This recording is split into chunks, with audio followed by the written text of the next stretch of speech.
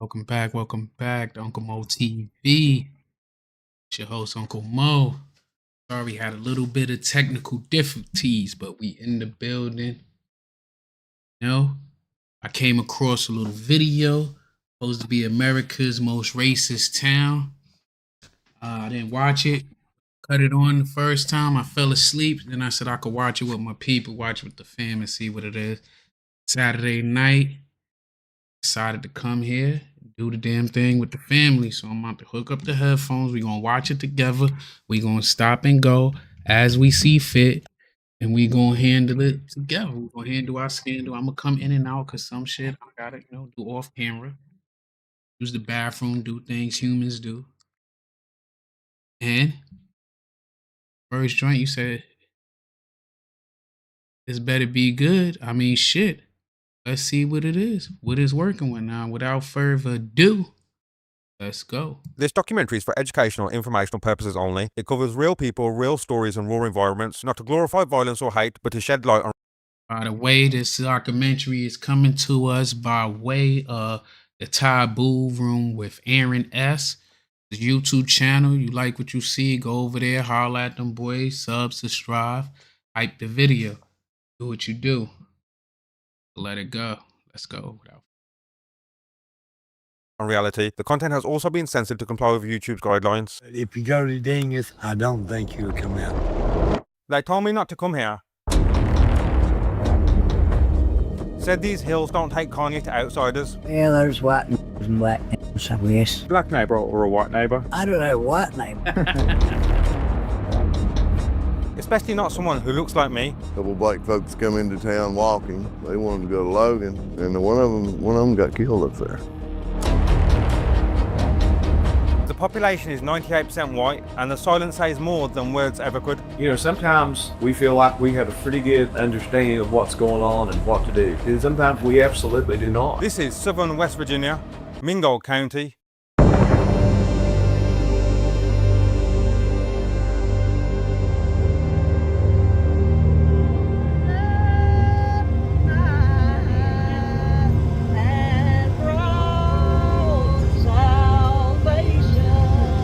A place buried in the mountains of myths.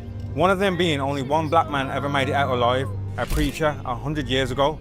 Much of this history has been wiped away or ignored, erased from the history books, hushed in conversations, but not forgotten, not here.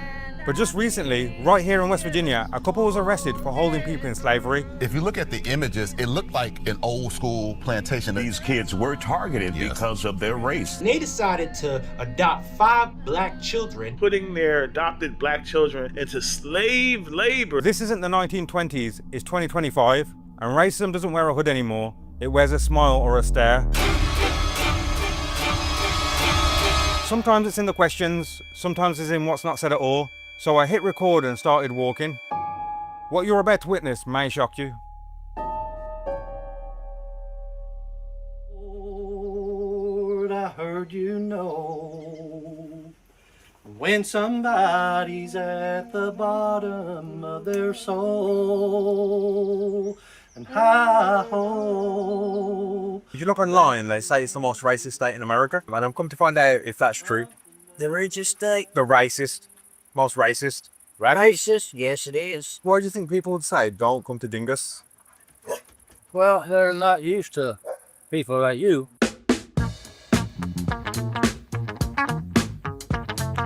Dingus, West Virginia is most famous for the Dingus Tunnel, a tunnel that is famous for its early 1900s railway robberies and racially motivated murders.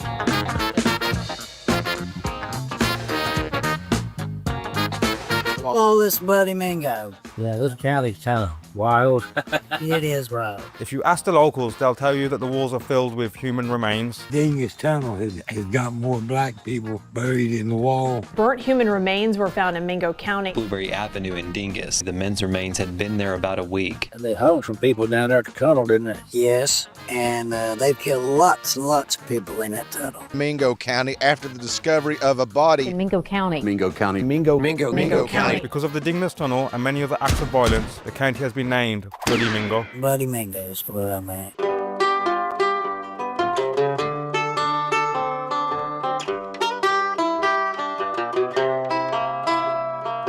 What's the name of this holler? This was Aphex Holler, but now they call it Color Holler. No, what it used to be called before they called it Color Holler?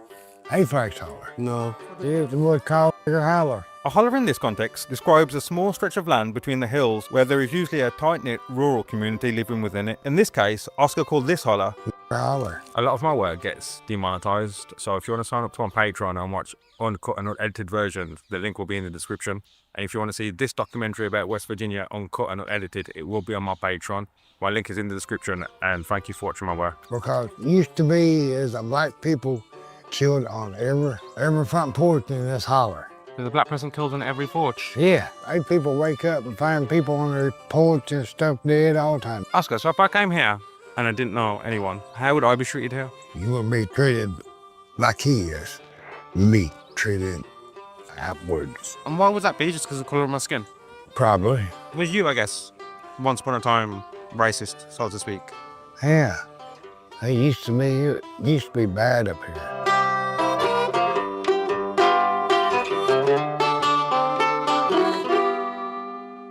Mingo County has a total of 22,000 people. Many people in the county have only seen one or two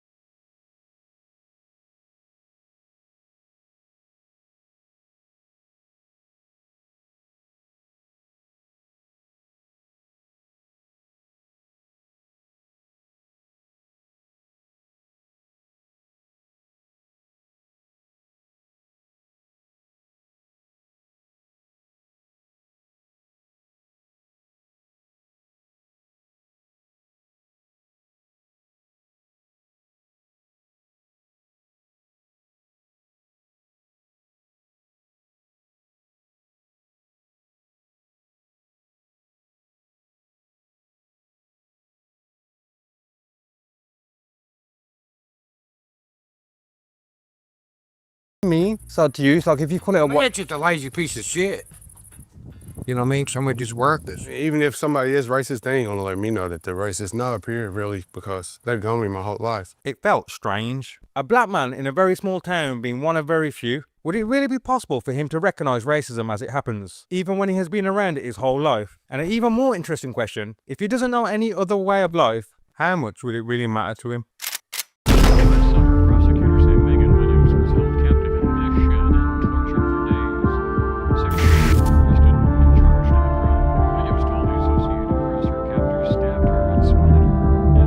What would you say to those people who refer to West Virginia as a racist place? Let me ask you this. I ain't gonna lie, growing up, that's all you hear is crazy stories about West Virginia, crazy documentaries on like inbreeding and stuff out there. I don't know if it's true. I met a few people from West Virginia and they was cool. What I seen, you know. I used to work with a girl that was from West Virginia and she loved black dudes. She only dated black dudes, so that was kind of crazy to me at first.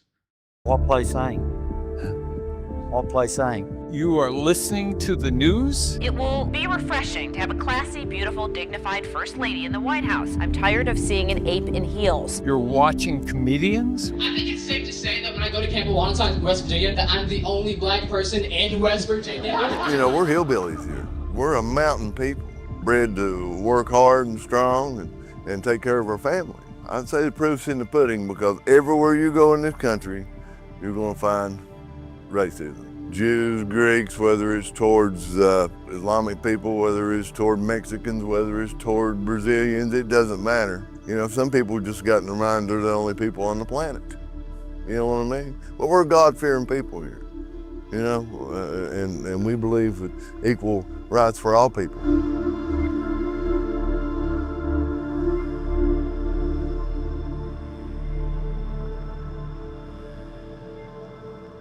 A God-fearing people. It became apparent that religion was at the forefront of most people's minds here in West Virginia. I met a local named Scott who was kind enough to take me to a Sunday church service. Do a backstory on naming here.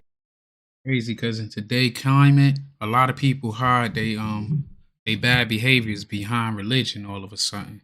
Like I never heard of so much like racist rhetoric as of late, and everybody's screaming that they like Christians and stuff, which real Christians wouldn't even participate in most of the behavior that they scream out. Here, Naaman was a Syrian, wasn't Jewish. We'll read a little bit about Naaman here. It was by him and the Lord had given him deliverance unto Syria. He was also a mighty man in valor, but he was also a leper. Before getting here, I was really nervous, really scared. Since I've been here, I can say 95% of the time, I felt fine. So good to meet you. It was a pleasure to meet you. Every white person I've spoke to, or majority of white people I've spoke to, say there's no racism in the town. There's people up there that will rob you. Had nothing to do with the color of my skin. Everything to do with local, non-local. I have spoken to 2 or 3 white people who have told me that racism is rife, so I guess it's kind of mixed messages I'm getting at the moment. They would hang a black person in the tunnel up here at Dingus. Your skin don't go in Dingus. The race Sound pretty racist for me. For people saying that they ain't racist, sound pretty racist to me. racism is really rife in the hills, in the mountains, and what they call the hollers. You're a holler. You're a holler. My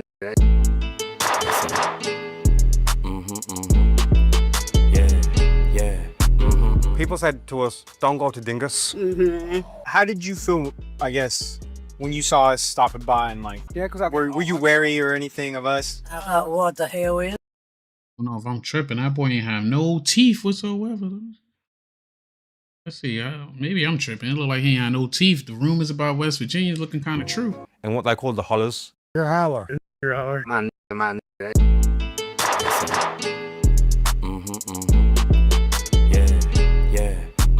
People said to us, don't go to Dingus. How did you feel, I guess? Right, I wasn't tripping, bro. Maybe he just old as hell. You know, some people, I don't know. You can't tell their ages, man. They be looking old as shit at like 30. When you saw us stopping by and like, were you wary or anything of us? What the hell is that? Trying to figure what's these people want. There's really no difference in holler people than people in the city or beside the road or whatever. I don't like to see a white girl with a black man. If I met a lady and I knew she's ever been with a black man, I wouldn't have nothing to do with her. Have I seen racism here? Yes. Have I seen more? Texas deployable. Have a blessed life. It's crazy because if you are a real veteran, when you was active duty, if you ever was, because half of y'all be these fake weekend warriors but won't go out in the field for real. But if you was a real veteran, I'm pretty sure when you was around black people, Mexican people, any other race, you was a real humble and real quiet. You wasn't like screaming all your racist rhetoric. Believe me, I know. More overt? Yes. Been a lot of fighting, a lot of rioting, a lot of tensions going on between black and white. It's not here. They always say you wouldn't allow a colored person there. At the same time, I don't see anything personally. And if I did, I'd stop it. In your younger years as well, Oscar, did you not like color about black people once upon a time? Once upon a time, no. Once upon a time, no, I didn't like white people. And I guess, what was the reason for that? Like, obviously, I understand everyone has their own reason for you. What was it? Mine caused a lot of coke, a lot of drinking, and a lot of stupidness. I loved a few black women's, and that's when I got. That's when you started opening your mind. So, if let's say we've gone back to when you were 18, and I've come up here, how would you treat me? Take them all back to you. And I guess asking, in your younger years, is that what I guess you did to some degree? Yeah, I guess that is racist. But that's Crazy thing when you ask people why, they don't even know why. They just hate just because. It's the truth of it. Yeah, and that's what we guys say to capture. So in your younger years, you would just beat up black people. Yeah. Was there any reason for doing that, or just the color of their skin? That's about both sides of it. I don't think you anything. I don't know you to think if you racist or not. I mean, personally, I don't even care. Tell the truth, I don't even care if you racist. You being racist, as long as you keep that shit over there, I'm cool. You know, you bring that shit in my try to harm me, that's another story. Have you got any children? And me, I got 5. And if they married a black woman or a black son, how would you feel? I wouldn't like it too well, but I wouldn't disown them. In this environment, would you prefer it if it was all white? If you're honest. No, not now. Used to be, yeah, but not no more. So what was the trigger for you then, Oscar, that changed? When did you realise, I guess? When did I change? Is when I finally opened my eyes, I guess, and realized America is America, and it take different people to make the world go around.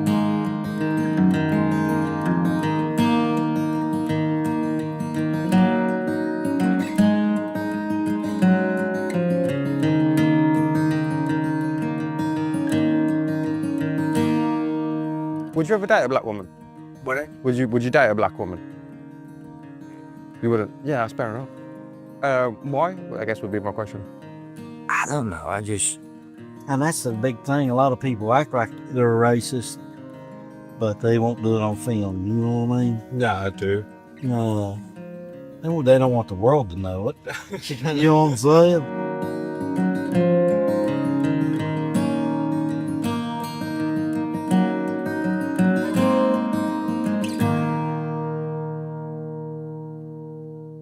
Even this type of racism felt innocent in a strange way. It didn't feel malicious. It felt ignorant at worst. I don't care, man, honestly. I just look at it like ignorance. If you have pride, whatever pride you want to have, well, I don't care. Do you think there's good black people as well as bad black people? Oh yeah, there is good black people. I had some black friends. Me too. But that still don't mean that the wrong blacks come through that we ain't. Yeah. I can tell you it's your first time to my channel because I've been active duty military for 22 years and counting. I'm still active duty. So you can't tell me what I know about the military when it been my whole adult life. So I'm just projecting. Yeah, I deal with trolls every day on here. Keep going. Thanks for the engagement. Appreciate you. That still shouldn't be here, really. Do you like living there, bro? Man, I moved back here to help my grandparents and stuff out, but I moved from San Antonio, Texas in December. So, I mean, had I not grew up here, yeah, I probably wouldn't, you know. It's crazy because one of the greatest military movies of all time said there's only 2 things in Texas, and you know the works. You ain't even been in the military. This dude is up there screaming fucking Call of Duty shit. I appreciate you. Your trolling just helped engagement on the channel. So, I mean, keep it going. I like it. I ain't gonna put your comments on the screen no more. That's a waste of time. Yeah, my favorite place, but like I said, you know, I could go anywhere around here. I'm all right. And I hope that you all leave here with a different understanding of what West Virginia is than when you came up here. Because we're just loving people, Billy. God-fearing Christian people. These people, oh my gosh, this guy does this for his neighbors, this guy does this for the homeless, this guy does this, but he lost. Right. You know, that's just like a lost person out in the world. You can do all this great stuff, but if you're lost. Just because people call themselves Christians don't mean they are. Or they call themselves geeks, they don't mean they are. Or they follow God or whatever. So I just left the church that was invited to with Scott on a Sunday morning. What you just saw is, I guess, what happens on a church in rural West Virginia on a Sunday morning. And I haven't encountered anything other than love, which is crazy, I guess. But well, not crazy, but yeah, I thought things would be very different. So when you just shot that, no one's gonna come over, no one's gonna say, "What are you doing?" Or no, I've never seen a shotgun in my life. Really? I've seen a lot of AR switches. Shit, let him shoot it. Shoot it. Just pull the trigger from here. Yeah, but hold it closer to your shoulder. Is that like that? Yeah. Yeah. Oh. Oh, Blake. That's how Give you me the other are. one. Fake Texas. That gun's the other one. Veteran. That gun's racist, dude. Now it's ready to go. Don't point it toward. Just put it in your shoulder. And up a little higher, too. Put it, yeah. There you go. One thing I can say in my experience, most people ain't racist. It's a lot of clowns out here. It's a lot of clowns that just don't get hands and feet put on them, so they talk crazy over the internet and come into people YouTube chats to talk ridiculous, knowing damn well they don't want no problems with anybody in real life. And on the internet, you can create any persona you want to create, you know? Guys. You know, bro.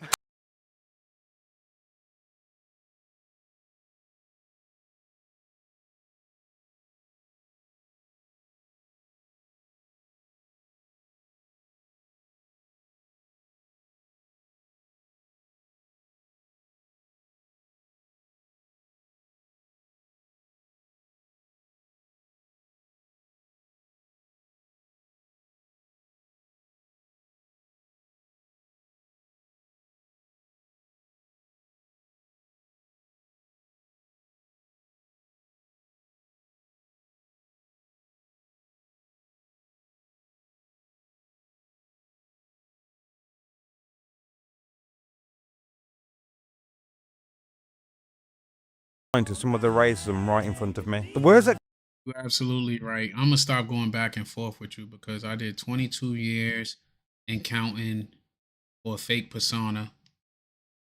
You know, you're right. I agree with you. I'm not going back and forth with an incel that probably look up to goddamn Nick Fuentes and shit like that. But you're on my channel, talking back and forth to me at 1:10 in the morning. Oh, and you going through my channel. I appreciate you. Hit the fucking like button, clown. Yeah, I'm not a Navy boy. I'm a man. I ain't been a boy in 30 years. You're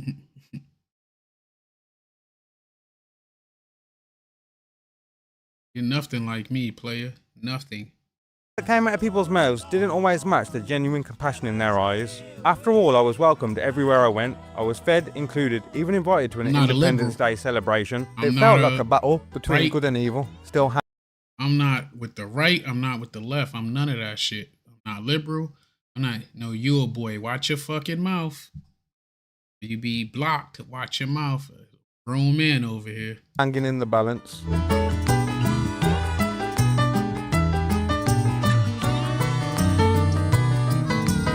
It's poverty down here, you know what I mean? And they protect everything they got, whether it be from the government or from anybody else, you know, but they're just real cautious of outsiders, and they get to know you, they're good people. They're just cautious. You go up these highways and it's whole families that live up them, you know what I mean? It ain't that they're mean, they're afraid of outsiders.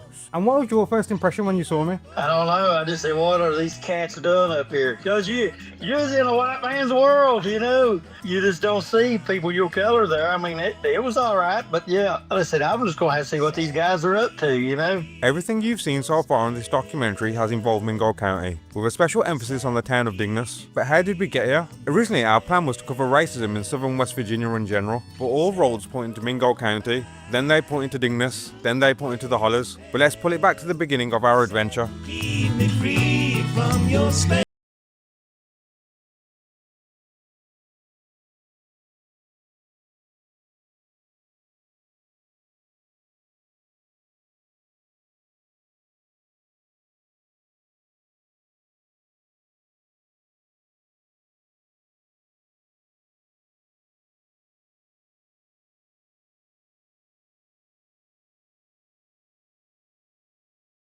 We're driving from Alabama. We're driving through eastern Tennessee, and we've just been to a McDonald's and a garage, and everyone in there was staring like I was a monkey in the zoo.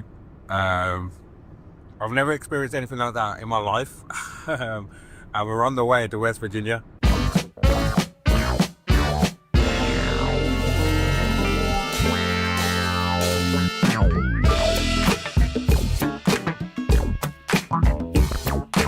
So first impressions of West Virginia and Chatsonville. We got here real late last night. It's beautiful, man.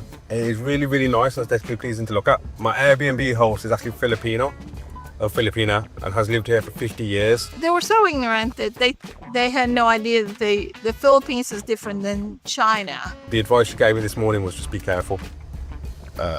Which hasn't helped with the anxiety.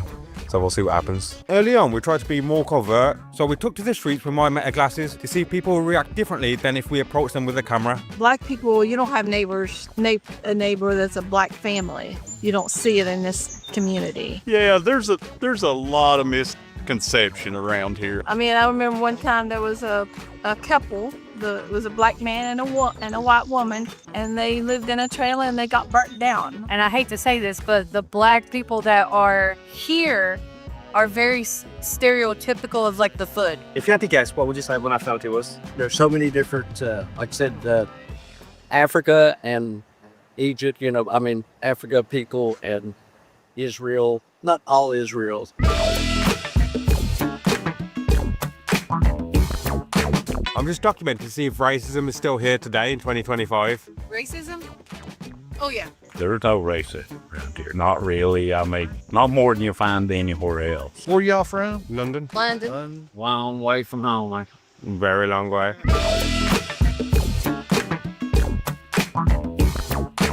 My neighbor up here, now he's a black guy married to a white woman. There's a lot of people around here who don't like that. Do people like voice that they don't like that? Yeah. What would you say to those people who say West Virginia is almost like a racist state, I guess? What would you say to those people? No, I wouldn't. There's a lot of parties out there that like to stir that up. We're all God's creation. Black people are just... I mean, I feel they might got racist people there, but I don't know if you could say the whole state is racist, because who you racist against if you don't hardly see any people outside of your demographic? That don't even make sense for the most part. They're just like us, okay? And just like you, their skin's just different. Do you have many black people in this area? No, not in this area. In Williamson, across the mountain, there's a street called Vincent Street, and that's where most of the black people live. That's crazy to say you got a street.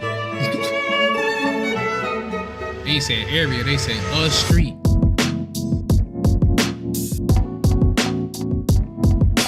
This is the churches of West Virginia. This area, yeah. Well, so the reason I've come to West Virginia is because I've heard it's probably one of the most racist states in America. For you guys living here, would you agree with that? Yeah, they racist, bro. They treat us like we animals. Sometimes, like not everybody, but mostly they treat us like animals, bro. And is there certain places in West Virginia where you feel uncomfortable to go because you're black? Yeah, oh hell yeah. And is this area mixed? So do you have a lot of black and white people in this area? Yeah, we got a lot of black and white. So this is where mainly the black people are. But you see, you got a couple white people. So I'm going with it. See right there, get them right there. This is that. We got white people all around. And how was you treated in school? I was good at football, so that's about it. Once football was gone, it was right back to the same shit. Yeah, I think that's racist. Have you experienced or seen much? Yeah. How do the police treat black people in these communities? They be on their ass. Oh yeah. They don't saying. We won't say it out. Brad Evdale some bullshit. Y'all stick around long enough, y'all see him swing. We're documenting the racism in West Virginia. Everybody I'm just look asking people poor. how bad it still is today. That's what that word is. Racism. I come out on us with guns. And I said, what are y'all doing? I said, we trying to live your food. Oh. So they came out you with guns? Yeah, because my old lady. Oh, was your old lady black? Yeah. Was that the reason? Yeah. That's crazy. Yeah. When they said, get off our profit, what the hell y'all doing? It was like, trying to deliver your food, you not want it? Do you think they look at everyone not white the same? No, they don't. If a person got racism, everybody ain't looking at no goddamn same. They got them get hell on my land. Or, okay, you got to do. A lot of folks, I said, it's like 20 years behind time, man. A lot of folks are closed-minded. This is I'd rather be a nigga than a white man. Any day. Even in the fast life. Like that. Damn right. I really heard this to some because it goes back from ways as far as rules. To be honest with the white man ain't really created a goddamn thing. From the lights to peanut butter, all thing we did is adopt that motherfucker to use his own goddamn mind. We was the shrink in the brain. You was just a goddamn owner, but you're on a motherfucking thing now, but your goddamn mouth. That's all you own. You don't own shit but your mouth. To me, you look like you maybe be from Pakistan. Close, very close, India. Okay, India. Well, that was my neighbor. 'Cause I did hear a little bit of the little bit in Indian, yes, but I'm not real sure. Everything's real punch right there. This one might have been a tough one to catch. This man said I sounded Indian, when in fact I was born and raised in the UK. Not highly offensive, but a bit strange to hear.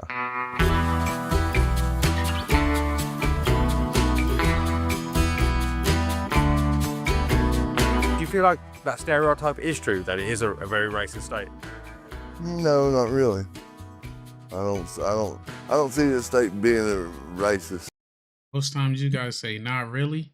There's some truth to it. It might not be a full to your belief, but it's something there that you gotta say not really. So that's peculiar.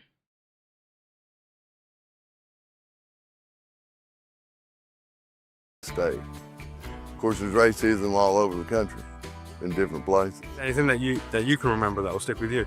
Oh yeah, I remember it well. A couple black folks come into town walking, and they wanted to go to Logan. Well, for whatever reason, somebody pointed them up hollow over here, up into a place called Harts Creek. So I've currently got two Harts Creek, I think it is, and there's like some sort of festival going on. And one of them got killed up there. Yeah. Well, I mean, they come through town and they didn't get killed in town.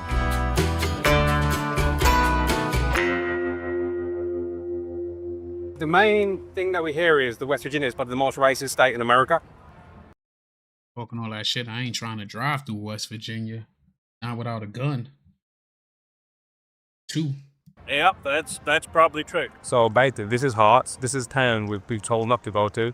Yeah. Well, I mean, they come through town and they didn't get killed in town.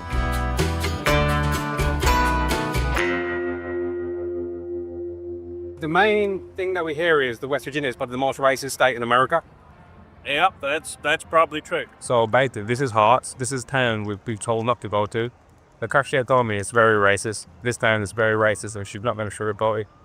I'm getting a few awkward stares at the moment. I do feel very uncomfortable, but I'm going to try and walk through and speak to the locals and find out how racist this place really is, if at all. Are you from Harts? Harts Creek? Yeah. It's a pleasure to meet you. It's a pleasure to meet you. This is like an amazing atmosphere. You know, the community is so nice. Thank you. London? I'm from California. How about yourself? I know. Have you lived here all your life? Pretty much, yeah. What's it like? So basically, I make films. Well, if you want to know, most of Harts Creek it's you're mostly okay, but just stay away from the backwoods areas with the simplest fact that a lot of people are racist in the backwoods. That's all I'm gonna say. Is there anyways? What is the backwoods? Like, what is that? A holler or what? They can't say it ain't racist when everybody that you talk to keeps saying that it's racist. That's the crazy part. Everybody they talk to is saying that it's racist. It's like, oh, it's okay. Just stay away from this area because it's a lot of racists. Don't do this because it's a lot of racists. So, sound like the shit's racist. Don't mind me. It's like close to around the Holland. Like, yeah, for the most part, just stay out like the backwoods areas. You should be fine. But then again, I wouldn't know. All I know is like horror stories based on. I'm very much against racism, sexually. Yeah, so yeah.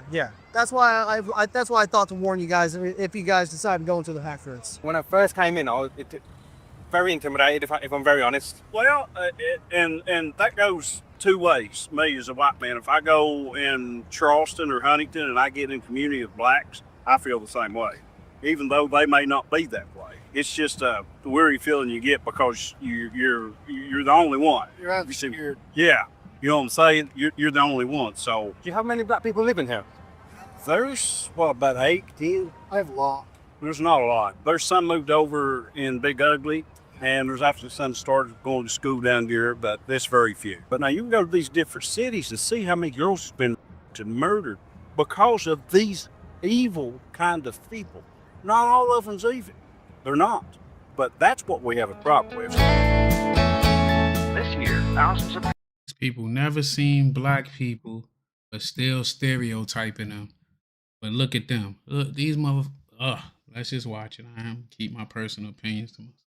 People from all over the country will visit West Virginia just for the fun of it. So far, it's everybody's brought up the same. Everybody knows everybody. Everybody's equal. I never noticed anything as far as black people in my school. Everybody knows everybody. You grew up together. As soon as y'all went to school together, you knew each other. Nobody's really racist here. You know each other. You love each other. What would people say against West Virginia? Because there's a lot of nice people in West Virginia. There's some place called Dingus, West Virginia. Not sure if you heard of it. If you go down 65, it's the Dingus Tunnel. It's like a 1 mile long tunnel, and it's just one way. And he was working with a black guy delivering furniture, and the black guy was joking and said, like, where do the black folks hang out in Dingus? And my dad's like, see that tree, the third limb down, you know? And that's about the truth of Dingus. I mean, you black people go in, they don't come out. If I go to Dingus, I'll be. No. I wouldn't. Right now, I wouldn't go up there just because of your complexion. Like, Yeah, that's what I told you. They gonna treat y'all like they would treat us. at first, they're gonna try to approach you with some cool, but it be fake cool. They just be trying to get close to you, and then you might get surrounded.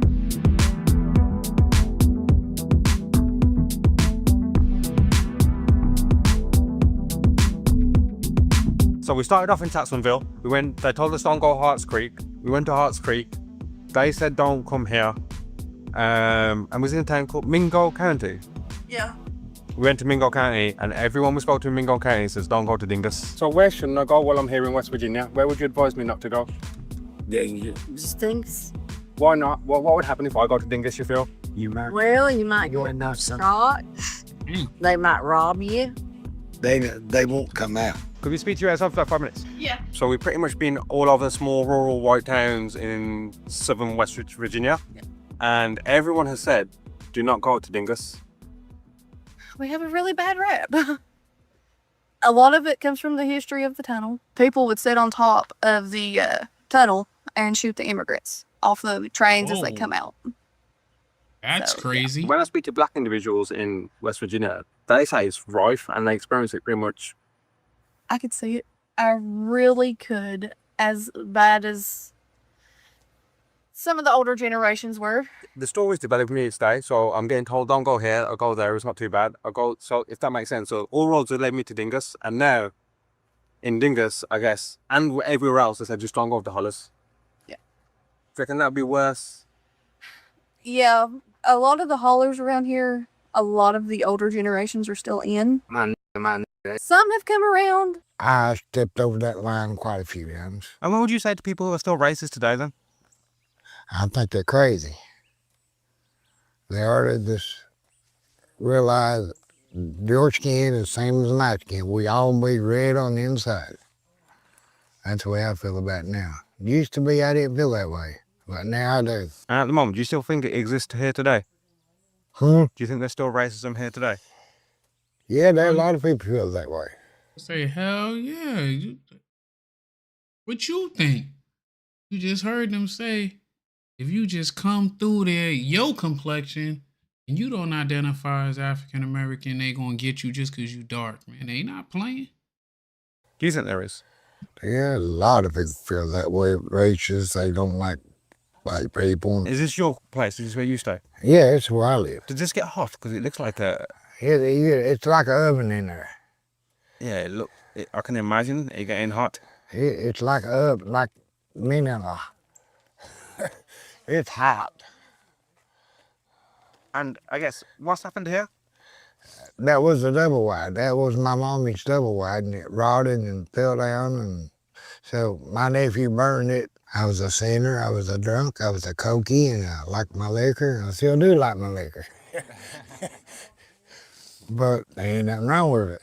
So do you regret all those things that you did to those guys? Yeah, when I was younger, 18 years old, 17, 16, yeah, I regret that. And I got to pay for that one of these days. I got to pay for what I done. I want to say thank you for your time, and it's a real pleasure hearing that change can happen. I guess that when a man was once racist, it's not for life. So every city I've been to, I guess, I've been treated with nothing but amazing hospitality and love. But even so, one thing every place has had in common is they said, don't go to a holler. Well, yeah, that's the old saying goes, you know what I mean? If you go in the holler and so that, you know, they say you might not come out, you know, but that's like a metaphor. Do you think there are? I don't know about that shit. That don't even sound right. You tell somebody, don't go somewhere because they might not come out. Talk about a metaphor. What's the metaphor that you ain't gonna come out? That shit sound like reality. Some hollers today, I guess, or local to here, where that statement still runs true. Well, no, not really. No, it's like I said, you know, I mean, everything changed. You know, I mean, now everybody gets along with each other. What made the change? How did the change come about? That's what I want to know. I ain't saying it didn't happen, but I want to know why. Why did the change come about, and like who was the architect of it? Like how did it get happen? So we're currently driving up some dirt road to the middle of nowhere to interview some hollers, and been driving up this dirt road for about 5-6 minutes to the middle of nowhere. And the only reason we're getting a pass here is because we were one of the locals who has lived in the hollers. We're about to find out how welcome we are. Another 5 minutes goes past and we're still not there. We are going deep off road. So we drove for about 20 minutes straight incline, and I think we're here. So this probably just wraps up around now, but where are we? So we followed someone to meet people from the hollers, and these people have been told are the most racist within West Virginia. We drove like 20 minutes up some mountain. I have no idea where we are, and people from the hollers are here. I ain't gonna hold you. Sometimes you need to just leave well enough alone, man, and don't even like go fucking with people. Like that's what they want to do, and they in their own little world, and it ain't no outsiders. Just leave their ass alone. So hopefully I get to speak to them and see if they really are racist and what they make of me being here. A long, intense build-up. This was supposed to be where it all went wrong, but that's not what happened. We're really blessed, Aaron. You've seen how many side-by-sides and kids just running up down the street and doing whatever, and we're just blessed. It's a good community. It really is. Amazing grace, how sweet the sound that saved a wretch like me. I once was lost, but now am found. Was blind, but now I see. But he says, then bring meals. And he cast it into the pot and said, pour out for the people that they may eat. Scott, what does Christ mean to you? He's my everything. I wouldn't have. He gives me my breath when I wake up in the morning. He gives me my family, give me my children. He's given me everything, and I'm a crying just thinking about it. He's my everything, and that's all I can say. And I can't explain it to you if you don't know what I'm feeling. I was down low as you can get, and he's picked me up. He sure has. There's a song that's out that goes, he picked me up and he I didn't know what he was talking about for a second. I thought he was talking about some other shit. All right. Okay. Won't he do it though? Won't he do it? turned me around. He put my feet on solid ground, and he did. He did that to me.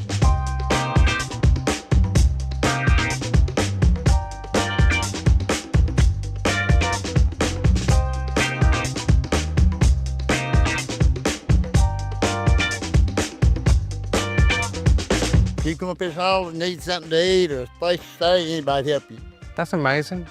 I guess, why do you think people are saying that then? Like, 'cause I'm hearing that everywhere, is don't go to a holler uninvited. Some people just that way. Some people just, but around here, you'd be welcome anywhere. hollers is just a different different, world, huh? bro. You stuck in between the mountains, man. How would you spend a day on a holler? What's a day like living in this kind of a style? I think, hey, I would get out and hunt. Most of the time I hunt. If I ain't working my garden or working, I'm hunting my dogs or fishing. We fish a lot, hunt a lot, really, but I raise my garden. I say my garden most of the time. What's it like living in a holler? Nice. What's nice about it? You can raise your garden, baby. And what do you prefer, the city life or the country life? Country life. Hello. You can't ask somebody from the country do they prefer the country life. You can't ask somebody from the city do they consider city life, because you're gonna prefer what you know. And for the most part, most people, if you're used to the fast life, you're gonna want the fast life. And country people, you're gonna want the slow pace and stuff. I think unless you older, somebody from the city, you want that country life. You want that nice, slow drilling, Hello? These guys here in this van are with me. They're from England, and they want to see how people like living around here and stuff. Have you been interested in talking with them? They're from England. Yeah, this guy's from England. He does Instagram and stuff, yeah. And they're black. What do they want to talk about? You'll have to ask them. They're really friendly, great guys, I'm telling you. Where are we at the moment? Dingus, West Virginia. So if I moved, is this a holler? Is this considered a holler? So if I moved here, do you reckon people would show me love? Yeah, I reckon. Unless you was grouchy or something. Back in the day, around here, racism used to be real bad. But now, as long as y'all get along with me, I'll get along with y'all. But that's around this part of the area. That's the way it is, unless you run across a redneck or something. Well, what would a redneck be? So what's the definition of a redneck? A redneck, I don't know. I think they're looking for trouble. That's about what I Wherever thought. they go, they're looking for trouble. I really do. What's the definition of a hillbilly? And is that an offensive term? Well, a hillbilly's a normal person, they don't live in the city. They just mostly survive on their own, don't they? Me, I don't even have internet. What's the difference between a hillbilly and a redneck? That's crazy, because like my uncle, he old as shit. I mean, he got internet now, but he barely fuck with it. He's still on that old school shit. He don't even got cable. A redneck, just a redneck. Hillbillies, I mean, a redneck and a hillbilly, all are about the same. Redneck, burly guy, it's all about cooking out and jumping in the water and, and just, it's just a stigma. But a hillbilly, I mean, we live in the hills here. And for years, some of these places in this state have been really isolated. And when people get isolated, they start making their own rules. Sure. You understand? So you got to keep that in mind.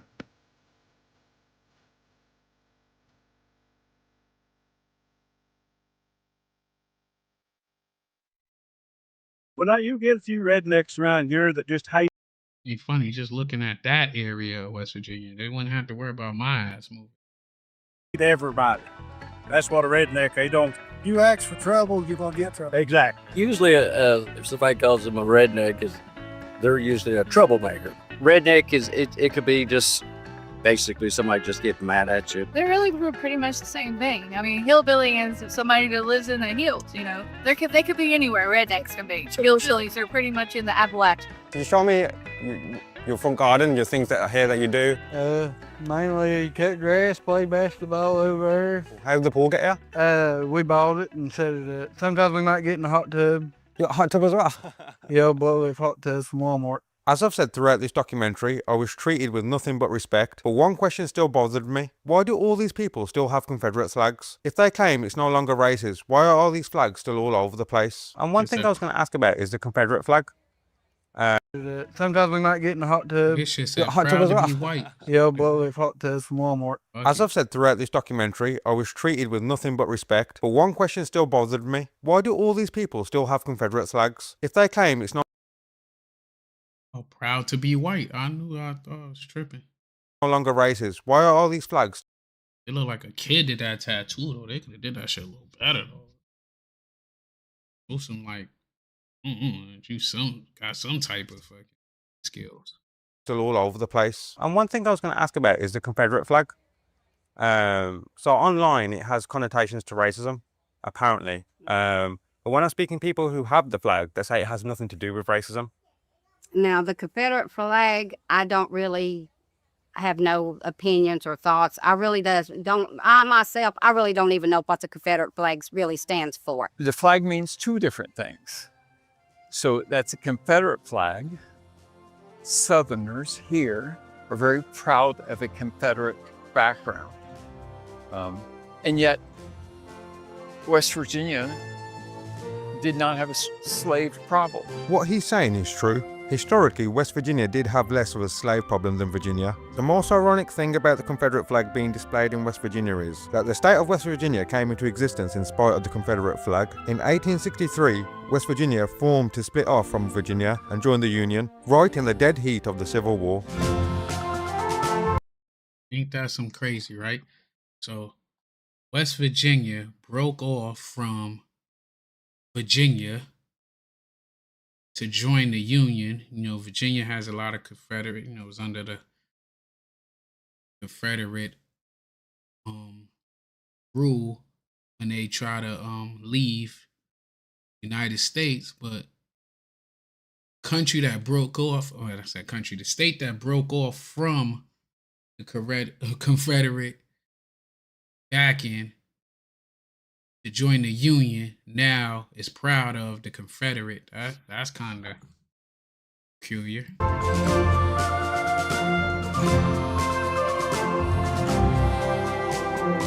Can I ask you both what the Confederate flag means? Because I guess in the UK, we believe it has connotations to racism.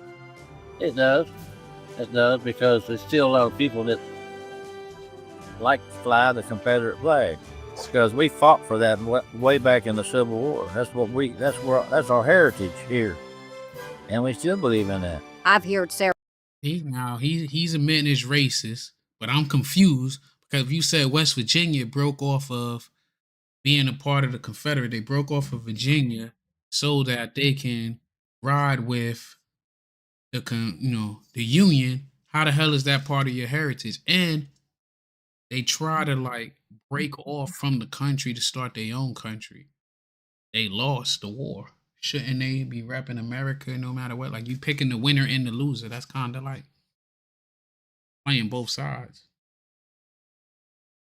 Several different versions. I've heard that it was racist, that it was because I was a war one. I really don't know. Well, the Confederate flag, it meant to, it was a symbol of being from the South.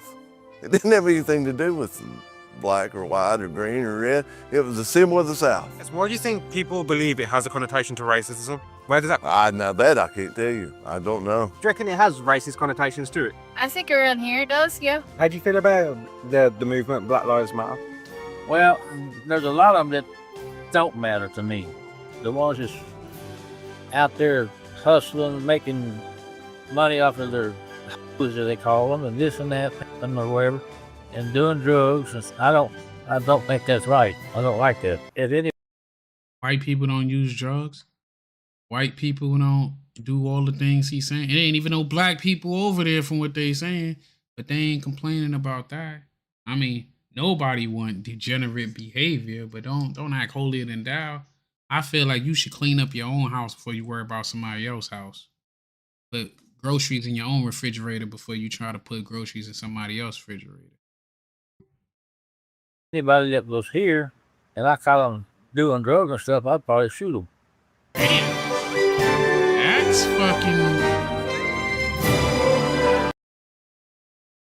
That's fucking like extreme. You catch them doing drugs, you can't tell me these motherfuckers are not getting high out there. It don't look like it's nothing else to do but get high out there. And I don't get high, I never got high. But you can't tell me they not out there getting drunk as hell. They making moonshine, all types of stuff out there. I mean, I don't got no problem with moonshine. I mean, I have some stories of drink. Yeah.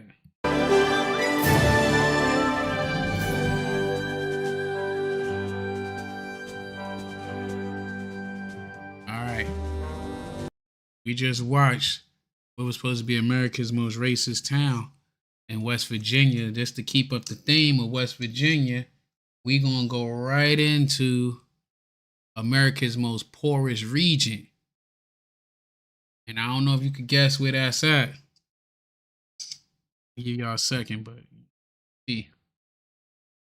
The path of the righteous man is beset upon the iniquities and the tyranny of evil men. I'm currently in West Virginia. I'm in McDowell County, which is a poorest region in the. As you can see, it's West Virginia again. It's crazy how they're supposed to be the most racist is the most poorest. Don't know how true that is, but let's watch it together because I never seen this, you know? Whole of the United States of America. When I was a kid, you couldn't hardly walk too well. People lost everything. I was shocked. What the hell happened here? I've been told there's gold standards, there's addiction. Before you know it, you hooked on fentanyl, and it was so strong that. I know he ain't said addiction after that last dude was talking about what he'd do to people if they was out there in his town. Y'all saying this got the least amount of black folks.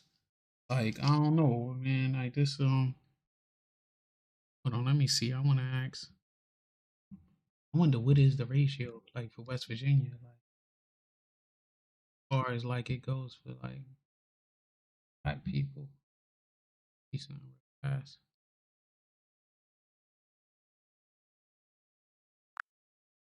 Hey, what's up, Chat GPT? I got a few questions for you. Hey, what's up? Absolutely. Fire away with your questions and I'll do my best to help you out. Okay, doing a live watching like different segments about West Virginia.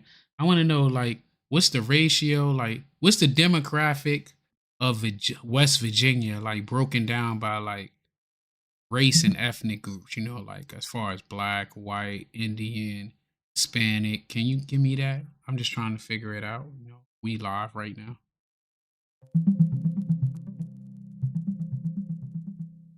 Sure thing. So as of 2024, West Virginia is still predominantly white. Around 89 to 90% of the population is white. The Black or African American community makes up roughly about 3.7%, and Hispanic or Latino residents are about 3%. Other racial and ethnic groups each make up smaller percentages, so overall it's still one of the less diverse states demographically. Okay, so pretty much it's 89 to 90% white. Yeah, you got it. It's definitely a large majority, around 89 to 90% white. So demographically, it's pretty consistent that way. Okay, I'm just trying to figure this out because they were saying that they're the most like racist state, which I don't know. I don't know if that's true.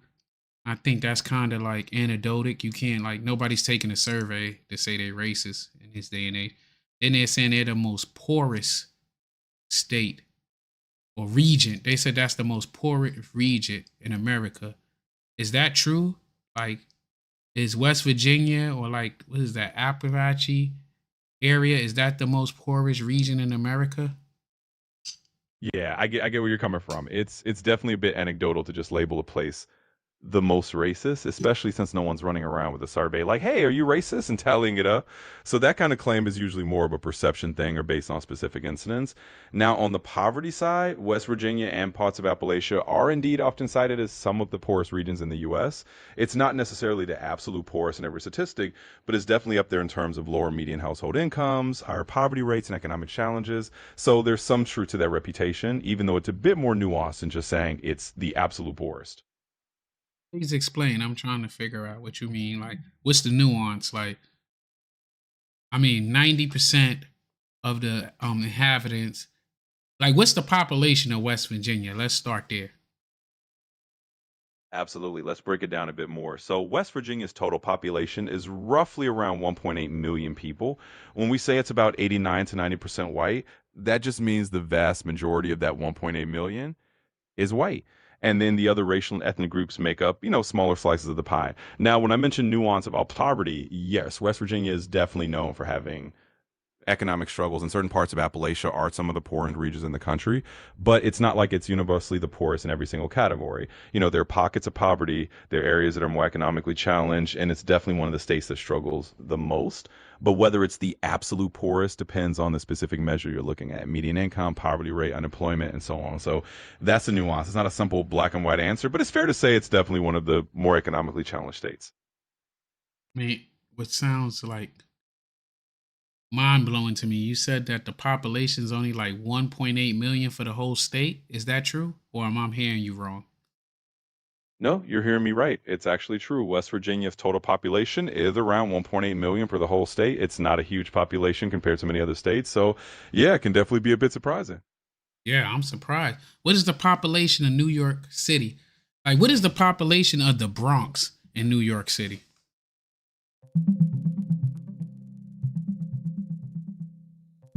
So, just to give you a quick rundown, as of 2024, New York City has about 8.48 million people in total. And specifically, the Bronx itself has around 1.38 million residents. So, yeah, the Bronx alone is pretty close to the whole population of West Virginia.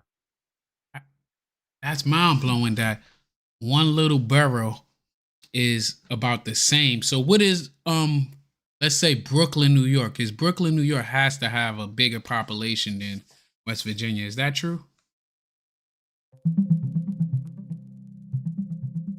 So as of 2024, Brooklyn has roughly about 2.6 million residents, making it the most populous borough in New York City. Oh wow. I didn't know Brooklyn was the most dense borough. Yeah, it's pretty wild when you think about it. Brooklyn's definitely the heavyweight borough population wise.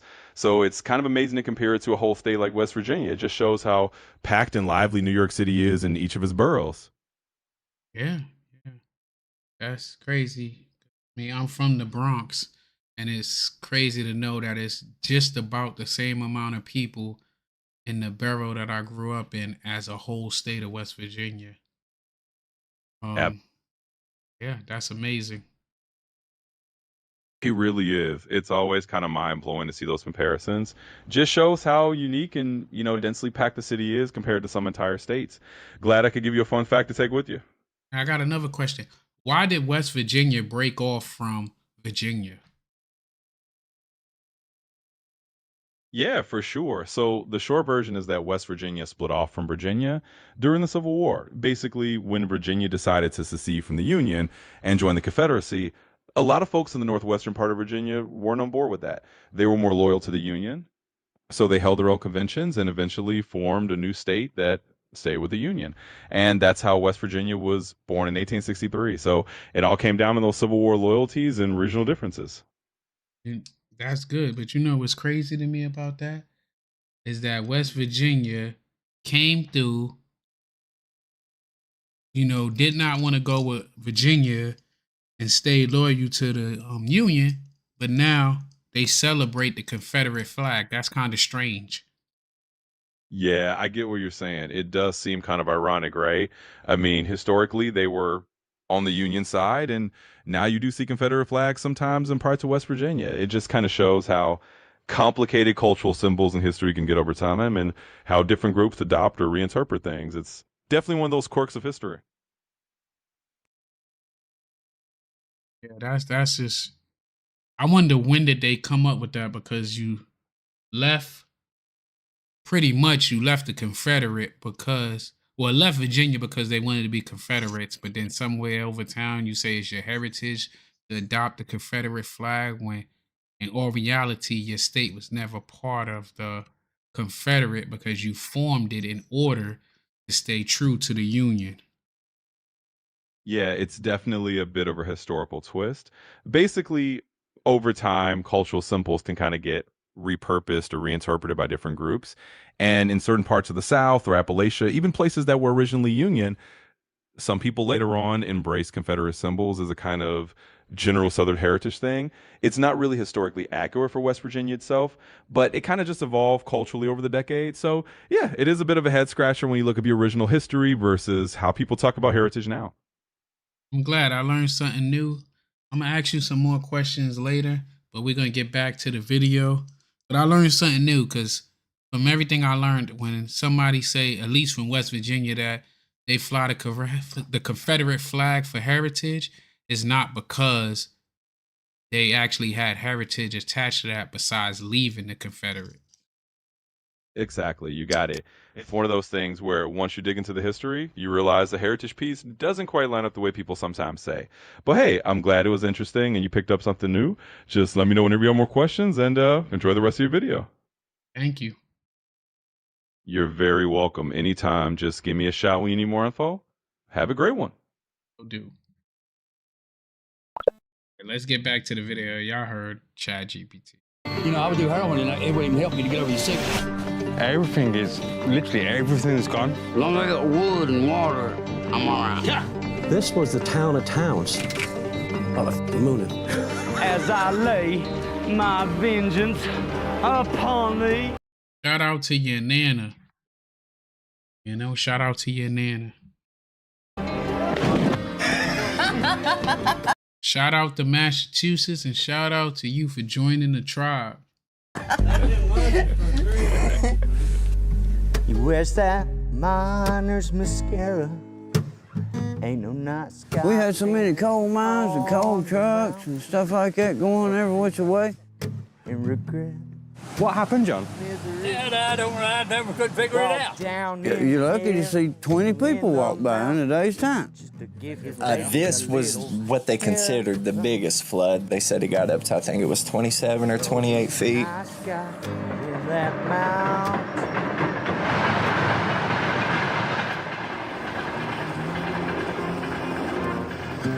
Anytime. So I'm currently in McDowell County, which is considered the poorest region of the whole of America.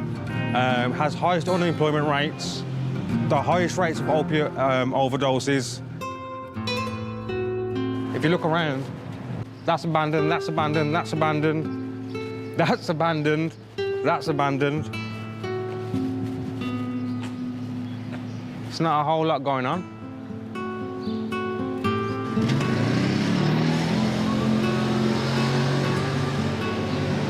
This was the largest coal mining county in the whole of America, but it looks like when the coal mine shut down, everyone left. 50 years ago, we had over 100,000 people. Now you've got less than 16,000, and I'm seeing no one on walkways. I'm just seeing people drive through. The only things that are open are drugstores. That's crazy. Well, these drugstores here are all drive-throughs.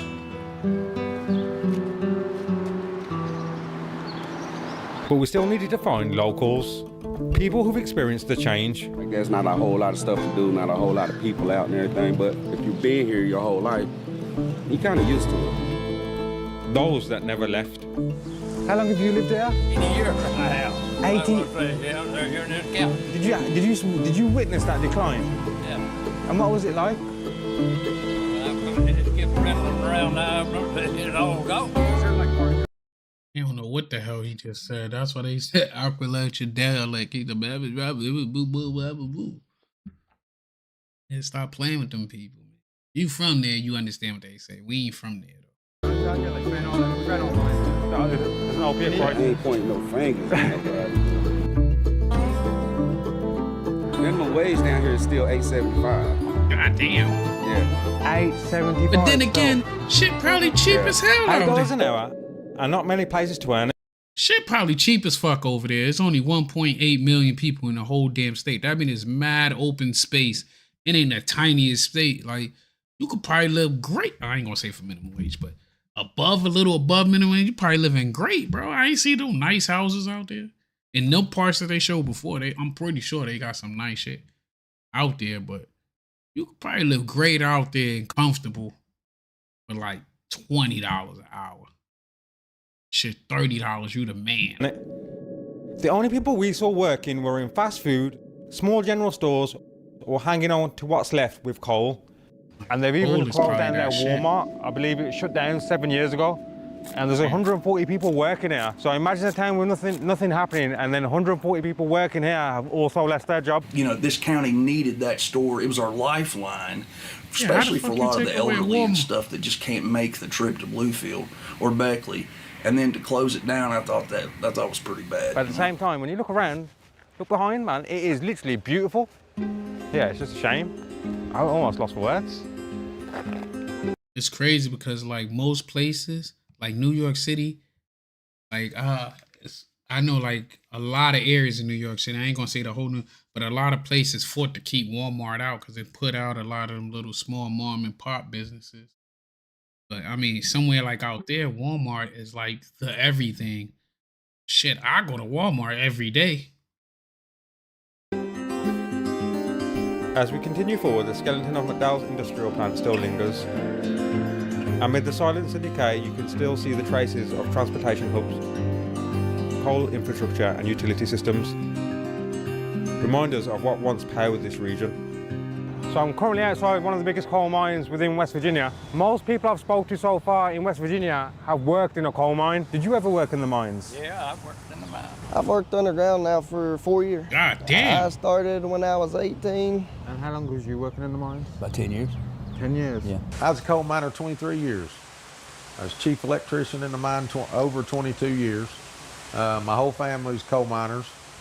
And how much does someone work making in the mines in a year? He got that good in the background. Well, when I went in the mines back in '96, average coal miner made I was a baby.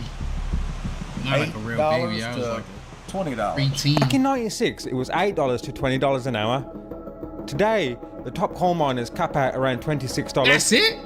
That's 30 years for just $6 raise in one of the that's deadliest some jobs bullshit. in the country. They should be making like And how many 40, days a week? 50. 6 days. He look 6 like days he's a week, swimming 10 that hours a shit. day. Yeah.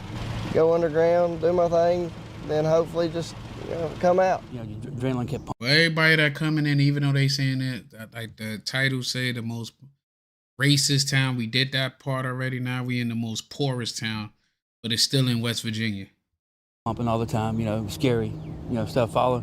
But you get used to it, you know. Do you think like it affects your health being in those mines? Oh yeah, that's the way I'm talking now is from being underground for a while in the dust. I could believe that shit. His whole fucking skin done turned into coal, bro. They just, bro, I know that shit is aging this motherfucking dog years because he breathing all that chemicals in. Yeah, breathing problems. Yeah, I smother stuff, you know, sometimes. Mostly at night when I try to sleep every day. Anybody that goes underground 10 years ought to have a full paid retirement.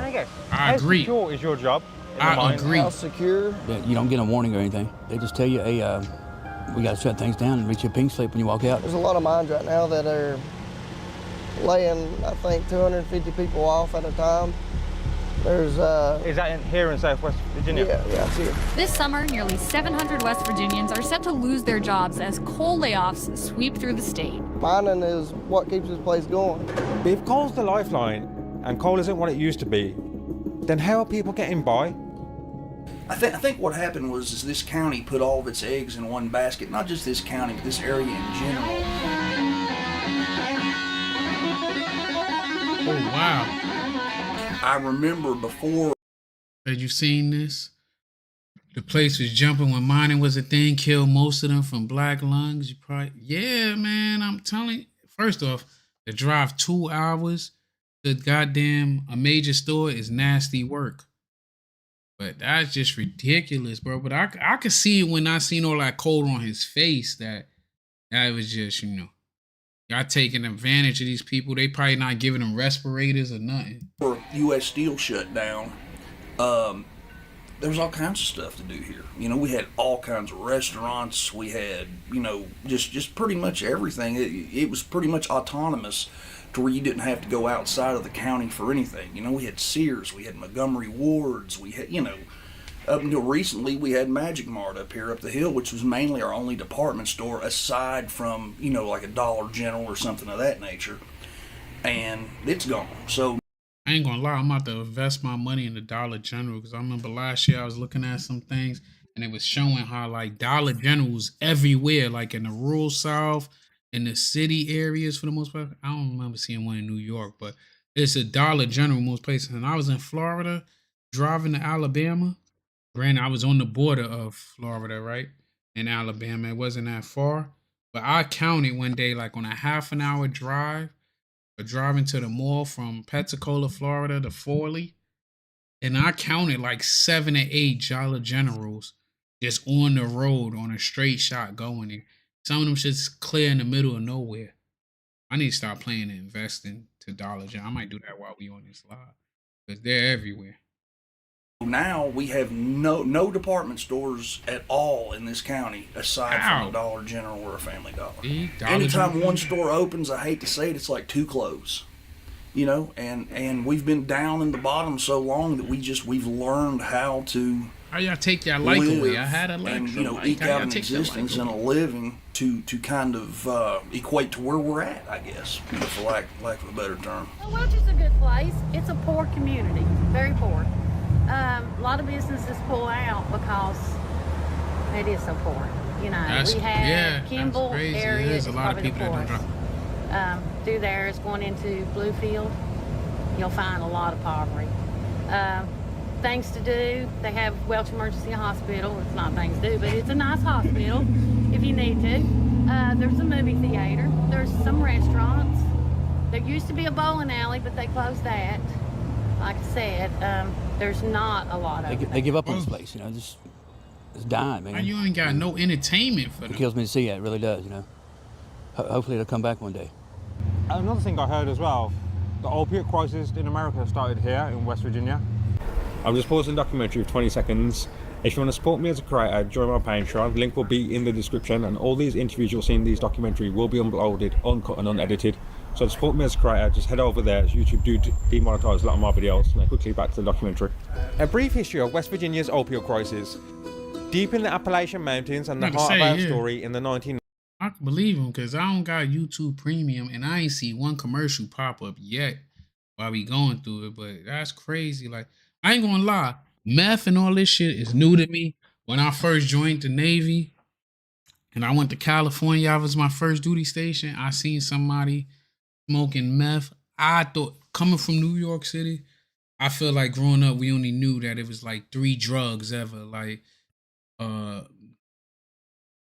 you know, Brax, changed the B for a C, you know what I'm talking about. Weed and coke. That was the only thing that I knew of. So anything I seen in a pipe smoking, and dope and heroin, you know, needles and shit. But anything that I seen that you was smoking in a pipe, I just assumed it was crack. So when I went to California and I seen cats, especially around my age, maybe a little older, smoking meth, I just assumed they were smoking crack. That shit, it bugged me out. Because the first time I ever seen it was somebody at work smoked it. He wound up getting kicked out for using it, but it just bugged me out seeing that. And man, nobody act like that shit was strange. 90s, prescriptions for painkillers like Oxycontin exploded. By 2011, the US opiate prescriptions had nearly tripled, flooding communities with pills. Some counties were hit harder than anywhere else in the nation. Those dependent on opiates found prescriptions harder to get. Many turned to heroin, and soon after, illicit fentanyl replaced it, which was far more potent, far more deadly, and devastating small towns like Welch and beyond. This area was hit with opioid addiction badly. I mean, it really started showing up in about the mid-90s. Mid-90s? And by about 97, 98, we were pretty much decimated. But you know what I noticed? Like, when you got people that's poor, no matter where you at, right? People looking for escape from reality. So if you looking for escape from reality, you more prone to try to, like, you know, get some type of relief from what you're going through. By it, and the way that I've lost family members, friends, band members. I can take you right now to a spot at the Yeager Cemetery in Roderfield and show you a section up there where all my friends and family are all buried around each other that I grew up with. I was in a really bad car wreck, and a drunk driver hit me and my fiance head on, you know, and I was in Roanoke Memorial for like about a year. It broke a lot of bones, really messed me up. And I started out taking pain pills. Then the pain pills, you know, doctors stopped writing them. So I had to get something to replace that, you know, because I was hooked on the pain pills so bad. And so I went to heroin, and then the heroin got switched up with the fentanyl. And then before you know it, you hooked on fentanyl, and it was so strong that, you know, I would do heroin and it wouldn't even help me to get over the sickness. That's how bad it was. Poverty breeds hopelessness. Poverty breeds depression. Yeah, that's what I'm saying. But see, I don't know nothing about Philly or that shit. But I knew, like, I have a guy that was stationed with me that's still like one of my best of friends and shit. And his ex-wife, she used to ride dirt bikes and stuff. And her brother was into the off-roading, and she messed her back up. She got into a bad accident, and she started off with regular prescription drugs. Then when she healed up, she started, you know, taking them as recreational use. She was hooked. And then when she couldn't afford that no more, she, I guess, graduated, downgraded, however you look at it, to messing with heroin. And I just pray. I don't know what she into these days because she was young as hell. Like even now, I'm in my 40s. She's probably like in her early 30s, and she was strung the hell out the last time I even like seen her ask about. But it's crazy. But that'd be the same story where they start off from an accident and it just end because a lot of this shit be the same chemical makeup and it all got that opioid background that it just be one molecule off and that chemical chain, and then but it's the same addictive shit. And I'm pretty sure like Finney probably start off as a designer drug that's copying the precursors of heroin. Not all the time, but in a lot of cases, I've witnessed it myself. And with hopelessness comes a sense of wanting to escape that reality. I'm sorry to hear that Therefore, about people your turn mom. to alcohol like I myself did. I've been sober now for 13 years. Want to stay that way. But people, turn to opioids and so on and so forth, and then it's just that, that domino effect. And you get that anywhere that there's hopelessness.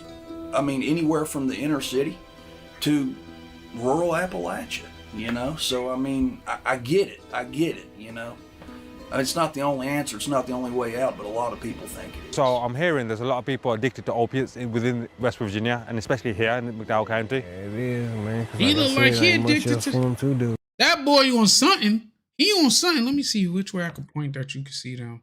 He on something, bro. He on something. I don't know what the fuck he on, but yeah. He on something. It's barely any jobs. Where they find money at to get high? So that's what they ended up leading to. Yeah, so. And if I'm asking you, have you picked up any addictions in this environment with nothing to do as well? No.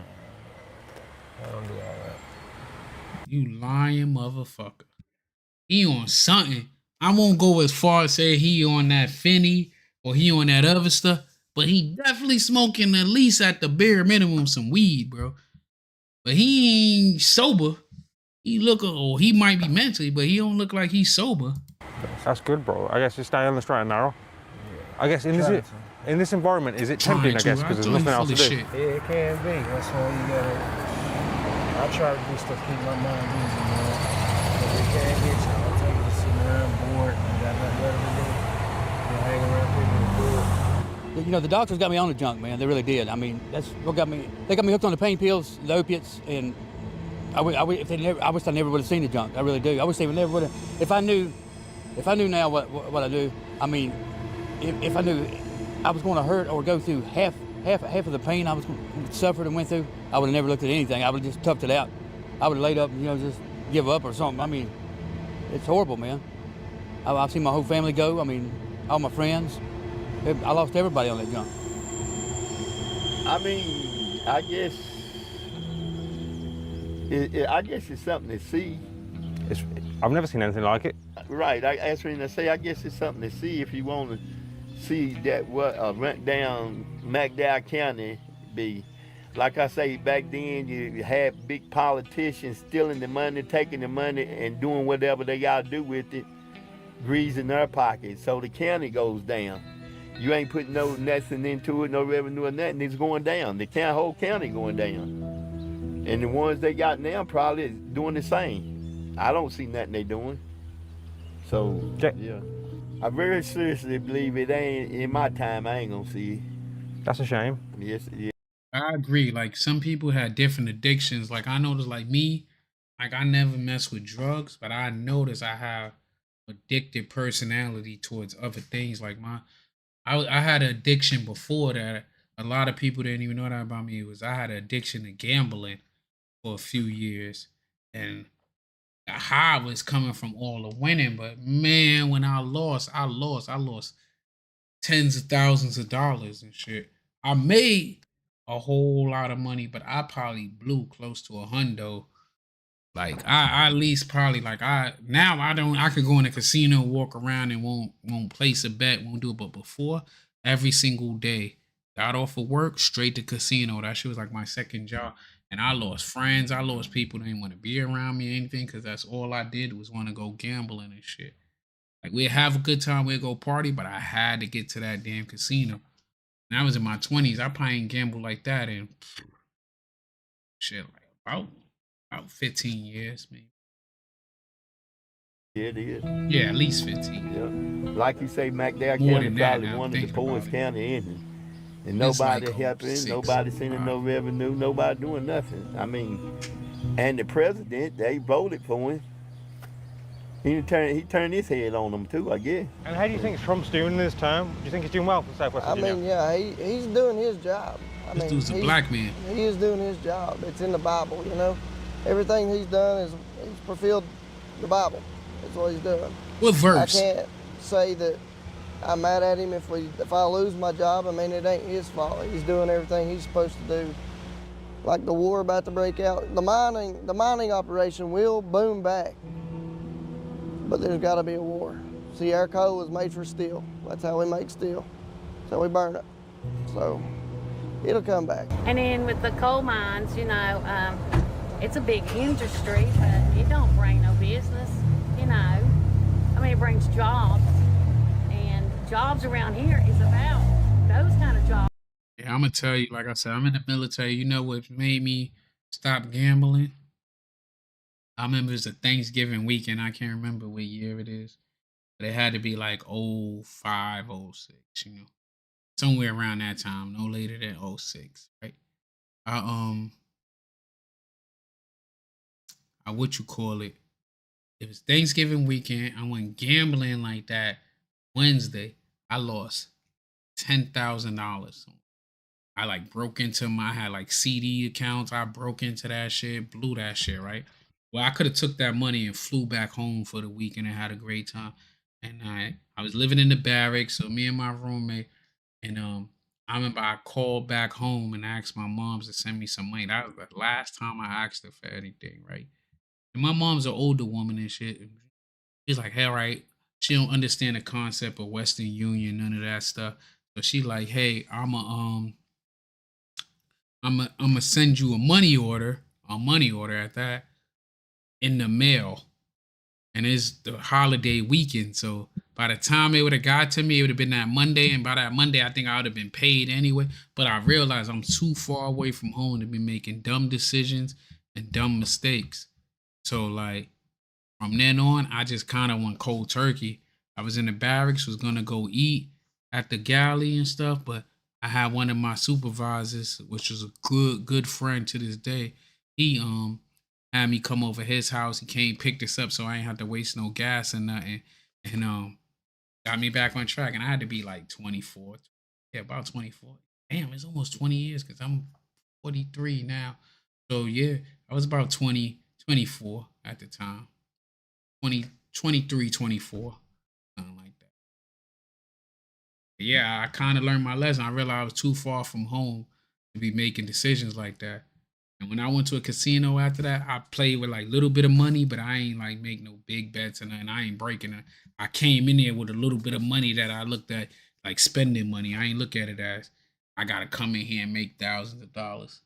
Jobs are really the best paying jobs you can get in this area, even anywhere in southern West Virginia. It's coal country. At one time, it would make all this probably look bad. And 50 years ago, Welch was booming because the coal was booming. It's not the people's fault that coal left. But I know you guys have spent some time there, but the infrastructure is starting to come back to Welch.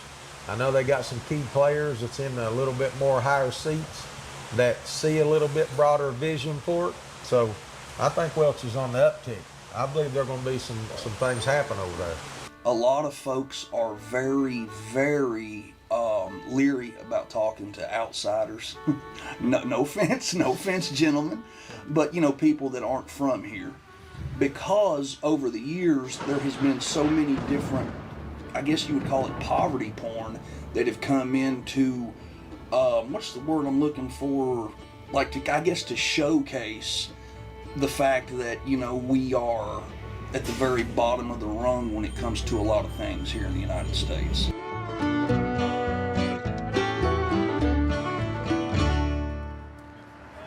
Hey, I'm from London. Yes, sir. You met the best people in Welch, man. Nice to meet you. Yeah, Bob. What up? And how long have you lived here, Bobby? I just bought here. I had a general store in North Carolina that dropped in the flood. When I came here, I said it was a ghost town. I said I'm going to be the spark that gets it done. This is where John F. Kennedy gave his speech.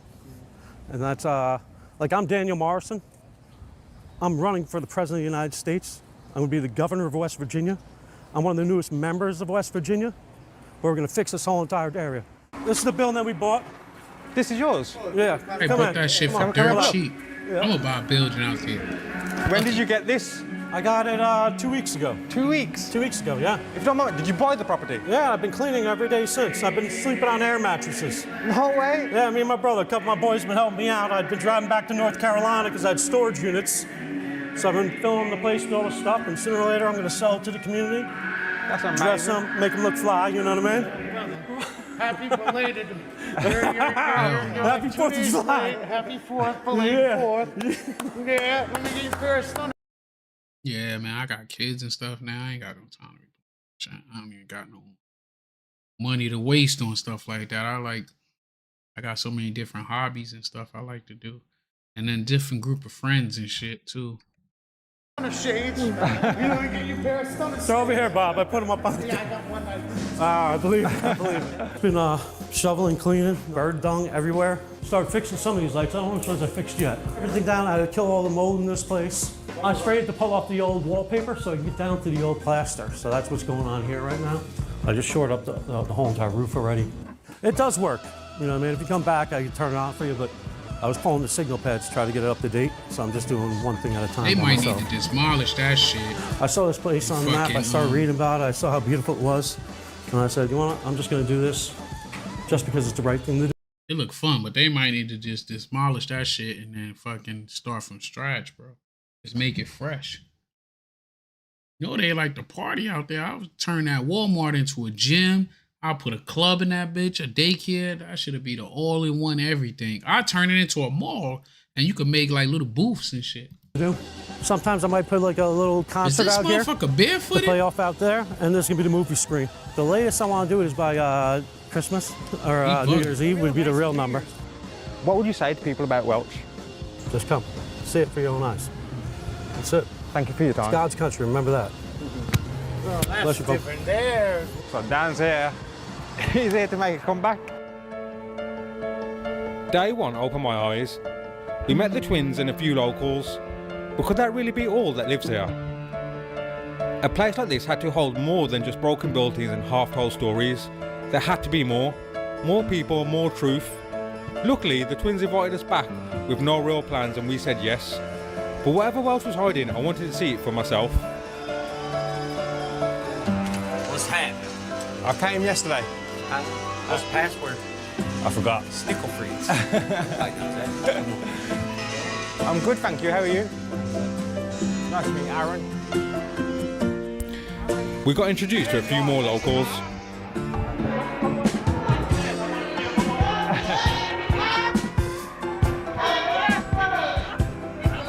I did some dancing, some singing, and even a cheeky bit of shopping. That's hard, that is. No way, Gucci hat. How much is for this? No.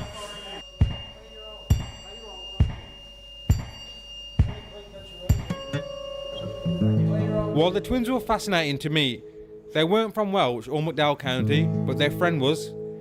And he was an enigma. His name Howdy. was. I'm Lucky Hooligan, Hemp Hill, West Virginia. Hey, Lucky, how did you get the name? Well, you ever seen them old posters that has that one-eyed dog that's got like 3 legs and they call it Lucky? Wow, bro. He looks entertaining. Well, that's me. I've had the shit beat out of me, died a couple of times, you know. It is what it is. And when I get a hard on, I got 3 legs. So, and I only got 1 eye. So I guess I am lucky. A lot of fighting, a lot of trips to the emergency room. I'd get drunk and raise hell, kicking doors in. Sometimes that don't always work out in your favor. You never know who's gonna come up behind you. Feel the chill of the sin on my skin. Are you radiate? If I was smart, I'd run from the dark. Oh, but it's home to me. I was a licensed practical nurse when I was young. I have 2 boys, I haven't seen in 12 years. I hide the pain. I wouldn't mind going to Ireland. I'd love to see them. They're so smart, handsome. I got a beautiful family I don't talk to, but... Why, Lucky? Afraid. Afraid to face what I've been through and that water is the bad shit I've done. Will it in, will it in, will it in? See how brown that water is? That's step one. They need to get that shit under order. That's only America. When I was overseas, the water's like crystal clear, so beautiful. I ain't gonna lie, when I was homesick, I was happy to see that brown water. I don't remember the water being that damn brown. Before it begins, I have to make my way over there. What caused you to drink? Because I feel like there would have been a trigger. To forget, yeah. I got a felony, I lost my nursing license, I lost my children, I lost everything. And I walked away with just my guitar and a pair of jeans on. Grow alone. Take your ass to fucking Alcohol Anonymous. So I left and I come down here to Welch about a year ago. I didn't know none of these people a year ago. Now just in there like swimwear, I reckon. Wait a second, my paperwork isn't expunged quite yet. Lucky was the thread that pulled us in deeper, into a West Virginia we hadn't seen yet, and into the lives of the Appalachian men living every day. Well, you might think you're driving me insane, but I made the game that you're trying to play, you know. Welcome to McDowell County. This ain't my first rodeo. They just acting like this shit is normal. Is this a normal day? Well,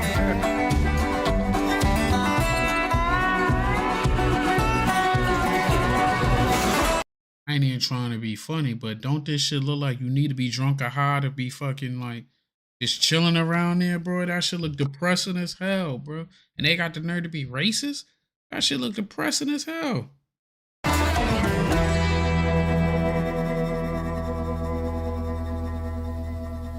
My name is Danny Robert Kraft Jr.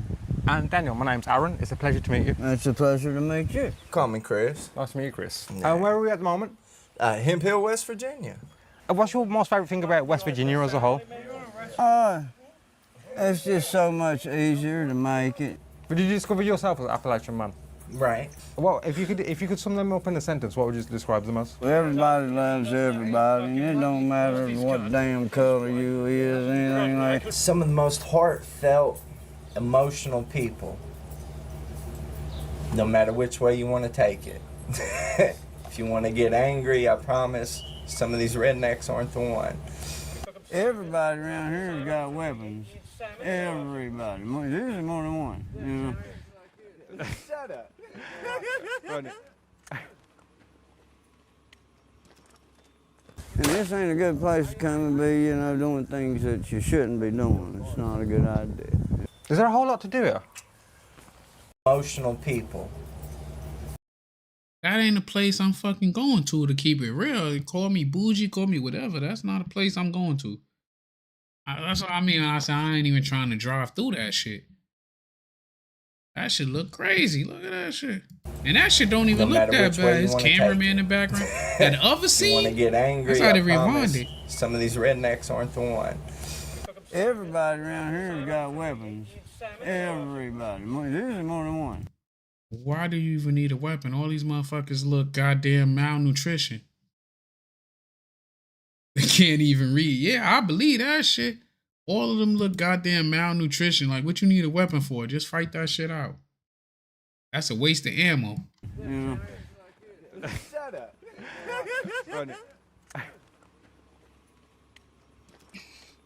And this ain't a good place to come and be, you know, doing things that you... That's not the kind of place you gonna find me at anyway. Look at that shit, bro. Like, I'm a law-abiding citizen. I ain't going nobody ghetto, nobody backwood shit, none of that shit. I'm good. I'm gonna stick to the suburbs. You shouldn't be doing. It's not a good idea. Is there a whole lot to do here? Look. We could put the disco in Walmart. That don't mean we gotta hang out there. We ain't going back them backwoods, bro. Region is a small circle, probably southern West Virginia, a little bit of Kentucky, some of Virginia and Tennessee. That might be some fire content. Back up to southern West Virginia, but yeah, there's something different about the Appalachian people here, man. And he was right. Everyone we met carried this quiet warmth, a kind of kindness that didn't need to be earned. It was infectious. Stay here long enough and it starts to rub off on you. But kindness doesn't keep the rain out. And Chris knew that better than most. Because not long after we met him, he showed us what life here really looked like when things got wrong.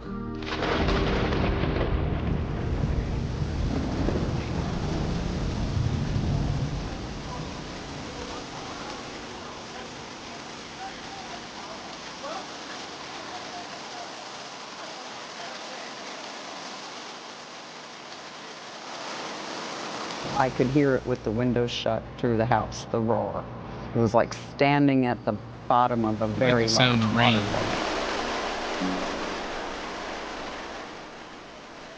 I just lived through the flood February 15th.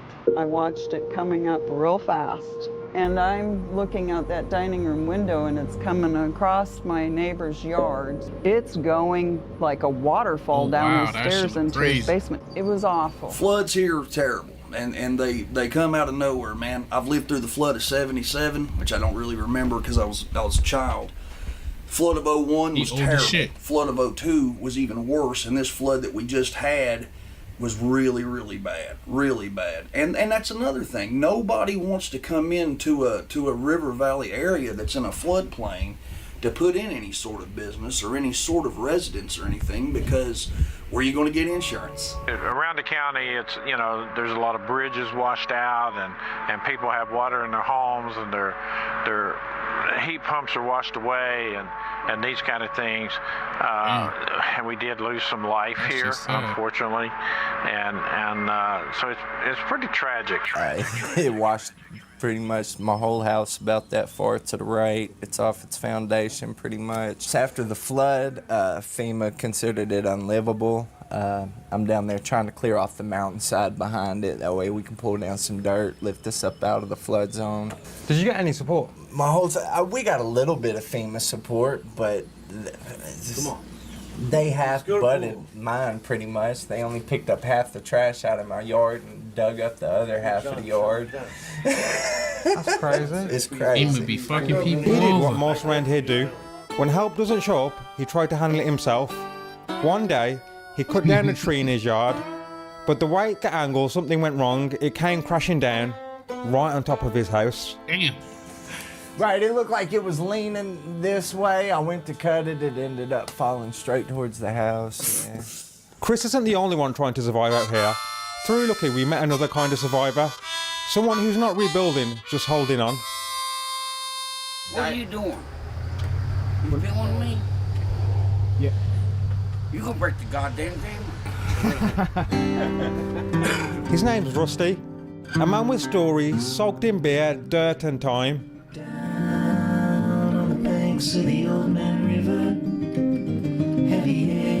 Rusty, it's a Rusty everywhere you go, bro. And they all look like that. They say if she keeps up and delivers, levee will break again. Tell me, what could you do then?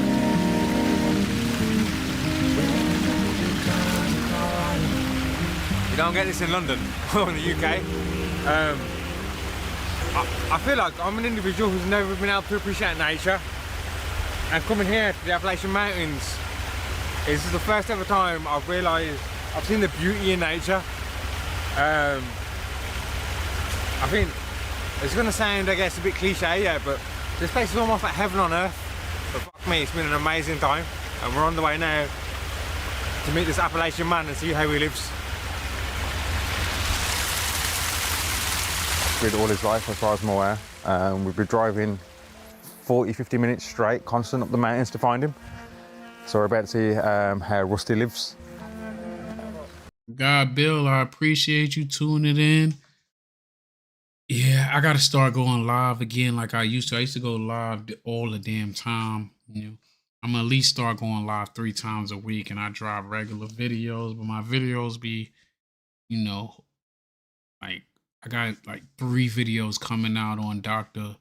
Umar Johnson and his fake school and how he's scamming black people. So be on the lookout for that. But I'm gonna start going live more because I like to just kick back and watch these little documentaries and different things together as a group, and we get our own opinion and shit. I usually come on a lot earlier than this, but go to bed, get your time, and I'll probably kick it for another hour on here, maybe 2. And then I'll holler at you, man. I appreciate you subbing to the channel. Appreciate everybody else that's tuning in. We're gonna get back. But yeah, Uncle Mo TV, we here to stay. No glory, true stories too. And we're about to walk even further. So to get to Rusty's property, you can't just park and go.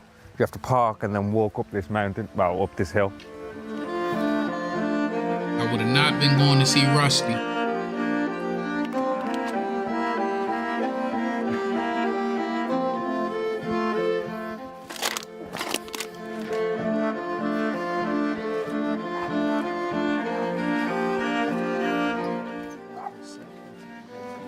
I think it's aware. They would have said otherwise. Is that Rusty lives?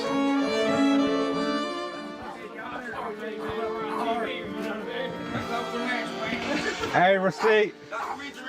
Documentary! We had no idea what we were walking into, but around here, nothing's ever just what it looks like.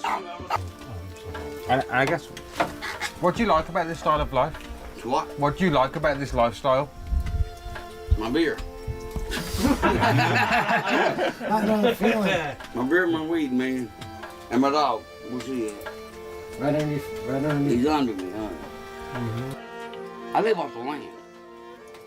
Water. I catch my rainwater. I ain't drinking that shit. I catch my rainwater, flush the commode, and drink. Appreciate you, Bill. That's all I do is drink stuff. God damn, how can I explain it? I'm a hillbilly. That's right. That's 100% hillbilly. Now, there's a difference between hillbillies and rednecks. What's the difference between a hillbilly and a redneck? A redneck is a redneck. Is a. Bro, I need to know the difference too, bro. Cause I don't know. Somebody that want trouble to no good. and get his goddamn ass whooped. Yeah. Redneck motherfuckers. Yeah. And hillbillies, you looking at it. A redneck motherfucker, you'd already shot me, or you ought to kick my ass already. That's a redneck. Bud, man. So, Rusty, what was your upbringing like? What was your childhood like? My childhood life? Bad. Juvenile prison. God damn, they got jails out there. It's only 1.8 million, you motherfuckers. Jail. What was you going to jail for, Rusty? To what? What was you going to jail for? Now listen, I ain't going to nobody jail, but I would hate to be a black man going to jail in West Virginia, bro. You know you outnumbered, bro. Line cock motherfuckers. Yeah, that happens a lot. You know that happens a lot. That happens a lot. Yeah, It does. And then I got locked up for something I didn't do. Me what too. What did you get accused of? Beating, breaking and entering. Didn't do it. But you don't rat. You don't. Now, and then I get up and get shot. I got shot twice. Back the head and through my ankle. You got shot in the head? Blood? Yeah. What happened, Rusty? Misunderstanding. Right. Ain't it?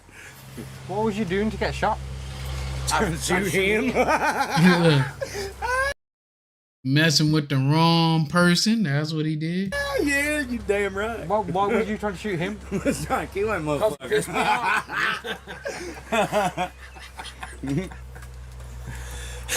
Are you friends with that guy today?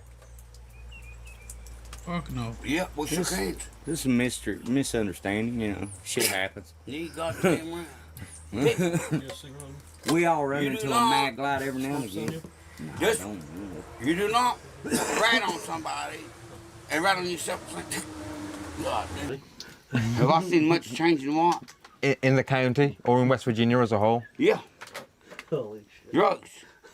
Heroin, man. It's bad. What was it like? What was it like, Rusty, before that happened?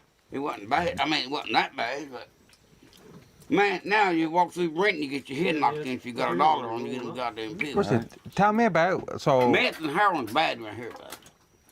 Used to be marijuana, beer, and a few pills.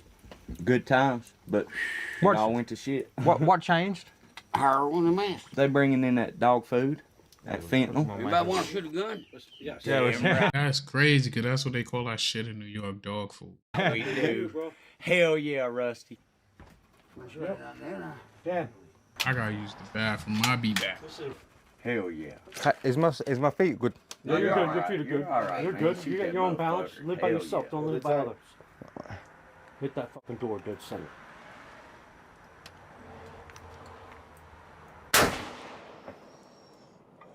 Oh yeah. My ears are ringing. Oh, damn, look, bullseye. He got a bullseye. Hey. Oh.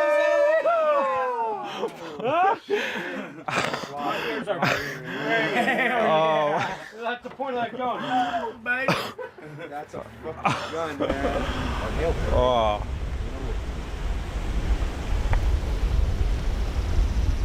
How deep do you reckon that goes? I loved it. I love teaching youngins how to fish and shit like that. And what do you love about West Virginia? What do I love about West Virginia? Oh, Lord, look around. Everything's slowed down about half speed. Even the way we talk, you know. I mean, you think of that pretty little flower growing out of that rock. Look how pretty. That's so them bees could get it and get them some of that pollen and go make us some honey, where it's real sweet. That's where it comes from, you know. There is so much more down here than the poverty, because there's beautiful culture, families, religion, you know, just a down-home gospel, you know.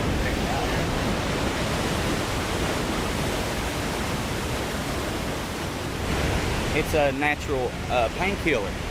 It's not an opiate, but it affects kind of like your opiate receptors as, I mean, people could get off dope off the land if they needed to. There's a season when you could dig ginseng because the berries have to ripen. The berries have to turn red. And you can only ginseng after September because the berries are already red, and you can plant the berries that way. Because once it's gone, you dig it, it's gone, and it takes like 25 years for a little wild ginseng. That's why it's so, sought after. Was it like $700-800? I want this one quit, dude. It's technically a mild hallucinogenic. It's used in a lot of rituals. Help with dreaming. Helps with calming anxiety. You can make it tea or smoke it. But the Native Americans used it, and well, if you think of mugwort, it was a root of the mug, you know, for the mug, and they used to flavor beer with this before hops. You know? No way. So, yeah, it's beautiful. And they used. It's not a hobby, it's a way of life. Tomatoes, beans, corn, whatever the land gives, they'll use it. The soil's rich, the land's old, and they've learned to make the most of it. In a place where jobs are scarce and the stores are far, the ground still provides, but it can also take away. It's just got a little water in the gas tank. Trust me, man. It'll fire. After the heavy rain, the road ahead was flooded, and that's where we found Chris, stuck in the middle of it all. This is everything that you have at the moment? Yeah, this is everything, pretty much, that we have left. Because the floods took away your home, and then I guess this just happened now. Yep. So what would you, Yeah, I really don't know what to do right now. He's currently homeless, just relying on the community, and I guess it's heartbreaking to see this happen. He's now flooded his car, no home, and now he's about to have no car. But if you look at the community, he's getting massive help from everyone here to try and get him going again. We look to the mountains.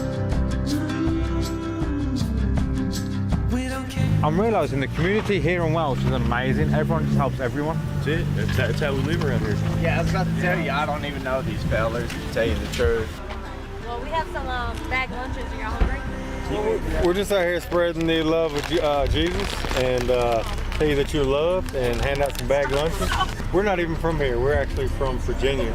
We're just kind of down here trying to help rebuild some churches that were damaged during the flood and let people know that they're loved and they're not alone and that Jesus loves them, and give them a bag of lunch and ask y'all if y'all need prayer for anything. Just pray for me. Absolutely.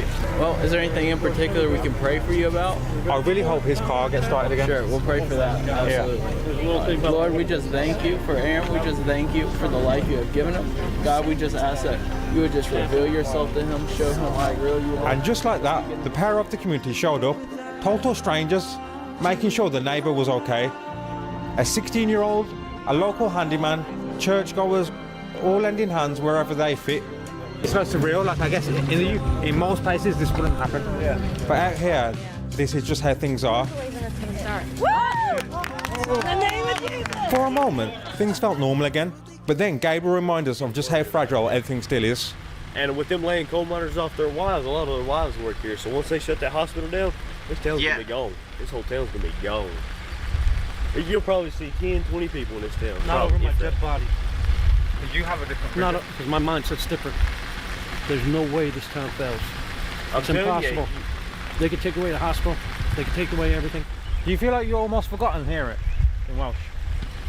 I feel like the story tells itself. When it was once the richest freaking town, Mini New York. when it was called Mini New York, and it lands to this, the people that's over top of the money coming into this county is obviously not doing it right. How you go from the richest to the poorest? It's a question here that no one has an answer to. But one of the twins believed he had a solution. How you doing today? I'm good. You? Very well. And what was the name? My name is Robert Morrison.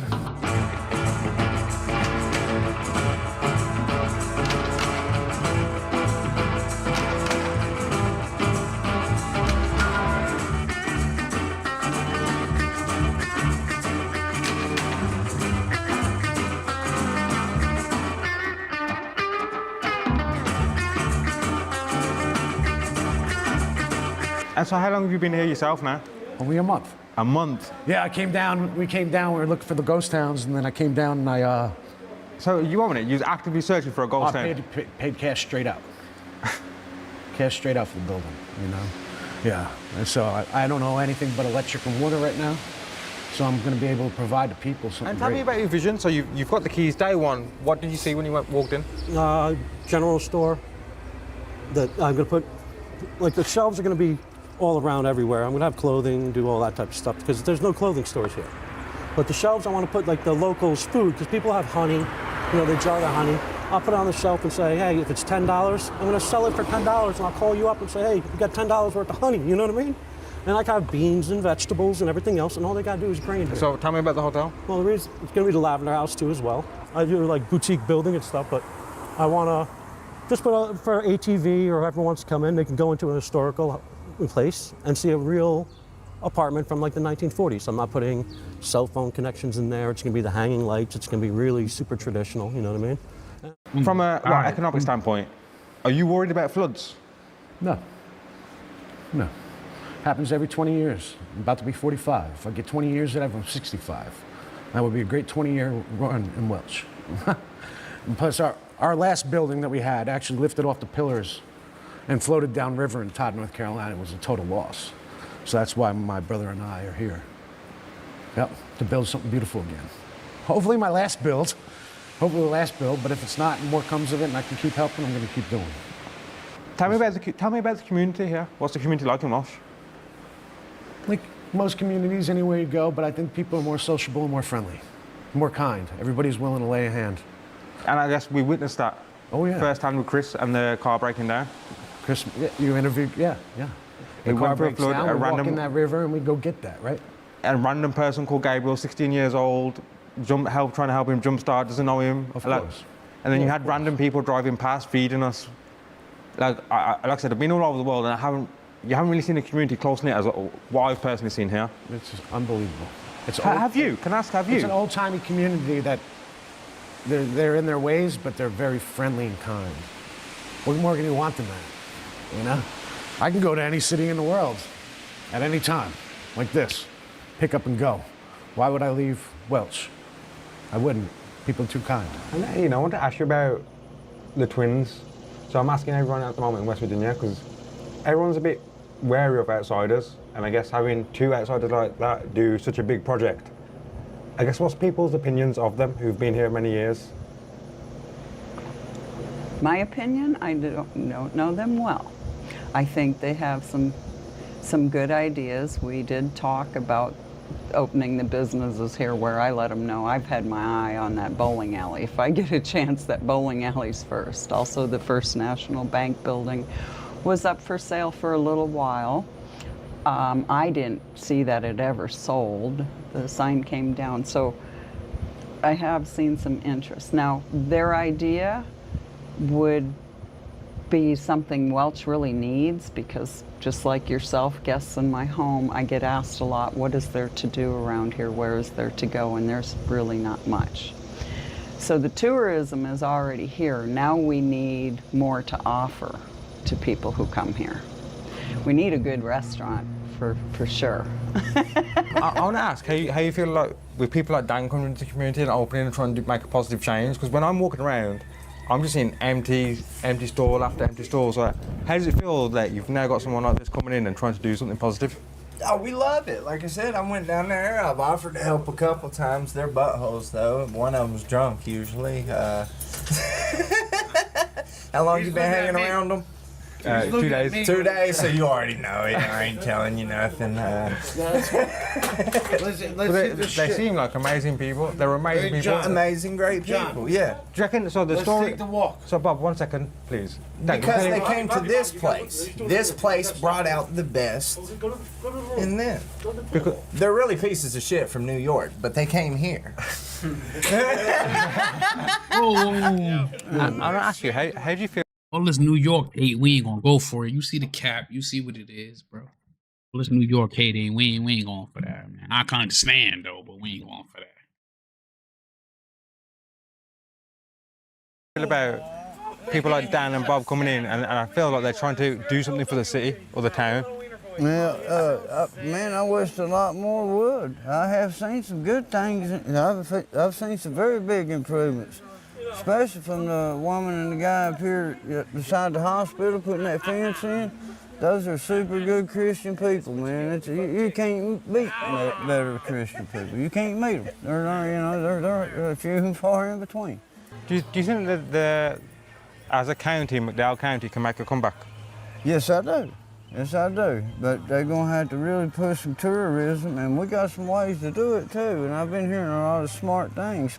Yeah, I personally don't see nothing wrong with it. I'd love to see this town blow up, become the beautiful place it is. I mean, it's beautiful here. Just think how amazing this could be. Yeah, you know? I said to my partner this morning, yeah, I can't appreciate beauty, like nature, and this is love it. First time in my life I've been able to appreciate nature, coming to West Virginia. I wouldn't, myself, I don't think I would put in a restaurant or anything or this and that just because of the track record of businesses that come into the county and businesses that leave. And Lord knows I'm not talking bad about the county. I love this county and I love these people. I was born in Welch, I'll die in Welch. And why did you see this as a good business opportunity? So what are you seeing that others aren't seeing at the moment? Yeah. They're putting a highway in right behind the hospital down here, and it's going to go straight down this road. So the new highway is going to cut off at least an hour for people to come in. You don't have to go through all the better areas, so to say, you know. But they're going to put a highway in, and that goes to Twin Falls, the state park. So the city is bound to be opened back up. Yeah. How do you see the next 12 months going? Excuse me? How do you see the next 12 months going for you? Glorious. It's gonna go glorious, man. Yeah, it's gonna go glorious. I'm gonna build. I'm gonna, stay busy, and we're gonna build something really beautiful. And then when that highway comes in, it's only gonna get better. I tell people this is the last one to get a McDonald's, the last one to get the ATM. Think about this. This is just recently. They're getting a Taco Bell finally. This county. No way. Yeah, so it hasn't been touched. People know now a highway's gonna come here, and that's gonna draw people here, and they're gonna say, "Oh my God, this is the cutest little town," and it's gonna develop. It's going to be 2-3 years from now, and this place will be booming. I don't see, even with the 2 roads coming through eventually, I'll probably never live to see them. I don't really see it getting anything really changing other than it being more of an ATV getaway, more of a place for people to go and get out in nature and so on and so forth. I think the days of industrialization in this area. So happy and free. I look for my friends, but I never could find them. Tom, how long have you lived in Welsh? I've been living there for a long time now. And how long? Like a week. A week. Do you enjoy living here, Tom? Yeah, I'll be like it too. And I met you here yesterday through Dan and Bob. Do you like spending time here? Because I see you sing. Yes, I do sing a lot. Mostly I don't sing a lot. Before this building was open, was there many places for you to go? No. There was nowhere for you to go at all? No. Not mostly, no. And how do you feel now that I guess this is here? Yes, I come here a lot now. Are you making friends? Yes, all the time now. And tell me, what's your most favourite song? I like Michael Jackson. Michael Jackson.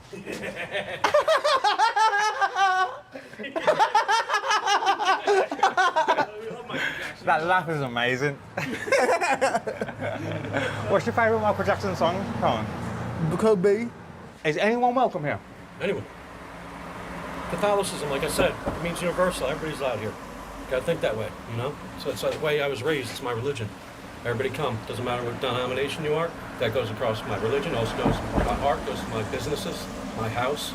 Everybody's always welcome where I'm at. So basically, anyone in McDowell County can pretty much just come here and help and chill, do whatever they want. Anyone from London, anyone from Ireland, Scotland, Africa, anywhere, wherever you're from, come. I don't care. Come, play music, sing. Make sure you're fed. Make sure you got food, water, drinks, whatever I can provide. If I don't got it, I'll get it the next day for everyone. That's the way it works, you know.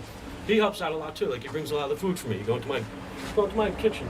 He brought all the rice. No way, Tom. Yes, I did.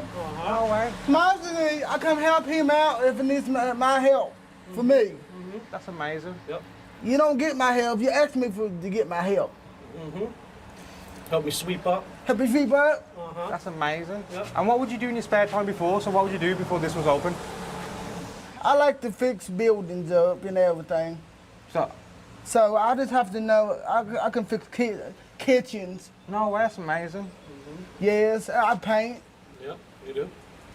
I can paint floors and have different pieces you don't miss.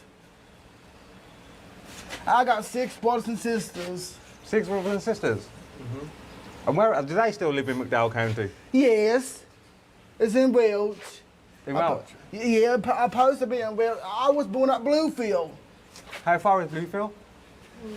45 minutes. 45 minutes, yeah. Has anyone ever told you you've got nice eyes? Yes, I got nice eyes. You must get told that a lot. I got a girlfriend over me and her the oldest. You got a girlfriend? How long have you been together? Oh, we was together with 19 years and 16. No, 19 years. That's a long time.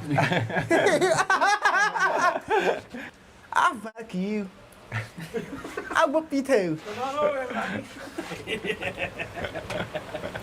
2-piece. I want to hear you sing.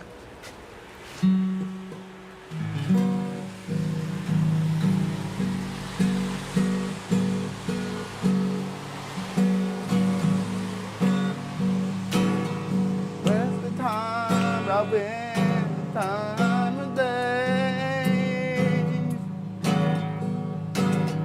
Where's the time? Where's the time? We're in office.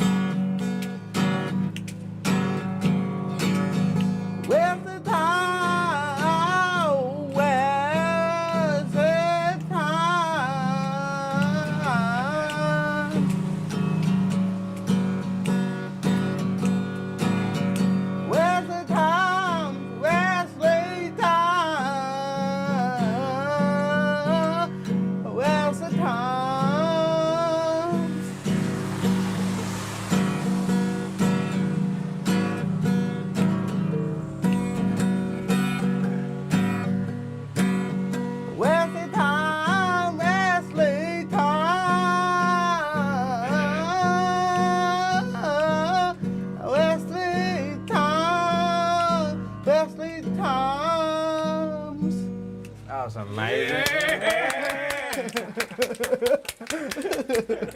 That's amazing.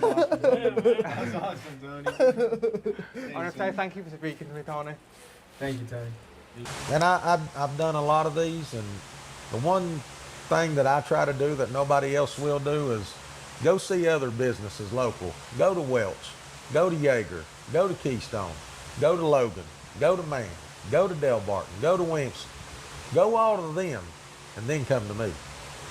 That's just how we do business. We want people that comes here, we'll treat them like family. They come up here, they get good moonshine, good whiskey, good bourbon, and then when they're done, they'll always come back because we treat them like family. That's just the way, you know, you guys have been here, you've eaten a little bit, you've talked to some of our staff, we got the best they are. I'm the owner, I'm here, I sign every bottle of bourbon that leaves here. So if you want the best, you just come to Gilbert, Hatfield McCoy Moonshine. Okay, thank you for your time. Absolutely. And before we finish, is there any way I could try some of your moonshine? Absolutely, right here, brother. We got moonshine, we got whiskey, we got bourbon. Come on over. This one here is straight White Lightning. It's just straight corn liquor. That's as moonshine as it gets. All right. This one is cinnamon. I know you've heard of the whiskey called Fireball. Yeah. Everybody knows Fireball. Well, this is our competing to Fireball. We call it the Devil's Fire. Now, this one right here is famous. This one's been on Fox News. Got a TV show and everything out about it. No way. This one here is the old double barrel. 4-year-old bourbon, aged right here on the property.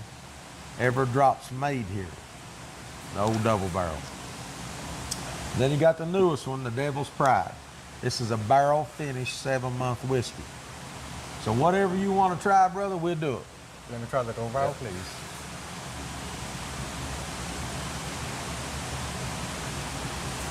That one right there is the old double barrel, brother. 4-year-old double barrel. That's amazing. I do bourbon challenges for people that come in. Anybody that can come in off the street, and I'll put my bourbon up against any bourbon on the market. Any of them. Like you see up there's a big bunch of bourbons up there, it don't matter. You can pick a bourbon of any kind of bourbon you want to try, and we'll put it up against the old double barrel. How would you describe someone who's from West Virginia? Hard working, give you the shirt off their back, honest people, and just everything they got, they've worked for it, earned it, and they want to help you in any way you can, especially you being a visitor. So if you come to West Virginia, ain't nobody out to hurt you. They're out to help you any way they can, just like you walked in my door. Now we're friends. You got a welcome to come back. It was amazing to meet you. Pleasure, brother.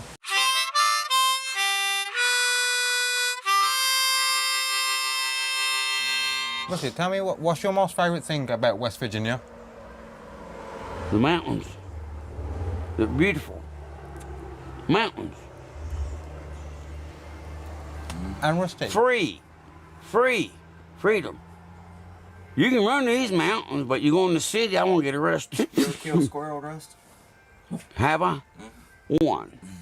Have you eaten squirrel? Yeah. How's it taste? Like a squirrel. I stand there enough on the answer. Where would you like to go if you ever got to go anywhere? Just hang out, just have a good time.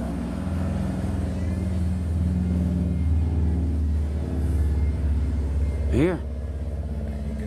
Here, home. There ain't nothing like home. No, people don't realize this. Without a home, you're fucked.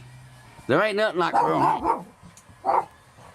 There ain't nothing like real home, you know what I'm talking about? If you ain't really, there's people living in cardboard boxes, you know. At least I got a roof over my fucking head. You know what I mean, Rob? I done it again. Donald, I got a roof over my head. That's what counts. If you ain't got a room over, I said a room, same thing. A roof over your head, and you can call yours, you're fucked. You can call yours. The law can't come in here and fuck with me. Say, you get out and get on the goddamn road. Hey, you ain't fucking with me. They can't put me out of my own goddamn home. Sucking motherfuckers. Woof. They can't put me out of my home, can they? Hell no. What are they gonna do, bring in the National Guards? Cocksucking motherfucker. And I don't mean to scream, but I hit a nerve. You're spirited. That's Yeah. You can't fuck with a man's home. As my graveyard's up there. You have a graveyard? Yeah. And who's buried there? My mom, no, not my, I said my mom. She ain't even dead yet. My dad, my brother, my sister, my niece, my grandpa, my grandma. That's it. And that's just some up there I don't know about.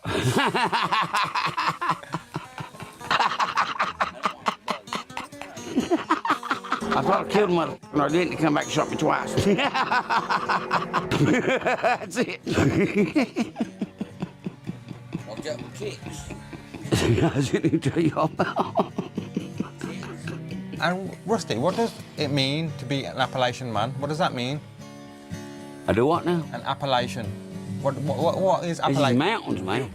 Hillbilly. Goddamn hillbilly. That's Appalachians. All these mountains.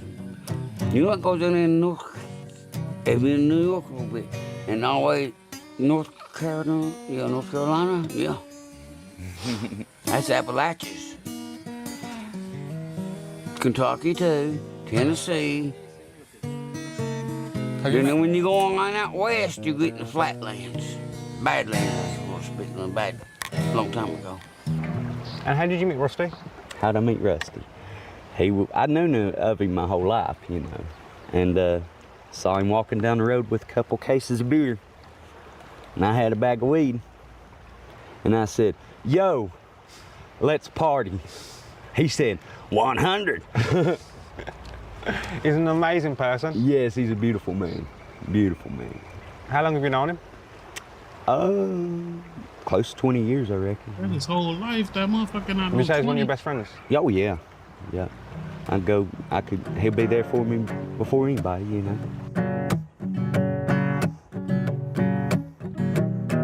Feel the chill of the sin on my skin. Are you radiate? If I was smart, I'd run from the dark. Oh, but it's home to me. Thanks. Will it in, will it in, will it in? Before it begins, come have a taste, don't be a waste.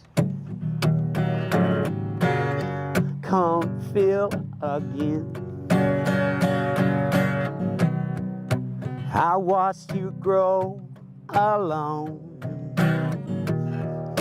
Please don't die with him. I'm lost and I'm all alone. Won't you just let go?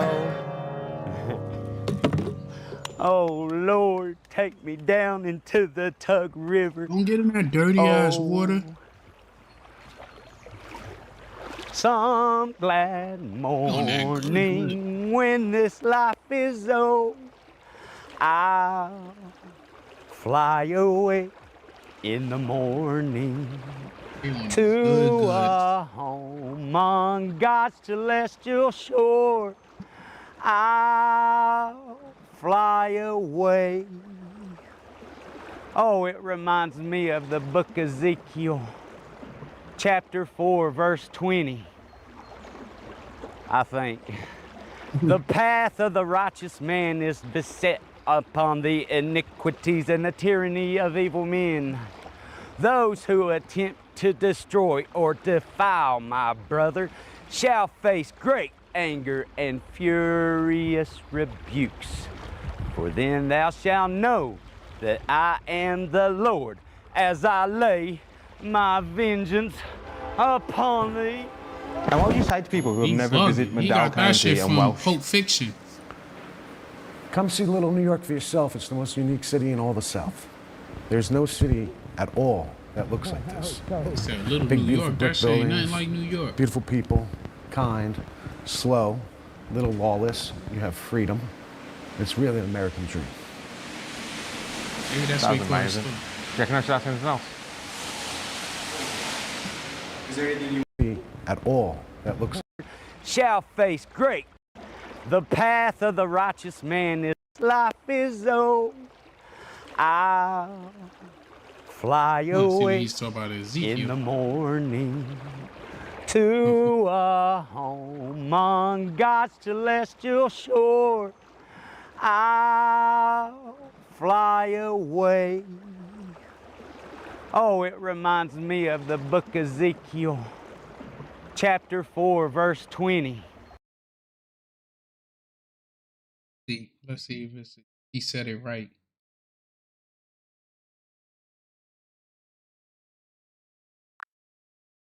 Hey, Little Mo. Hey there, always here for you, Uncle Mo. Just let me know what else you need. Can you tell me about Ezekiel chapter 4, verse 20? Sure thing. Just a heads up though, Ezekiel chapter 4 doesn't actually have a verse 20. It only goes up to about verse 17. But if you meant a different verse or another chapter, just let me know and I'll be happy to fill you in. We're just watching the show where he said that he think it's chapter 4, verse 20. Talking about Ezekiel. It's like the same verse that they used in Pulp Fiction. Oh, gotcha. Yeah, sometimes TV shows mix things up a bit. So Ezekiel 4 is that chapter where the prophet Ezekiel is basically acting out a kind of symbolic siege of Jerusalem. It's got some pretty vivid instructions about lying on his side for a number of days and eating a certain type of bread, but it doesn't have a verse 20, so the show probably just used it for the vibe or borrowed that kind of apocalyptic imagery. If there's another verse you want to check out, just let me know. Is it a verse in Ezekiel where he talk about vengeance is the Lord? So that particular phrasing, vengeance is the Lord's, or vengeance is mine, says the Lord, is actually more famously from Romans 12:19 in the New Testament. It's also kind of echoed in Deuteronomy 32:35 in the Old Testament. Ezekiel does have a lot of intense prophetic imagery and judgment, but that exact line about vengeance is the Lord's isn't really from Ezekiel. It's probably just one of those lines that gets mixed around in shows and movies. But yeah, that's the origin of that phrase. Oh, can you read the phrase out from where you said it's from Romans 12:19? Absolutely. So in Romans 12:19, it basically says, "Beloved, never avenge yourselves, but leave room for the wrath of God, for it is written, vengeance is mine, I will repay, says the Lord." So that's the phrase right there, and it's the idea of leaving vengeance up to God rather than taking it into your own hands. What about the one in Deuteronomy? Sure. So in Deuteronomy 32:35, it's a similar sentiment. The verse says something along the lines of, "Vengeance is mine and recompense for the time when their foot shall slip, for the day of their calamity is at hand and their doom comes swiftly." So it's that same idea of leaving justice or vengeance in God's hands rather than taking it upon yourself. So that comes from Deuteronomy. It's cool. I can see why they made up their own in the movies to sound a little cooler. Yeah, definitely. Movies and shows love to add a little extra flair to make things sound more dramatic or just cooler for the scene. But it's fun to know where the real lines come from and you get a little trivia out of it. So anytime you need to fact check a movie verse, just let me know. Thank you. You're All right, let's get back to the show. And spending time with me, my brother, and a few friends, and it's an absolute pleasure. It's a pleasure to meet you. Pleasure to meet you. I mean, and I guess it was random how we met. Yeah. I guess the world works in mysterious ways. Sure, I say that all the time. Because as we bumped into you, we was leaving Welsh to go to Kimball. Oh yeah. So that spontaneous meeting, I guess, has now led to us spending 3 days here in Welsh. Yeah, it was wonderful. It's been wonderful. It's a real pleasure that you're here. No, likewise. I don't want to say, I guess, I hope it does work, and I wish you all the best. And I guess if the viewers are watching, there'll be a GoFundMe link in the description. Okay. And that's where they can go and donate, and I guess help your project. Can't wait till you get your best clothes on and come here for New Year's party. I'll be back in New Year's, so we'll see. We'll see what. What a different America out here. If I cruise up some of the hollers, you think that's a good idea? We gonna keep it on the theme of going on in West Virginia or in that region of the Appalachia. Poorest region in America.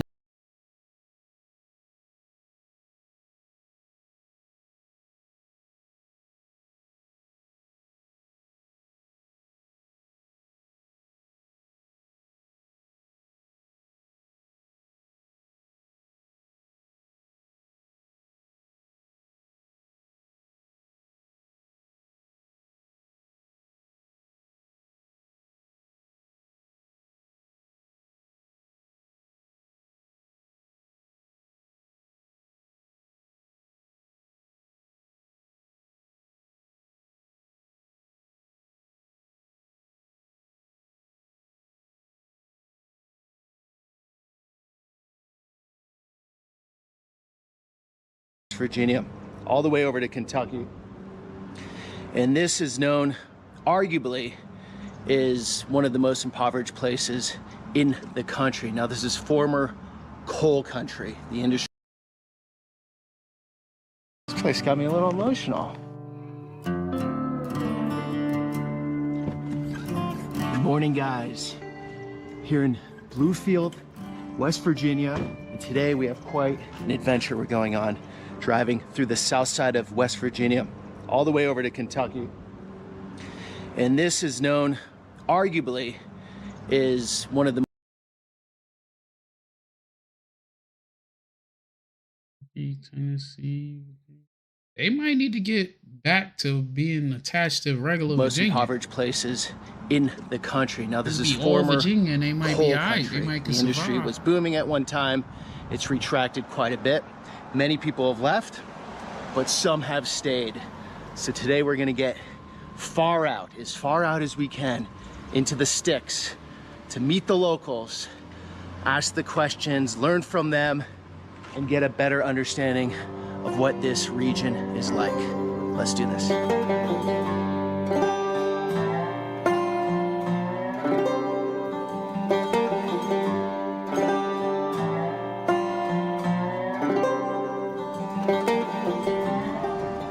Here we are in McDowell County, and so this is the poorest county in West Virginia. 25,600 is the average family income.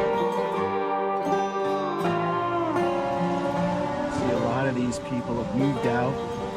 You have the coal truck here. Looks like an old school, Switchback Elementary School. So these trucks right here have brought out tons and tons of coal. And since a lot of that coal has declined, well, this is what happens to the towns. These were once thriving, busy storefronts, people walking around. You got great homes up here above. I'm sure those were like the managers, the coal mines. You can see a lot of these homes, just nature coming back, taking them over. Damn.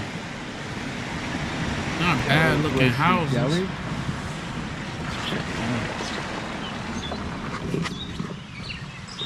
It's like a jungle out here. These forests, very lush. Very peaceful.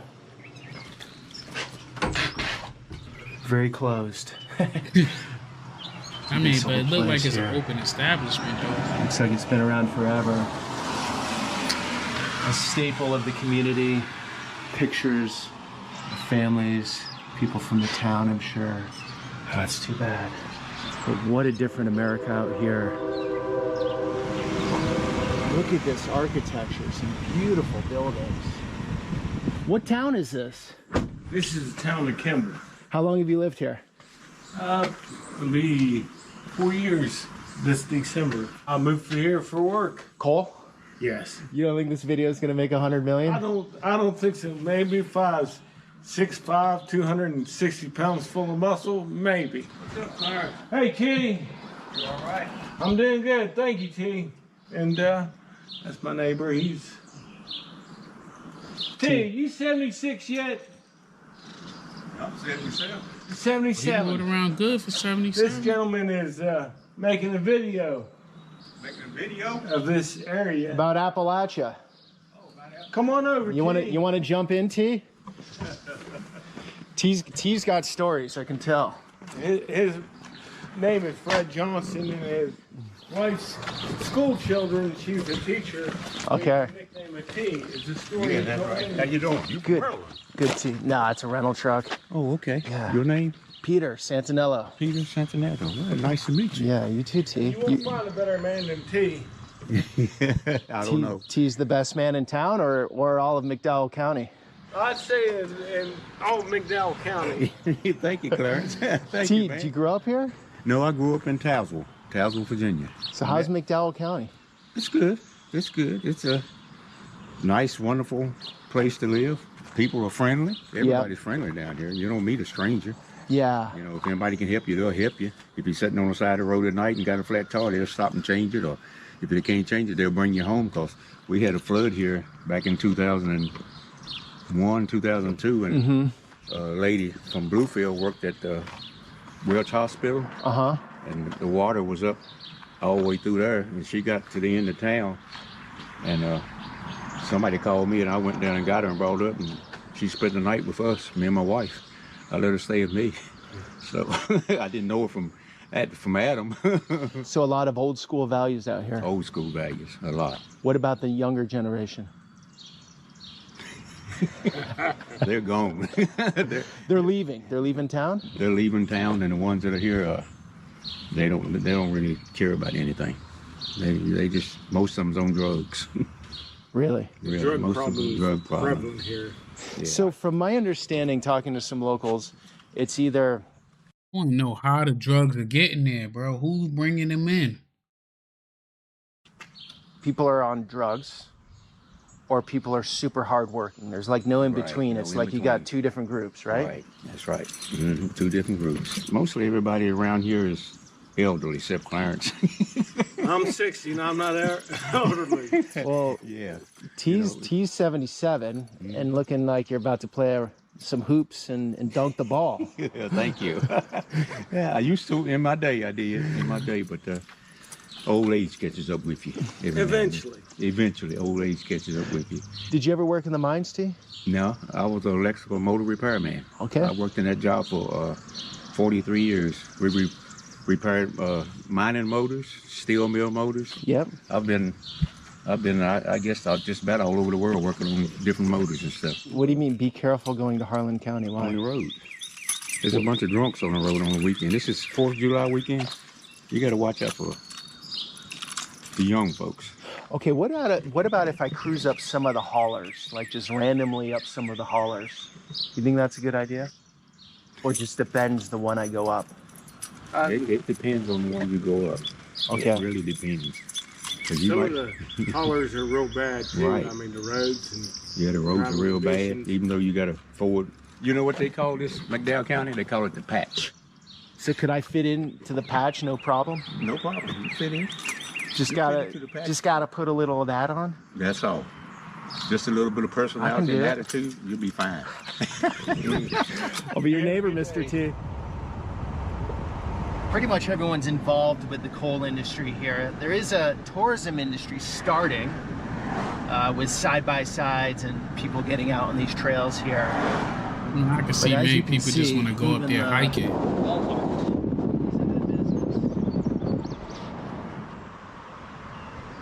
The massive hit to a community like this. In the town I was staying in, Bluefield, if I wanted to get groceries, the best place was the Walmart. That's what I'm saying. Walmart could have been a one-stop shop for everything out there. Like I said, for y'all that's just tuning in, this video is the poorest region in America, what it really looks like. Talking about West Virginia, Appalachia. You want to get an avocado, you want to get probably the most fresh fruits and vegetables outside of a garden. It was Walmart. And so when you have it go away in a community like this, I mean, we're sort of entering, I think we'll get into it today, sort of food desert territory where it's a far way to get pretty much all your staples. You know, outside of mini marts and chips and sugar drinks and whatnot. Very interesting story I was told yesterday by a local. And he told me back in the day with the coal mining companies, the miners would be paid in scripts, which was their own currency. Each coal mining company had their own currency. The catch was you'd have to go to the equivalent of the Walmart back then, which was a massive general store, depending on the mine, where you'd buy your food, your clothing, whatever you needed, you'd buy there. But you could not take that currency and go anywhere else with it. You want to leave town, you want to go off to the coast on a vacation with your family, forget about it. Your money only worked for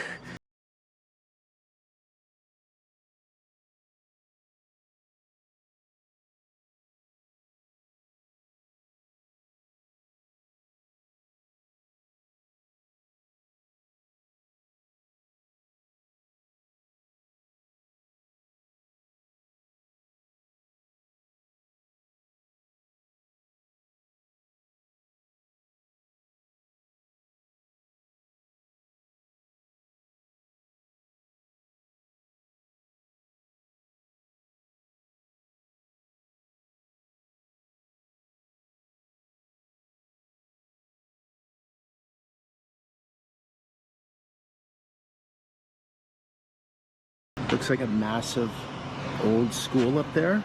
Wonder what it is now. We have a jail down here. I was about to say that should look like a jail. I was told in the last town, one of the nicer homes there was sold for $25,000. So something like this is almost a giveaway at this point, I bet. 25,000. They got a black man up there? Closed permanently. 3/13/23.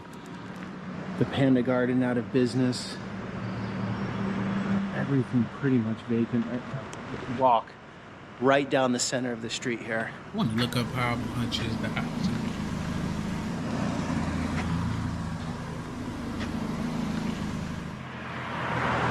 Back in the day, you can see the boss looking over the workers. Very, very hard work.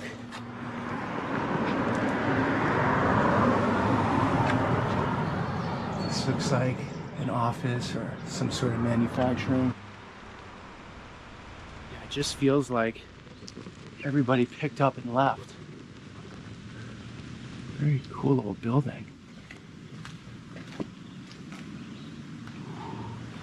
I was told by a local the other day that these rivers just flowed black back in the day. I can believe that shit. That's a nice looking building. Socialsecurity.gov. Now we got to meet some locals eventually, but I was told in these parts, and I can't confirm this at all, but roughly half the people are living off some sort of disability or food stamps or some government assistance, and half are working their butts off. I can believe that. Okay, there are two guys up there. First two people in town on the streets. Iraq from 05 to 06? 506 in Baghdad. A lot of guys here were in the military? My man here signed up, didn't get to go. Me and him was gonna go in together. And he had to clear some stuff up. Were you sad that you couldn't go, or did you want to go? Yeah, I wanted to go back. Do you guys work in the mines? Yeah, he worked mines. I did. I don't anymore. You don't anymore? No. You ain't got time to spend no money, so I mean, you don't enjoy life. Just ain't nothing enjoyable about it to me. So a miner, how much are they working? I would work 48 hours every week at least, but sometimes 60 hours, 60 plus hours. And that's underground? Yeah, underground. For 60 hours? 60 hours a week. What does that do to your sleep cycle? It's terrible. You're always tired, you're walking around, you're a zombie most of the time, you know, so. It's not for me. Now, a lot of people it is for, but it's just not for me anymore. I did a whole 3 weeks in the coal mine. You did 3 weeks? The whole 3 weeks. What work did you like better, military or coal mine? Oh, military, for sure. Good brotherhood in the military? Can't find it nowhere else. What about the coal mine? Good brotherhood there? I wasn't there long enough to know, but yeah. They do stick. Oh yeah, it's definitely a brotherhood there. Everybody looks out for each other. How about in Welsh right now? Is it a close community? People, pretty tight? Yeah, it's pretty tight here. Everybody looks out for one another, you know. You get out of here, this town, you know, everybody's so many different walks of life, but you get out of here, you got the hollers, you got families, they tight. If you get in a holler, everybody knows everybody. Oh yeah. You be a kid down there and get in trouble down here, time you get home, about 5 people done called your mama saying, hey, time you get there, they are waiting on you. Everybody knows everybody. It's not a good thing sometimes. You know, I had a few friends telling me, don't come into this part of Appalachia. It's going to be super dangerous. People are going to be closed off. And everyone's been cool. Oh, yeah. Like Everybody, hey, people from out of town and stuff, we get it a lot. You know what I mean? Most of these people on these four-wheelers, side by side, they're from other states. They're not from here. They just come down here just to see the country and the mountains. That's the new industry, huh? You got a bit of tourism out here? Yeah, that's helped the little stores really good. Yeah, since they built that Hatfield-McCoy Trail, it's been mad people coming here from out of town. It's been crazy. Why the bars here? Is there a lot of crime or no? Break-ins? Not really. It's just this area right here.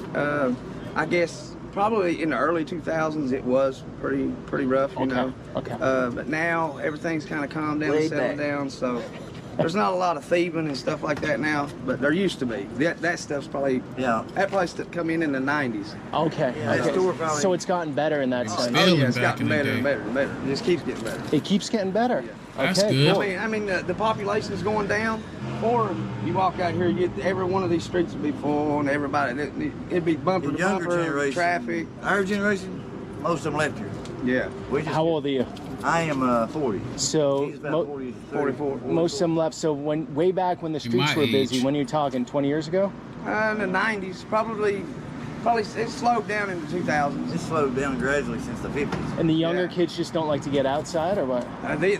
These last 2 or 3 generations, I believe they don't really get out much. Most of them can't change a flat, so I agree. They ain't. It's a different breed than how we was raised. I can tell you how to play any kind of game. Any kind of PlayStation game or anything like that. Fortnite. So they're inside on the screens. That's all they do. You guys don't want to leave. You want to stay. Oh, if I didn't have 3 babies here, I'd done been gone. I've been gone a few times, and I always end up back. I think it's like a gym now. It's a gym now? Did you go to school up there? It was high school then. Then as the years went by, it turned to a junior high school. How was it back in the day? It was real nice. Real nice. A lot of kids? How you been doing? I've been doing well, thank you, sir. This used to be a booming place. It was booming. Back in the war, well, when the mines shut down, the country and the economy went down, people left, and then the business shut down. But at one time, first could buy anything you wanted here in Welchie. If you left Welchie because you wanted to, we had all kinds of different grocery stores, gas stands, bus terminal. You could buy everything you needed. You buy everything that you needed. When did the Walmart shut down? I don't know what Walmart was. While back? It's been a while back. Okay. So you love Welsh? Been all my life. Yeah. Good people out here. Good people around. Danny, you work in the suntan. You're out there on the pool side with the ladies, or what? Somebody told me, so you get any darker, you will look like me. I go, well, who cares? I'm gonna go up there, guys. I can't walk in or anything, right? No, it's got a kind of a hill like to go out, like a driveway. But you feel free to go wherever that you want to go. Okay. We have a good day, man. You too. Thank you. God bless. There are the guys down there looking up at the school that they went to.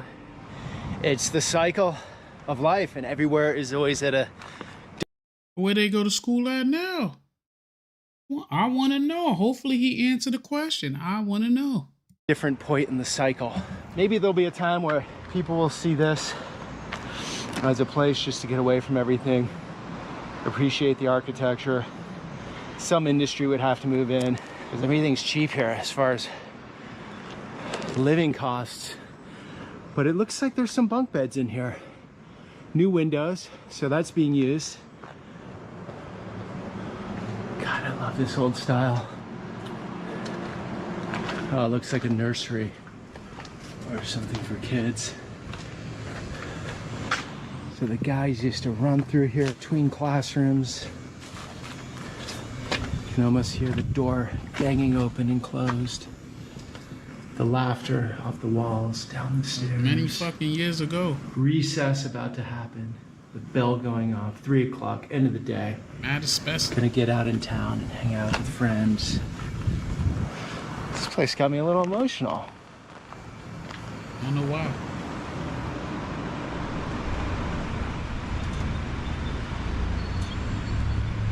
You guys are missionaries. Yes. Yeah, we're missionaries. From Utah. I'm from Utah. He's from Utah. I'm from Oregon. You know Appalachia. Yo, they the toughest cats in the world. My boy said they not, but I see them everywhere, every hood, going around trying to convince you to go to church with them, bro.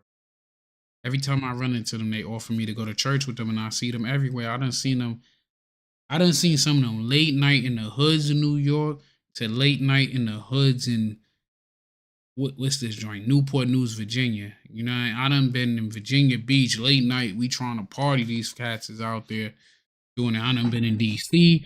Only place I didn't run into them is in Cali, but I done seen them in the hardest hoods in the East Coast, and they out there. late night chilling on a fucking bicycle. I ain't seen him dressed like that. He usually got the white shirt and black tie, man. Mormons, they the toughest cats out there. They go anywhere, no fear. Pretty well at this point. At least this portion of it. I think out of all areas, this like the Welch, like McDowell, a little bit of Wyoming is about the most like West Virginian type like deep population you can get. How have you been received in the hollers? On the hollers? Pretty well, actually. Very well. People out here, very humble people, very kind. I've served in Ashland, Kentucky, down parts of Virginia and stuff. Yeah. And then out here, it's been the most kind people that everyone will let you in. A lot of time they're offering like food and stuff, and it's just really nice people. So it's a good place to be a missionary. Yeah. Because some places in America, I'm sure the door just shuts in your face really quickly. Oh yeah. Sorry, I did that once a long time ago. You did. Sorry. I forgive you. Okay, you got some names? Yeah, I just wrote down the Panther and Jolo. Those are two places I gotta go. Yep. Take care. Good luck. You too. Thank you guys. Take care. If you don't ever see me again, I'm in Panther. Gotcha. Let my wife know. You know damn well. I'll go looking for the body. All right. See ya. It's always interesting to see the missionaries out in the world. They go absolutely everywhere and have zero fear. That's the same thing I was saying. They don't care. They go anywhere, bro. I be seeing them. The crazy part is, I mean, it ain't even crazy. It shows how when they be like, oh, you can't go here. It's black people. It's those people. It says, man, nobody fucks with them, bro. I see them everywhere. Like, I'm telling you, I remember growing up, especially when I was like a teenager, the early 20s. Bro, they used to be in the hood chilling, bro.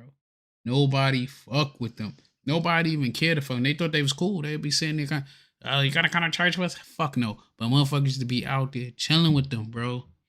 Late night, and I ain't talking about no, I'm talking about 11, 12 o'clock at night. These cats was out there moving through the hood, bro.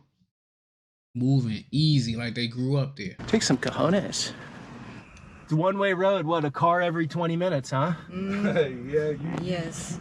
You guys live right up here? Yes. She lives right there, and I live at the first house on the corner. So what were you saying about your work these days? I work 68 hours a week. God 6 days a week. You on that Umar Johnson shit. What's your shift from every day? 5 to 5, 5 a.m. to 5 in the evening, and all the overtime I want. Do you think people in the... I ain't gonna lie, that's what we work in the military and deployment, where 12 on, 12 off, and depending on which your fucking rank, you got meetings and shit after your fucking shift. So you that 12, and if you work days, I feel like you working from, like us, we used to work from 5:30. You ain't going to bed till at least 10 after 10 because that was just a regular norm. The country don't understand coal work that well, or what are your thoughts on that? Working in coal mines, even if it's underground or on top of the ground, it's hard work. And you go out 10, 12 hours a day. If you go underground, you don't see daylight until the end of your shift. Yeah. You work out over top of the ground, you got the heat, you got trucks, you got inspectors you got to deal with. It's not an easy job. A lot of people don't understand it. If it wasn't for coal mines, a lot of these people around here would be starving to death. They wouldn't have electricity, they wouldn't have heat. And here you got the government and everybody wanting to shut the coal mines down, do away with this, do everything electric. Well, you got to have coal to run electric plants. And a lot of steamships have to have coal to run to transport goods back and forth. Mm-hmm. And a lot of your coal goes to China, right? Yeah. It's just, you got to learn the people, you got to learn the culture. And with people out here, everybody thinks we're just dumb country folk. But actually, a lot of us out here are smarter than a lot of people give us credit for. Yeah. We work hard, we support our families, and we don't let nobody step in between that. People out here will bend over backwards to help you. They'll give you shirt off your back, as long as you don't make them mad or cross them.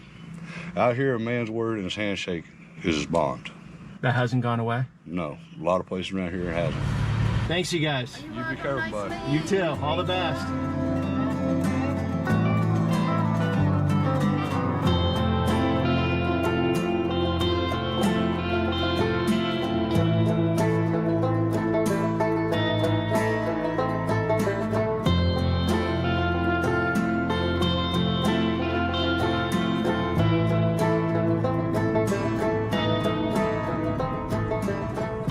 So this is a hauler, and the hauler is just a narrow road that goes up a valley off the main road. So what I've been told is, in most haulers, everyone knows everyone really well. And, you know, an out-of-stater car, or any different car than they're used to, it's well known. So depending on the hauler, and this is just what I've been told, it can be very friendly, very warm and welcoming, or the opposite. But from what I've seen so far in West Virginia, everyone's been very, very, very friendly and hospitable. So let's see if we can get up here. I would say this, compared to the north, everywhere I've been, the south is way more friendlier. Maybe not the area I live in now in the south, because there's a lot of people from all over different places. But like South Carolina and shit, it's like everybody was cool, friendly. Florida, everybody was cool, friendly. And I don't know what we're gonna see, to be honest. It's looking a little sketch. All right, sometimes you just can't put the camera on things, and they were junking out on something. Anyways, they were nice at least. I mean, we're deep in now. This is deep, deep, deep countryside, rural America. There was another group of guys I talked to down the road before. I couldn't put the camera on them. That's the problem. You can't just come up and be like, can I put the camera on you? I have to feel it out. You know, a lot of these guys are used to, maybe not used to, but know of how they're portrayed, and, you know, most people, not all, but a lot of them that come into this part of the country, put them under the bus, make them look bad. And so, rightfully so, they're hesitant to be on camera. And I would be too, 100%. I totally get it. So it's about feeling it out, and then if they're cool, then it's awesome. I can get that conversation on camera, give you guys a look of what it's really like here. We got quite a journey though ahead. It's at least another 4.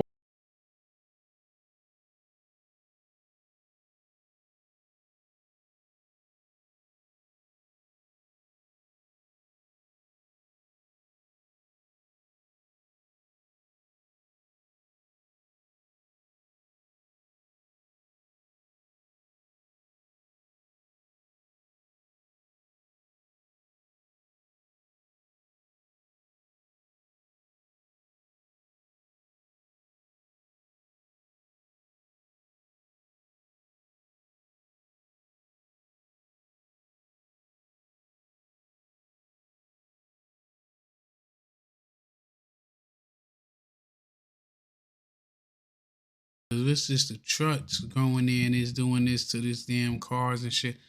They lungs, they body, that's just tearing them apart.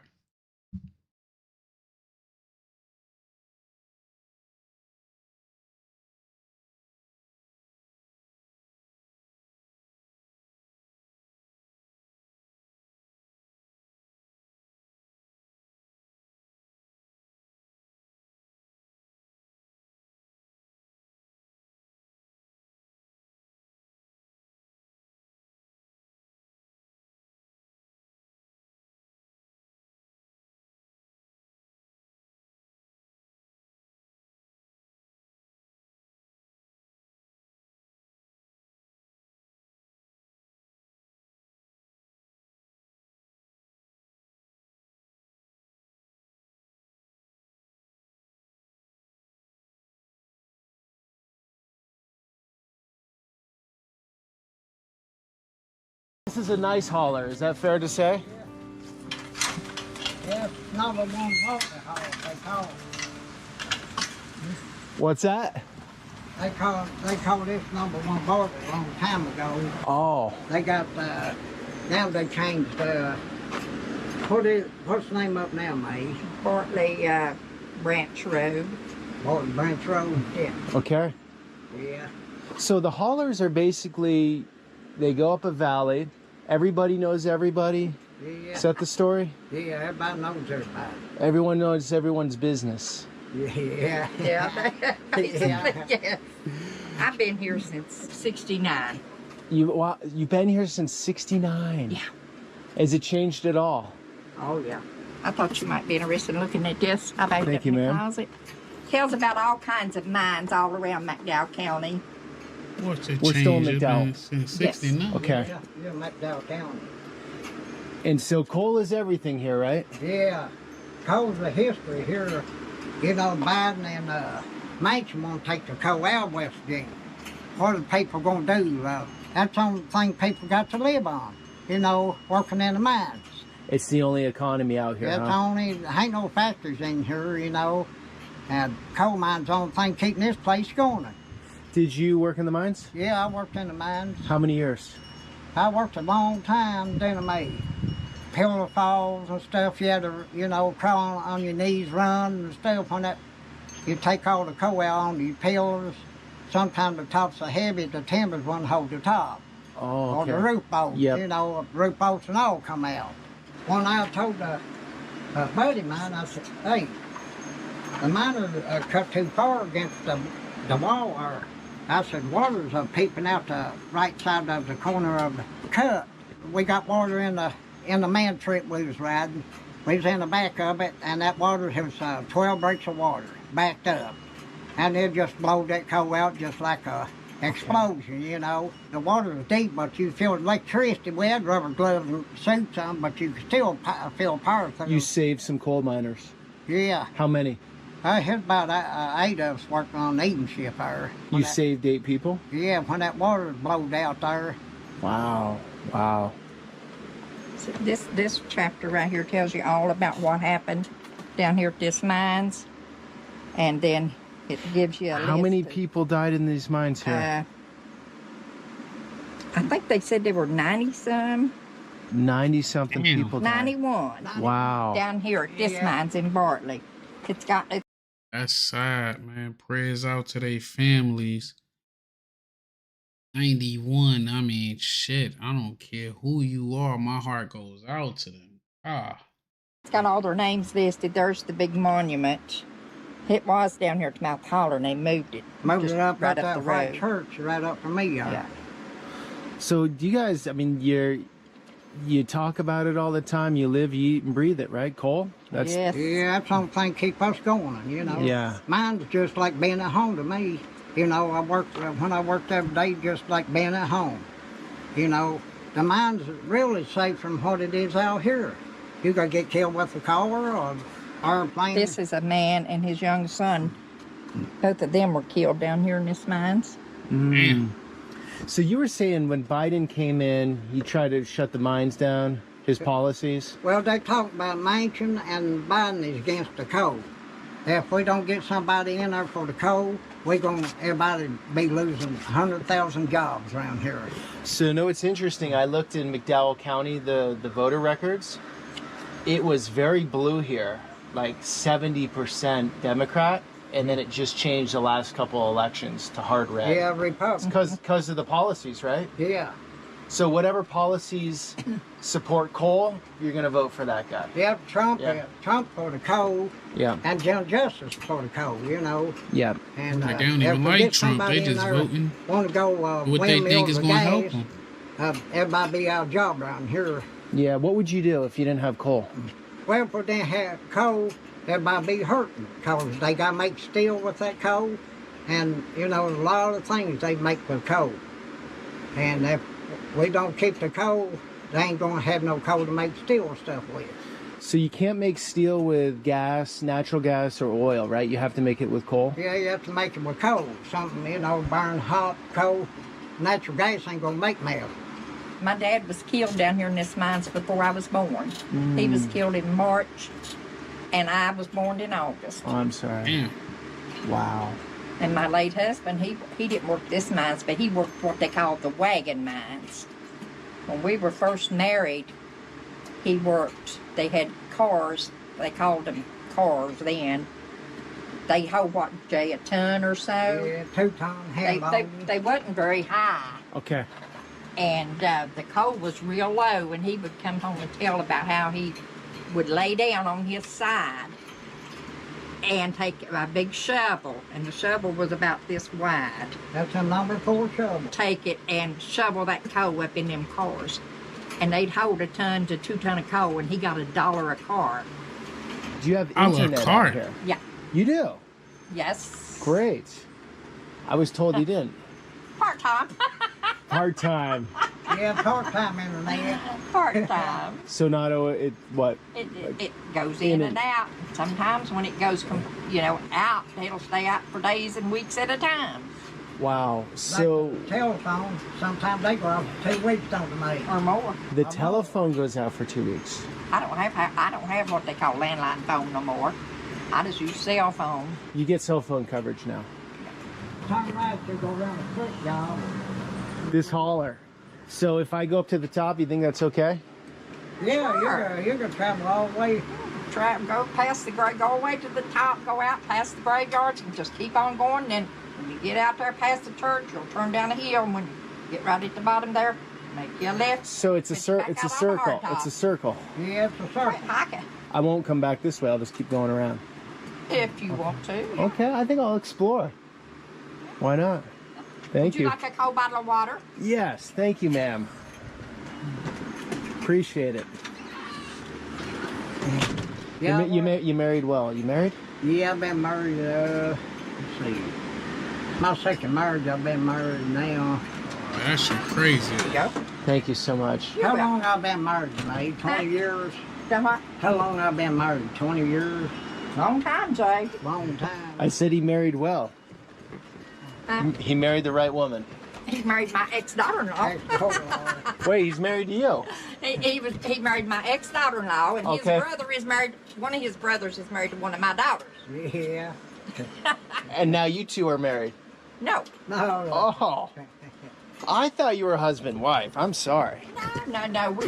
I've known him all his life, so. Yep. Okay. Gotcha. Like I said, he married my oldest son's ex-wife. Okay. Gotcha. I'll stop in, sit around and talk to her. She don't get too much, a lot of people, too much company anymore. Every time I go up to my brother's, I'll stop down here and talk to you, don't I? Yeah. Oh, that's cool. So you guys are all connected here. Everyone knows everyone. Yeah. That's nice. You don't feel lonely. If something goes wrong, something happens, the neighbors pitch in and help. They do what they can, a death in the family or sickness, bad sickness, somebody gets hurt or something. Pitch in, like just put their time in, or they actually help with money too if they need it? With money, and death. They cook food, bring it in. Okay. All that. Even if it's different families. Yeah. That's great. That's community right That's there. really special. I know everybody, I think, up and down this road here in this holler. Yeah. You know everyone. I watched them grow up. Small kids. They played with my kids. Are you the grandma of the holler? I guess.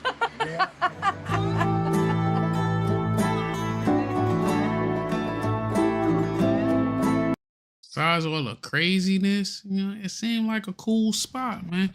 Everybody know everybody. It's a little bit, it's back to the basics. Me, I'm a city slicker, but back to the basics, it seemed cool. I need a Walmart, though. I ain't gonna hold you. I need a Walmart. About 20 minutes into the holler, we have the Unfiltered family cemetery. Just passed some great people. They came up to the door here. We were talking for a while. I just couldn't run the camera. Just a lot of that. But I'm getting some of it. I'm getting some of it for you guys.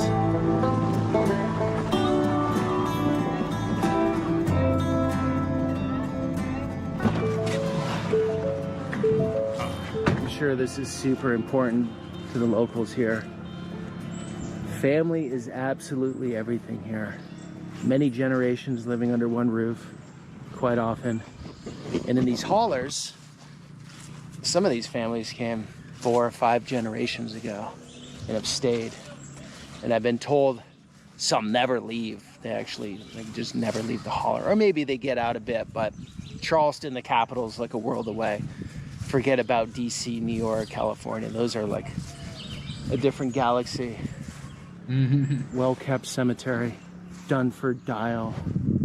Another Dunford. This is the Dunford row. And we're not gonna get a name on those. Gus Cyphers. Very short life of 18 years. Don't know what's going on over there. Whoever asked, like, what the hell? What the hell? All right, just had the coolest conversation with a guy. It's too bad he didn't want to be filmed. Him and his family were out there at this pretty nice house. He works as a manager. I believe it was a manager at one of the coal companies. They cannot hire young people straight out of high school without a college education or anything for $80,000 to $100,000. He also stated roughly 60% of kids under 20, so I'd say teen years, are on drugs of some sort and don't want to work. So I hate to put the negative story in here, but I like to capture the reality. And that's one man's opinion and his experiences. Doesn't mean it's, it's anecdotal, through and through fact. But that's how we learn about like the local, on the ground perspective. Great guy, really cool guy, but a bit pessimistic about like the future of this place because of the drugs and the fact that kids just do not want to work. He was 45, I think, and said, yeah, in his generation, it was everyone got to work, and now he said this is gonna die out here. 43. Eventually. He also said there are prostitutes in some of these small towns. The dope heads don't mess with them because everyone's packing. The lady, grandma of the holler, the dope heads don't mess with her because she'll shoot them, he said. Just such a good dude. Just honest, I'm not surprised no because BS. like if That's you what got you get. all that Just poverty, going off these random people roads. gonna be doing all that stuff. Deep in the hollers.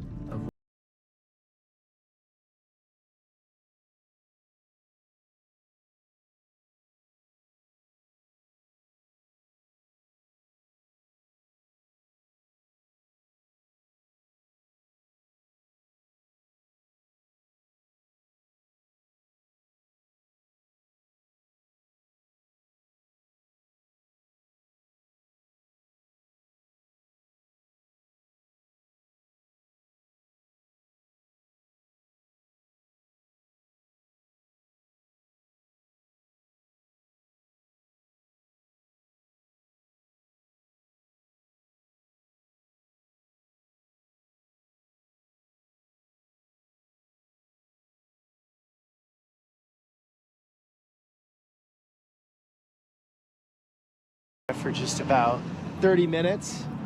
Feels like a different world out here. Hey. The Walmart is the luxury edition. Social media has absolutely destroyed, an entire generation as far as the only thing they know how to do is play on cellular phones. So you were saying when I was inside, it's tough finding kids to work. They don't want to work? Very hard. Around these parts, a lot of it goes back to the morals that the families have taught them, and I don't believe they're teaching them the responsibility of work ethic in society. Okay. I agree. I was thinking when I got out to the sticks of West Virginia, it was going to be a bit immune from that. Maybe I was a bit naive. I honestly thought it would be like kids on the streets, BMX bikes. Society in general, social media has definitely ruined. Now I'm creating social media. But these are long-form videos. The kind of social media you're doing, though, if people look at it and understand it, maybe they'll let their kids get out, and kick rocks, play kickball. Something besides just... I ain't gonna lie, man. Growing up, the biggest thing for me was to go outside at every chance and opportunity I have. My kids don't even want to go outside. They act weird when they do go outside. My daughter used to be out there running around, my middle one, running around all crazy through our subdivision. We live in the suburbs, but she used to be running around all around. I go through the cul-de-sac, everything. Now, none of it. Well, I noticed ever since, when the epidemic happened and shit, when the pandemic happened, I noticed since then. Before, I used to have to tell everybody, come to my neighborhood, be careful, because the kids are out there playing in the streets and everything. Now, it's like a ghost town. You see some kids, like in the summertime, I've seen some of them out there playing basketball in front of their driveways and stuff. But for the most part, it's like a ghost town. These kids just point A to point B, and then they be on their phones and tablets and shit dealing with each other, but they do not go like out in the public and run around, you know. It's kind of ridiculous, you know. They need to go out there and interact. Except this one you have working. She says she's on it. We have very few kids that are 18 to 24 that actually get out and try to produce at a job. You're holding this place up, huh? Trying. Keep these guys in line? I'm trying.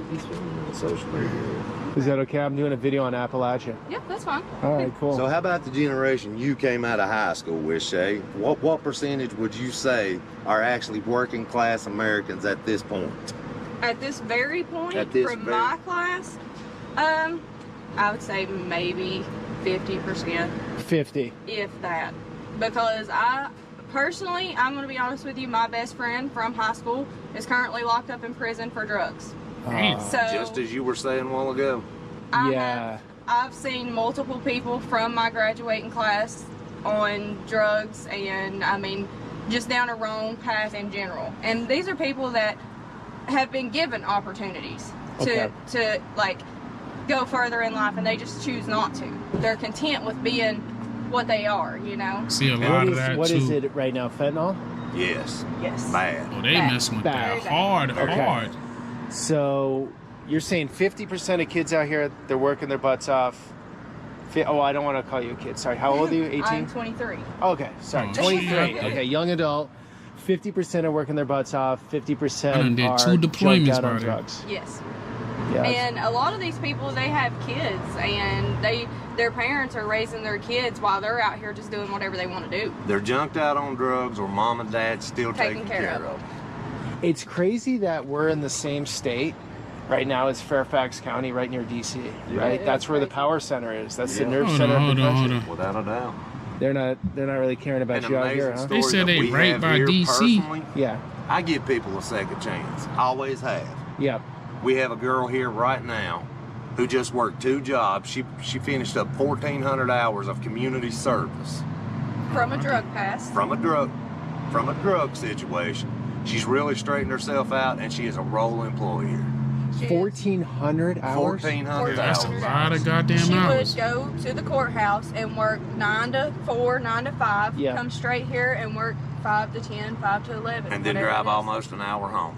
Yep. Damn. So when you were in high school, was it hard to avoid the drugs, or it was easy? It was just like, that crowd's over there and we're over here, and I have nothing to do with it. There was drug usage during high school when I was in high school, but it wasn't as bad. Like, it was not as easy to get your hands on something, you know? Like, I was one of those people that nobody really talked to me. I mean, I just stayed to myself.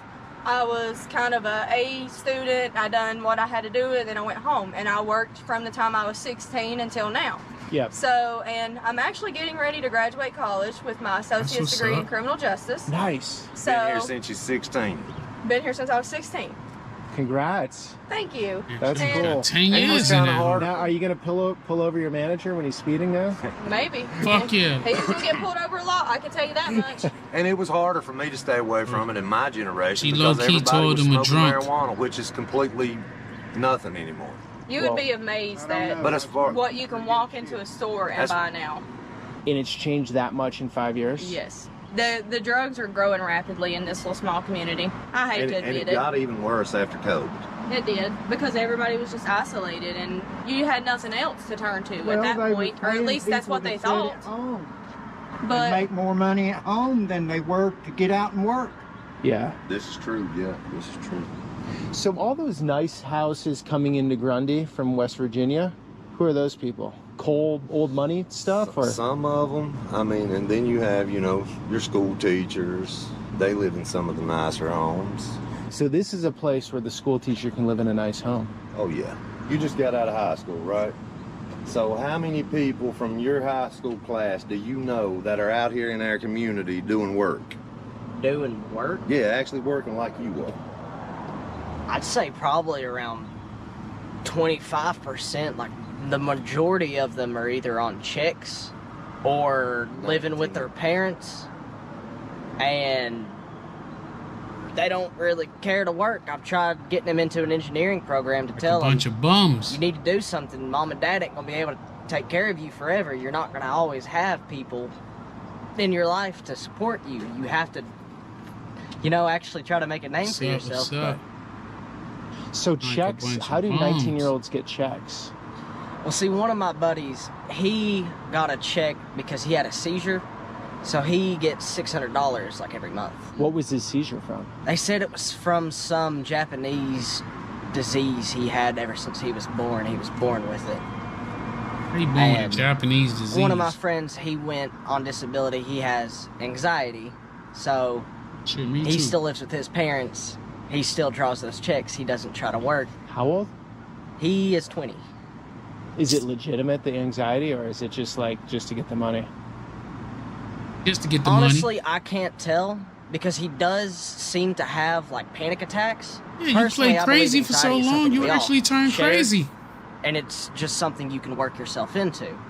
But he's always kind of used it as like a crutch, pretty much, to get him out of taking tests, to get him out of participating in physical education. Right. Listen, bro. And so he's milking the system. Listen, bro, if you play crazy or do some shit for so long, your ass actually.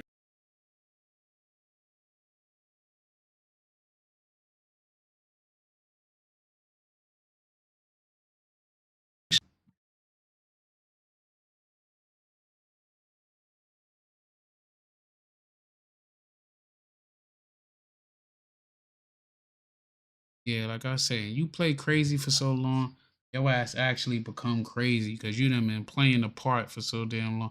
If he been using that as a crutch, but let's say, yeah, he 20. Let's say he been doing this shit since he was 10.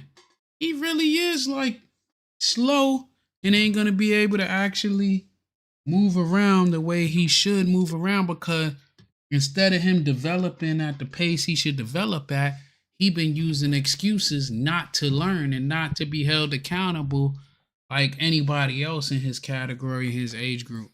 So he's actually falling behind by slacking. That by the time he old enough to realize the detriment that it's doing to him, it's kind of too late. I believe so. Okay. And so a lot of kids your age are doing that? Unfortunately, yes. Me personally, I came from a long line of drug users. I will be the first in my family to hold a college degree. I have to protect myself in order to keep getting further in life. That's what's up. Not what's up like the drug users apart. She will be the first one in her family to actually break the cycle. That's what's up. That she's gonna break the cycle. When they put me on the anxiety and depression medicine, it was just irritation all the time, like every little thing. Usually I'm a very patient person. I train people here on a daily. I have a child and everything, and I'm very cool, calm tempered. Like I'm not an angry person at all. And it made me so like irritated. Like every little thing would just piss me off. But once I quit taking it, like I had a couple days where I just did not want to get out of bed at all. It was just horrible. But after about a week of not taking it, I felt normal. And then I figured out, different coping mechanisms like... Yeah, I have a cousin that, my uncle and aunt adopted him. They had him in all types of medication, and stuff. And my uncle was feeling like the medication was actually doing more harm than good. So he started slowly weaving him off that medication and get him into other things. And that shit actually was the best for him because he was like overweight. He was sluggish. He was like a zombie on that medication. And my uncle weaved him off that, got him into different activities and stuff, and then completely had him off the medication. And he started like doing so great in school and everything that it was like the medication was like actually holding him back. Meditation, I do that. I go on my hikes with my son, we walk the dog, Cool. And we have a whole farm full of animals. Like, we've got lizards, snakes, everything. Whoa, I ain't we fucking kind of with keep that. ourselves occupied, you know? So you're off the medication now, and Yep. you found better therapy through nature walks. Yes. How many people do you think are on medicine, roughly? Around here? Yeah. I would say quite a few, but What they do. What percentage? In this area, 65% of the people would be on some kind of medicine, some form. And I mean, as far as the depression medicine, I'd say well over half on it alone. But see, what they do is a lot. We had an employee that worked here. He would not let the medicine get in his system. It would make him do all these crazy things. And then he'd go to the doctor and tell him it wasn't working, and they'd put him on something else. And plus, he was doing other things with this medicine. I don't know what. And it just, and I seen that, and I was going, 18-year-old kid. yeah, 18. Wow.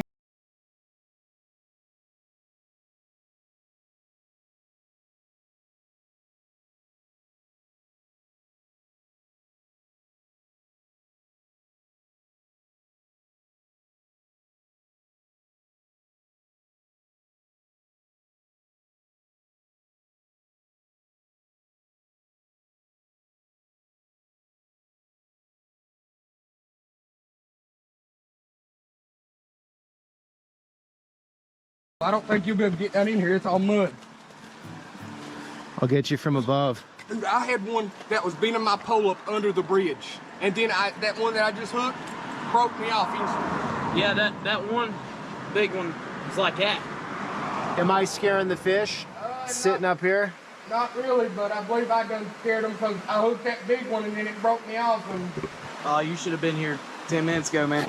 I missed the moment. Tough ass fish in that muddy Hey, ass so your water. buddy here was saying you're a diesel mechanic. yeah, You're going to school for it, right? yeah. Cool. Good to hear these stories, because I was just downtown and they're saying kids aren't working at all these days. I go to college, get my degree in history and archaeology. Nice. Yeah. Nice. And your boy's here from Indiana? Yep. Yeah. You work at Dairy Queen? Yep, manager at Dairy Queen. Manager? Yep. Nice. How old are you? 16. Are you the youngest manager in Dairy Queen history? Blew up in 1939. What, the mine? Yeah. Killed like 50 people. It's still up there, too. There's a carving on the mine entrance with the date on it. They brought a bunch of Italian sculptors in here to do it. Oh, no way. It says 1937 on it. The guy I know, Ed Talbot, he's going to start making a heritage trail up there very soon. Cool. So you guys really respect your miners? Yes, sir. And then also, we're really proud of our veterans here, too. Matter of fact, during the Civil War, this county supplied supplied men for 3 units to go in. The 34th Virginia Cavalry, 10th Kentucky Cavalry, and the 2nd Virginia State Line. You're into history? What really got me into it was my grandma telling me stories about my pawpaw, or about my 3rd great grandfather was her pawpaw. He was a native, half native, and he signed up in the 34th. He fought Gettysburg, Sharpsburg, all that.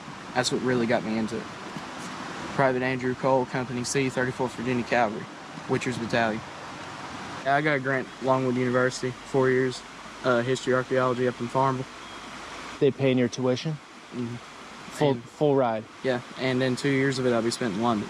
UK, London. Sing for it. Wait, what? Sing for me? Sing for it. What do you want me to sing? Something for us, player. Yeah, I sang too. Of course, these boys had to bring it up. Let's hear it.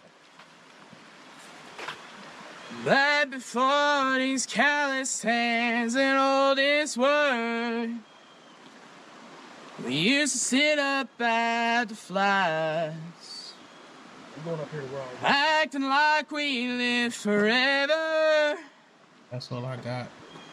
getting high and skipping class. Whoa, player. This shit took a Yeah, wrong I turn. reckon we were heathens, but in her eyes we were saints. Now we're calling all the boys home, 'cause heaven's angels carried her away. So I follow you to Virgie, and although it hurts me so, lay and rest this mountain beauty that the world's called home, and I can see her up in glory. I can see her through the pines. Thanks, man. That was so cool. When you're a bored kid in Appalachia, I mean, you get into anything that's interesting. I mean, so you either get into anything interesting or you get into drugs, right? I mean, pretty much. It is an epidemic here. It's bad. And it's not so much the marijuana and stuff like that. It's stuff like meth, heroin, things of that sort. I've seen my family destroyed by it. I've seen other people's families destroyed by it. My stepfather was on the meth real bad. He's no longer with us, cousin. I'm sorry, man. That's messed up. But I want to show people that Appalachia is not, that we are more than just drugs and coal mining. Facts. I mean, we have history here that spans, if you're counting the Native American history, spans about 1,000 years. Right. We have so much more to offer, the culture, the music, the people. The people are just great. I agree. I mean, folks here will help anyone. It doesn't matter who you are. That's what I love about it here, is that no matter what your background is, no matter where you come from, they'll help. Black. Yeah. If you're a good person, if you have respect, they will help you. And yeah, sometimes we get a little rowdy, sometimes we get a little reckless, but, you know, just good-hearted people. So what do you think is needed in Appalachia? Everything. Better leadership, I think. Pride. Some little kids. Not a lot of folks are proud of who they are. They're not proud here. I thought Appalachian people were very proud. Well, the older generation is. But a lot of the younger generation, you know, they've kind of lost their way a little bit. Why do you think they're not proud? Because people's never taught them. People's never taught them where they come from, where they, how resilient they actually are, you know? Right. Because our ancestors, at least mine, speaking for mine, I'm a direct descendant of Viking kings. All the kings in Southwest Virginia is descended from Bjorn Ironside. First king in America was a guy named Geron Sweenus Bjornsson. He got the last name King as a nickname, as an epithet. The last given name to him because he was in the Swedish army, and he was the bastard son of a noble from the House of Munza. Mm-hmm. And he came to Pennsylvania in the 1620s. Now his descendants actually moved south. His great-grandson, Lieutenant Matthias Keene, ended up founding Keene Mountain, and he was a soldier in the Continental Army. I mean, badass people. Very badass people. Makes you proud to be a descendant of that, right? Yeah. Rough looking 16. That was instant, man. That was allowed. I got this. Oh my cord. He got off my head and run down. He had my drinks in. I just hooked into a giant and lost him. Lost him. Oh, You lost him again. The Romans just copied the Greeks' homework and made it a little different. Who are you a bigger fan of, the Romans or the Greeks? Oh, Greeks, 100%. I kind of do have a little bit of beef against the Romans. You have beef against the Romans? A little bit. Why? The fuck you have because beef? What they did to the Germanic people. Not just Germanics, but the Celts too. The mass genocide, man. He's They got 'em 16 back, years old smoking especially Battle of Teutoburg Forest, 85 AD. You know the whole story of Arminius? Right. You are way more up on this stuff than me. Arminius was a Germanic auxiliary for the Romans, but he defected and was a general for the Germanic tribesmen. Led them into the Black Forest, set trees ablaze, cut them down, divided up the legionaries. It was a bloodbath. General Varus was killed too. I'm the only one that bugging out. That boy said that he was 16 years old and he smoking his cigarette and they acting like he a grown ass man smoking his cigarette like he ain't telling him to put that shit out and to stop smoking, bro. Like he's a 16-year-old, look like he fucking 25, 30. Now I see why, because he's smoking these goddamn cigarettes in the middle of nowhere. Like, he need to tell young boy to put that shit out, man. Let's go. God damn. I used to head too. And it also confused the Romans because Arminius was still wearing his Roman armor. And actually, if you go to Munich, there's a statue of Arminius. Me and my camp, the Lieutenant Colonel Vincent A. Witcher camp of the Sons of Confederate Veterans, we put up the first Confederate statue in Buchanan County last year at my family cemetery. It was at the grave of my 4th great grandmother, Elizabeth Jackson Kelly, and her husband died during the Battle of McDowell in Highland County, Virginia.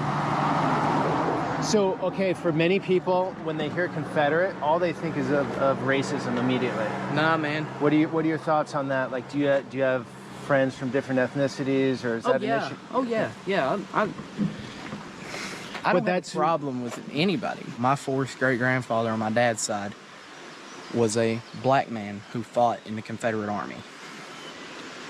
His name was Private Nathaniel Hawthorne, and he was a sharpshooter for the 37th Virginia Infantry from Russell County. Racism confuses me. It really does. Simply because of the fact that we all come from the same place. First evidence of humanity popped up in Africa about 2 million years ago. That's where humanity come from. We are all humans. That's why racism, I think, is, excuse my French, kind of bullshit. You know, it's made to divide people. It's made to tear people down. I didn't get my first cell phone until I was 15 years old. I woke up at daylight, went with my papaw. We worked in the garden. When it come hay time, we mowed, tethered, raked, all the hay. I've threw hay bales since I was 8 years old. I've pushed around 4x4 bales of hay, rows. They're like that big around. I've rode them around. I got a dirt bike one time. Messed the wheel up on it. Had to have a whole new chain, had to have a carburetor, everything. Dad looked at me, and it was because he wanted me to have responsibility and work for what I got because I'd appreciate it more. And I had to go out, I weed eated, and then I fixed my motorcycle with the money I made. Anything I've ever had, my dad helped me with one vehicle. He paid half on my first vehicle. That's all he done. From now on, I'm 18 and I've probably had 40 vehicles. 40? 40. 40. Just trading up. I'd fix them up, sell them. You can ask Zach, that's all I've ever done is work on vehicles. I could take this truck right here, take the motor and transmission out of it tonight, and tomorrow day have everything put back together. So you're saying kids don't work like you did? No, they don't. Some of them do, now don't get me wrong. 50-50? Yeah, because nowadays it's like mommy and daddy spoils you. And I guess that's just how it goes. Not only that, but a lot of people around here are on, like, checks. They get checks for Social Security, and that's how the youth is brought up here. They're brought up that, okay, so my mom and dad live this way, so it ain't a problem. I can live that way, you know. That's what they think. Okay. But you guys weren't brought up like that? No. My mom. I've watched this boy right here with his mama. They completely redone the inside of a house that was from what, 19 or 1800s? Yeah, my house was built in 1910. And I've watched him rebuild that whole house. This man can build anything out of wood. Make you tables, make you chairs, anything you want. He's a woodwork guy. Yeah. But now I'm not gonna lie to you. Schooling, you put a book in front of me, I'm an idiot. I'm in college for 6 months right now. One of my welding classes, I get my diesel, I get my Class A CDLs, and then as soon as I'm done with that, I go straight to work. And you're really set because less people your age are doing that now, I think, right? I think that I'm doing it because, in a way, that's the only thing that I know. And I lived paycheck to paycheck growing up. That's how it went. It wasn't because Dad and them couldn't provide for us. It was because my dad was in a bad motorcycle accident, and he couldn't hardly walk. But I want more for my kids than what I had. I'm not going to give them everything. They're still going to have to work for stuff. Like, I didn't go on my first vacation, like an actual vacation, like, let's say to the wilderness, till I was with my best friend, and I earned the money to pay for it. Because Dad, he couldn't walk around the way that everybody else did, and then I've carried him from inside my house to his truck, set him in his truck, and then carry him from the truck all the way back in the house because he was on a cane. But besides all that, there's kids here that work, and they work their hind end off. But then there's them kids that's privileged, that it's because of the Social Security check. Why would you give a drug head Social Security when he's putting all of his money towards something that is tearing this state down? Why would you do that, knowing that they are a drug addict? So why do you think they do I it? know at least 20 people that have to go to the methadone clinic every other week just because they're so hooked and they draw Social Security. All right, guys, Kentucky, 10 minutes that way, but we're not going to make it today because it's getting dark. What an amazing adventure today through Appalachia, through the far most removed part of Appalachia. You can see how important coal is. It's sort of the center point of everything in this region. It's beautiful. The people are fantastic as far as everyone I met today. And some didn't want to get on camera, understandably so. But you saw some of them on camera, which were great. And drugs, obviously. I mean, that's everywhere in the country. Going up, but I think it's even more concentrated here in this region. Tomorrow, meeting up with a 5th generation coal miner in Kentucky. That will be the next video. And thanks for coming along. Until the next one.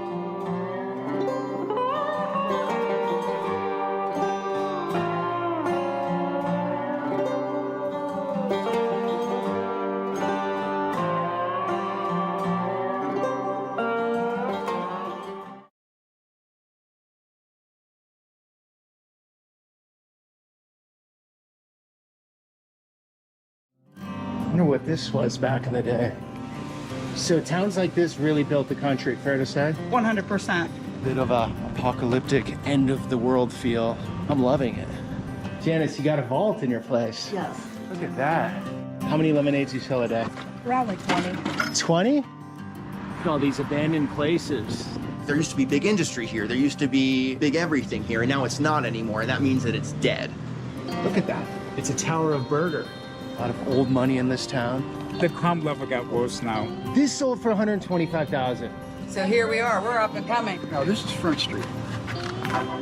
In these smaller towns, you have more friends, you're more connected, even though there are way less people. Where in a city, you might not even know your neighbor, right? I never sat back here. Just imagine what this could be. I'd rather take it like this than anything else.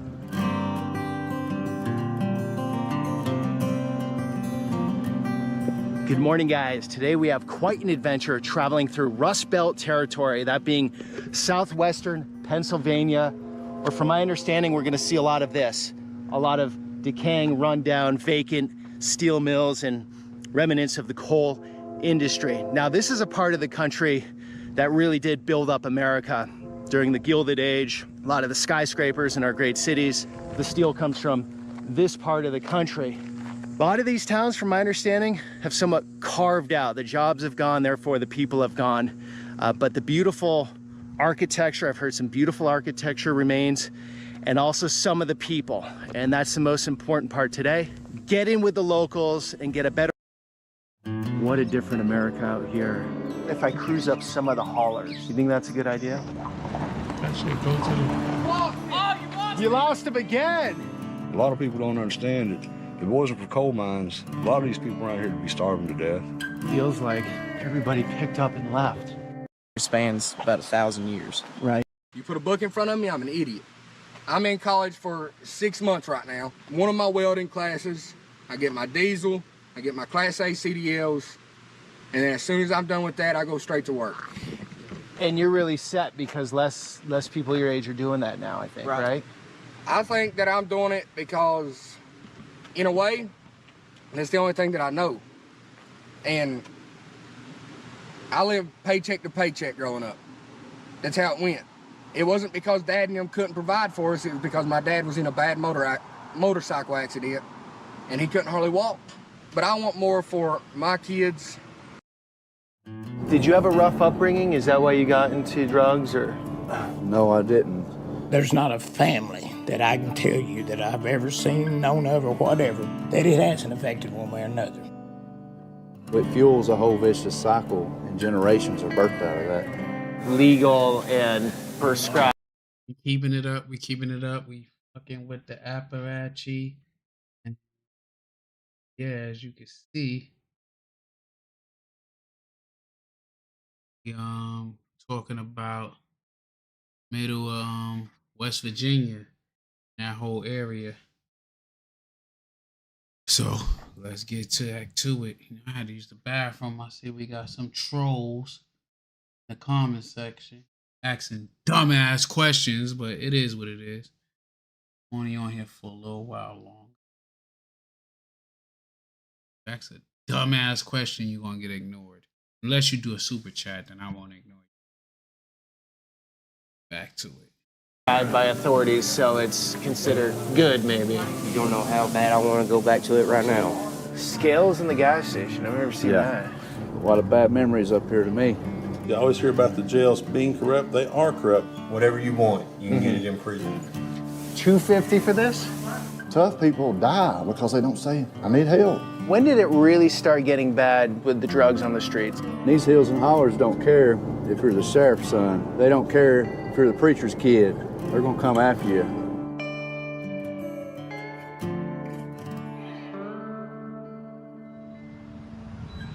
Good morning, guys. Here in Somerset, Kentucky, right on the edge of Appalachia, a very beautiful region of the country, also an area known for heavy drug usage. Historically, late 90s, early 2000s, it was Oxycontin.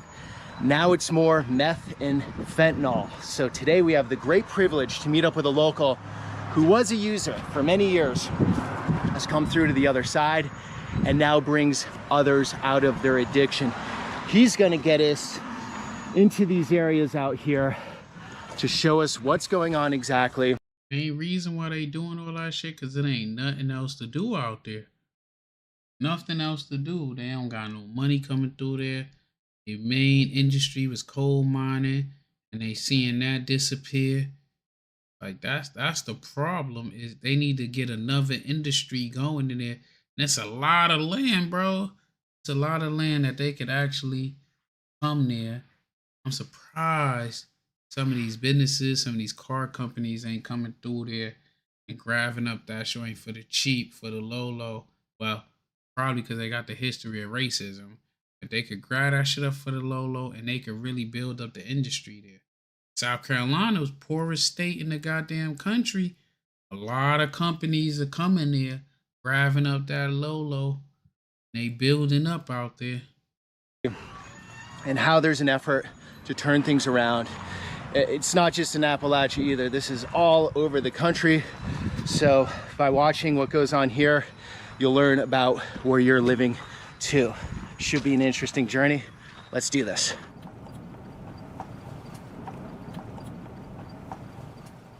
So Chance, you've been clean 2 years? I've been clean for 3 years, a little over 3 years. So from homeless to buying this house recently? Yes. All this stuff in here, man. Lawnmowers, weed eaters. It's not stolen today. I ain't got to take it to the pawn shop. I ain't got to trade it to the dope man, you know? Every day, man, you would get up and have to figure out a way you's gonna make it happen, you know? So figure out a way to get your drugs, which means stealing people's property and selling it? Yep. You know, there'd be days.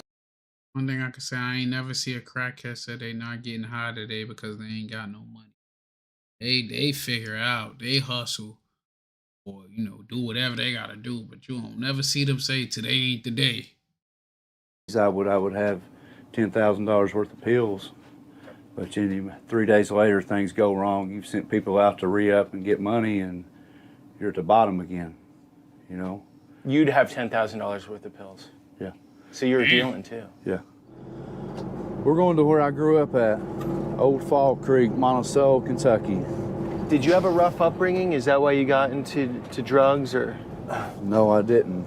But I was raised by some awesome parents. We never had to worry about anything. My dad was a superintendent for a construction company. My mom worked too. You know, my dad ended up being a preacher later on. He was in church. The drug problem I had growing up was I was drugged to church every Sunday. Man, these hills and hollers don't care if you're the sheriff's son. They don't care if you're the preacher's kid. They're gonna come after you. The devil's gonna come after you with drugs, the world, man. So for the outsiders outside of Appalachia, haulers are the little valley roads off the main road. Yes, sir. Where you can get really deep in there. Yep. You never know how many nooks and crannies that hauler's gonna have. You think you come around one and you got 5 more, you know? And everyone's different. So I went to a hauler in West Virginia the other day, total drug hauler. Yeah. It was sketchy. The next hauler, people super cool. Would you like something to drink? Everyone on the porch is waving. So every hauler has a different vibe. Yeah, isn't that crazy? Yeah. Different world. You grew up in a very nice neighborhood. Yeah. A lot of times people think if someone gets on opioids or whatever, they're growing up in a really bad situation. Product of their environment. Product of their environment, and that's why. You're proving that wrong, at least in this case, huh? Yeah. So why would you start? Well, I think mainly started, you know, and we played football together, a lot of us, and we would hang out, and, you know, the older guys were smoking pot, and the cool guys, you know. Yeah. So just to fit in. So right here's the house that I grew up in. Up on the hill? Up on the hill. Oh, that's sweet. Wow, what a beautiful property. Yeah. And so you went from that to being homeless. Yes, sir. Going to Walmart, stealing any means necessary. At the end, I ended up going in and stealing just to eat. This is right down the road from where you grew up. Oh yeah, I would ride my 4-wheeler down here. Oh, it's beautiful. When did you start using? What age? I started using 15 years old. Started smoking and drinking. I was always searching for man's approval, you know, to fit in. So I could fit in anywhere with these guys, you know, doing drugs, you know. So the circle of people you're around, if you used because they were, yeah, you could be part of them. Yeah. And if you Right. didn't, you were out on the sidelines. Yeah, you were outcast. You were by yourself. Yeah. So did these kids these days, do they have more to be aware of, more to protect, or is it just as it was the same back then as it is now? I think the problems are different and the challenges are different that they face today. You know, at that time when I was toward the end of high school, you know, Oxycontin was rampant here. Late 90s, early 2000s? This would be the early 2000s. Yep. You know, it was everywhere, but, you know, these kids have, drugs ain't drugs today. Everything's got fentanyl in it. You know, the challenges they are faced with is, you know, as we'll hear later, is we got marijuana being laced with fentanyl. So if they started like I did at 15, they might smoke a joint and die from it. Why do the dealers want to lace their marijuana with fentanyl? I haven't figured, I get asked that a lot and I don't have the answer. Well, I think the reason if you get them to use once and get hooked, they've got them. It's all about $1. So you're smoking marijuana, right? And it's got a little fentanyl in it. And you're like, wow, that really hit me in a good way. And it's very addictive. And then you're gonna go back to that dealer that Exactly. sold you that. Next day, you're gonna feel like garbage. You're gonna want to feel good again.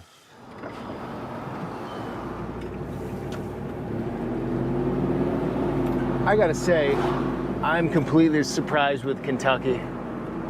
I didn't think it would be this nice. It's stunningly beautiful. It's the parts of the state that I've seen.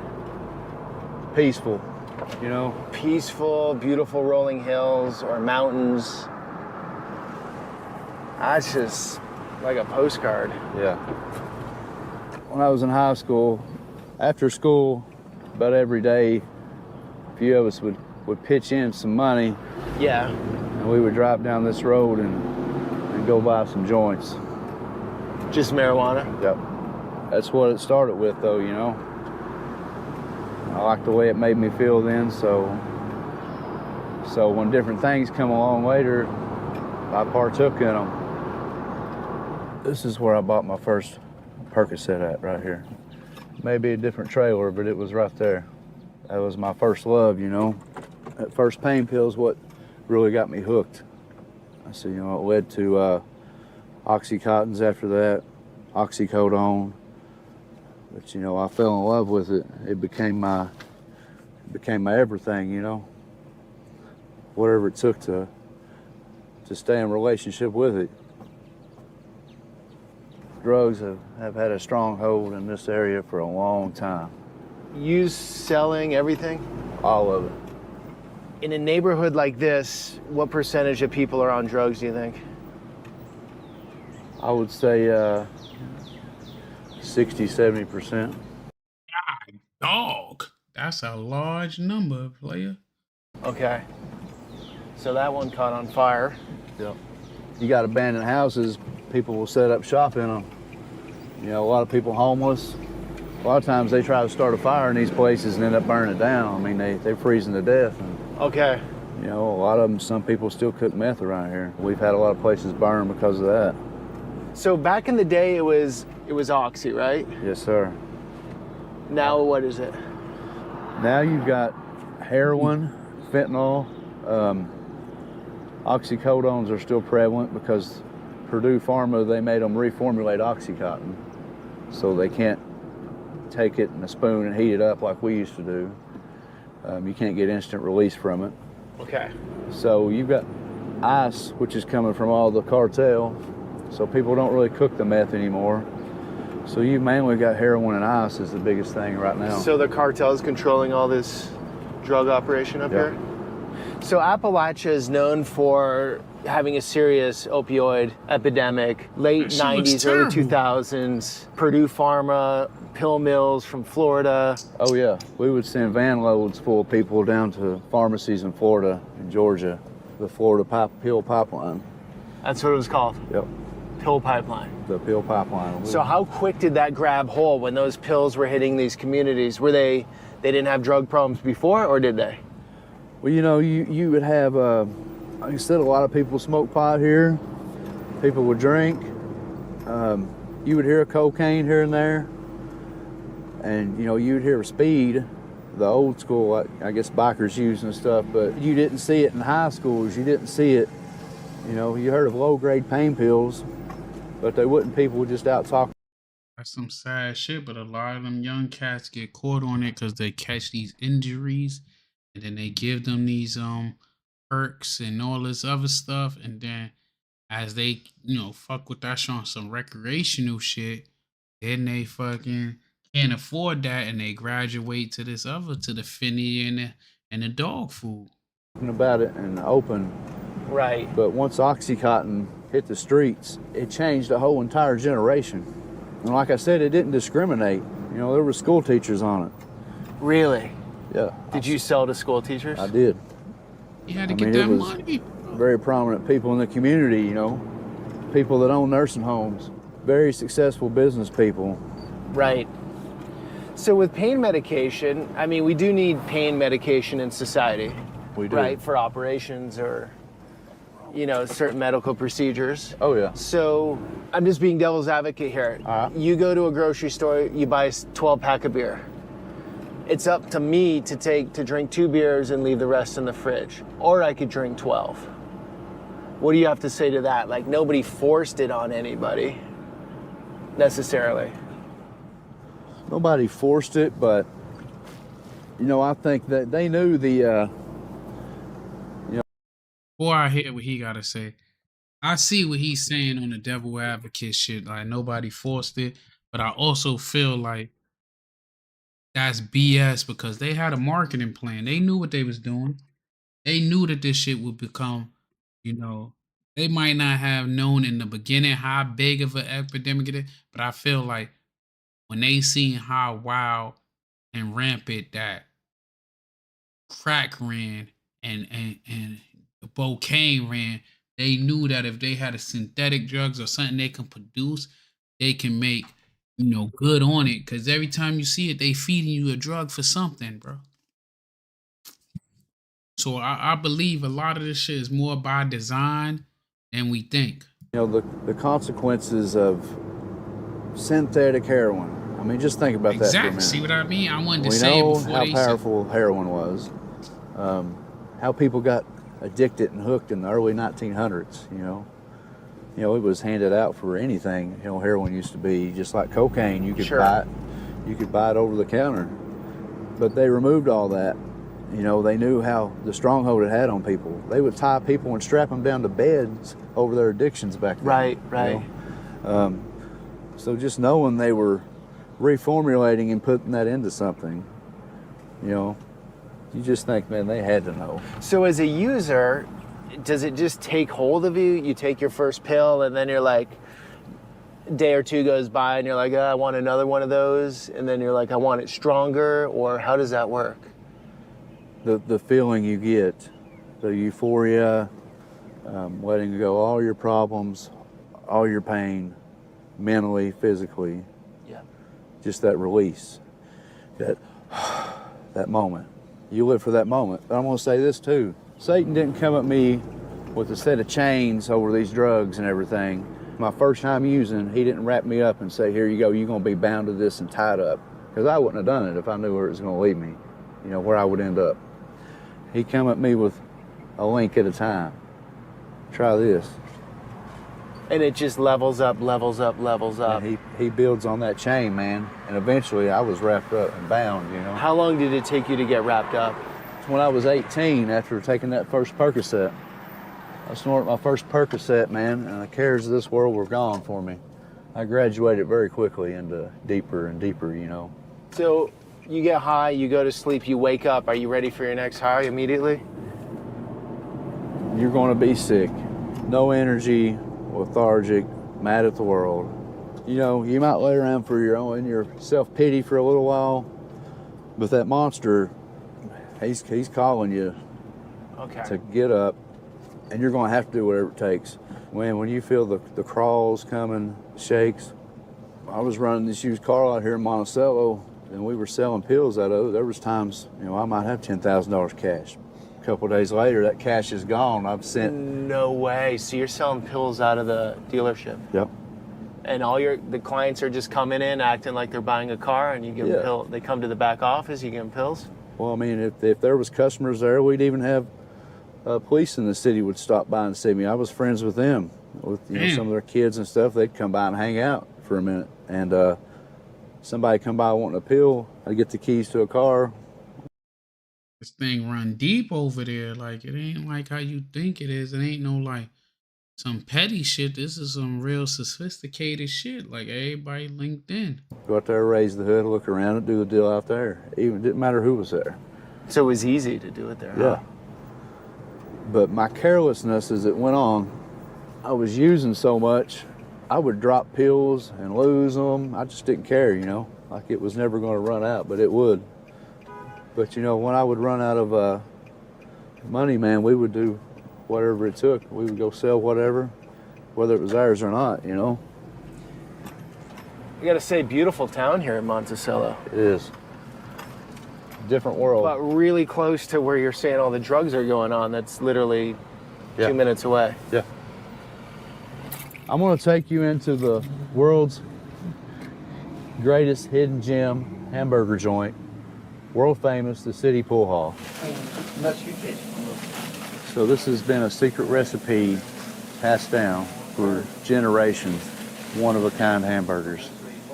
They're not putting oxy in them, are they? No, no. Okay. Is that the secret recipe around here? That could have been. They're highly addictive? They're more addictive than Oxycontin. Okay. Your buddy from back in the day, huh? Yes, sir. What's your name? Jordan. Jordan. We went to high school together. Played football together. Played football together. We done drugs together. We hung out and partied, and you know. Yeah. How long were you using for? I couldn't even tell you. 2012 probably. Since 12? So at least 10, 15 years. And then how long you been clean? 2.5, almost 2 months, 2 years, 3 months. That's how he looked clean. He probably looked crazy as hell if he was on that joint. I heard that a lot in the last 20 years. That I look like old boy. I need money like 50. You know what I mean? I need that money like him. But I heard that before. They used to call me that on deployment. How's it going for you? The struggle every day. It is. I'll tell you. It's a battle every day. It's a battle. How do you get? I mean, it's more or less just, I don't care who you are, just think about it every day. You know what I mean? It don't matter. I think that's never going to stop. You know what I'm saying? I think I'll think about it every day. Dream about it. I still have dreams about it. You still have dreams about the drugs? All the time. I had one relapse, but one time, pretty much that one time, I'm good after that. You know what I mean? Yeah. It's just pretty much just to Dust yourself off. Remind me of Yeah, and it's worse every time. Oh, yeah. Anytime you go back to it, return to it, it's always worse. Yeah. So when you have crazy cravings, how do you keep yourself from going back? Well, I go to Smoking that shit. That's really, I mean, that helps me a lot too, to be honest with you. There's a clinic here? Yeah. Okay, cool. Yeah. I mean, that helped me a whole lot right there. I mean, to be honest with you, 'cause I think as an addict, you're all the time thinking of it's your more mindset of putting something in your body. You know what I mean? I don't get high on Suboxone, you know what I'm saying? But it's where I'm an addict, I guess, it's just I'm taking something. You know what I mean? It controls my want to. Okay, so you're taking a medication to keep you from going on the Keep it doing something else, yeah. Yeah, okay, gotcha. And the burgers help, right? A little bit more than two, yeah. Yeah. And what's your name? My name's Randy Cooper. Okay, Randy. And you used? Yes, I used meth for 20-something years. 27? Yeah, I just, my birthday was July 4th. I just turned 39, and the day before that, I got my first felony. Wow. How long you been clean? A little over a month. Is it pretty hard? You don't know how bad I want to go back to it right now. It's like a constant craving? Yes, that's all I dreamed about in jail. So how do you get through every day right now? I don't know. I ain't made it through yet. I just 3-4 days out of jail. 3 to 4 days out of jail right now? Right now. Wow, man. Is there any therapy or any programs you can be part of that you've tried to reach out to? Or? Well, I'm fixing to start probation and parole. They was telling me about some I could take. Yeah. Like the Suboxone clinic, which I don't really like pills. You know, I always like the upper stuff, but I don't know. I just got to find a way to get my mind somewhere else, and that's probably work, because I love working. Okay, cool. What do you do for work? I build houses. You build houses? Yeah, Nice. for 20. That's what's up. At least he out there being a productive citizen. 5 or 6 years now. Chase, what about your group? You have a group? Yes, He sir. just got out. Yeah, I just got out like 3 or 4 days ago. I mean, that's what we're here for. We got a whole support group, man, of people that's come out of it, and we're gonna wrap our arms around you, help you, man, walk this thing out together. Yeah, I say I'm going to need help. 'Cause When you come out of prison, they're not like funneling you into some sort of therapy or anything like that, or how does it work? well, they got your RIS. Let's see, some kind of class you can take for like putting yourself back out there. Okay. But like I've already got my job back. I can start back Monday. Sweet. Yeah, that's the first thing I done. Just mustard and salt. Right here. All right. Yep, that's me right there. I can hook you up with some good people down here. That's what you got to stay rooted in it, man. Yeah. You know, we stayed rooted in the wrong things for so many years that, 20-something years or better. Yep. I started smoking pot when I was 9. I started doing heavy drugs when I was 17, 18 years. That's a long time. 20-something years. That's a very long time. old. Yeah. Done it my whole life. Was it Oxy at first, or? Yes. I quit pain pills myself. Okay. 2017 or 16, and then I just got on meth really bad, like every day. Okay. I've always done meth, but just when I stopped doing pills, I was everyday thing, man. You worked through it? Yeah. On your addiction? Yeah. No way. Yeah. Tweaked and worked at the same time. It was like my tweak was work. And you could handle that? Yeah. I'm talking about for days at a time, and it did not bother me. Were you getting any sleep? Rarely. Wow. Yeah, you'd be surprised how long or what meth can do to keep you up and all that. You can build a house in like a week or something, huh? Yeah, I probably could. Man. Best of luck. Stay strong, man. Hey, Yeah, I'll holler at you. hit me up anytime, all right? Appreciate it. I got you anything you need, man, all right? Don't care what it is. Good to see you. Love you, buddy. Take care, bro. Best of luck. Yeah, good. You ready to do this? Let's do it. These videos will go out and reach somebody, Lord, and just show them that there's hope, dear Father God, beyond addiction. And we just thank you for these burgers. Thank you for our new friendship. In Jesus' name, amen. Amen. So that second guy is just struggling. Yeah. Fresh out, man, that's when we got to catch them. Drugs are so prevalent in the prison system, too, and in jails around here. So, you know, he's been exposed, but you got to have a psyche change, you know, and we got to help him get that change, you know, because here's the thing. Old behavior is not going to produce new mentality. You got to change your whole way of thinking. Right. You know, so.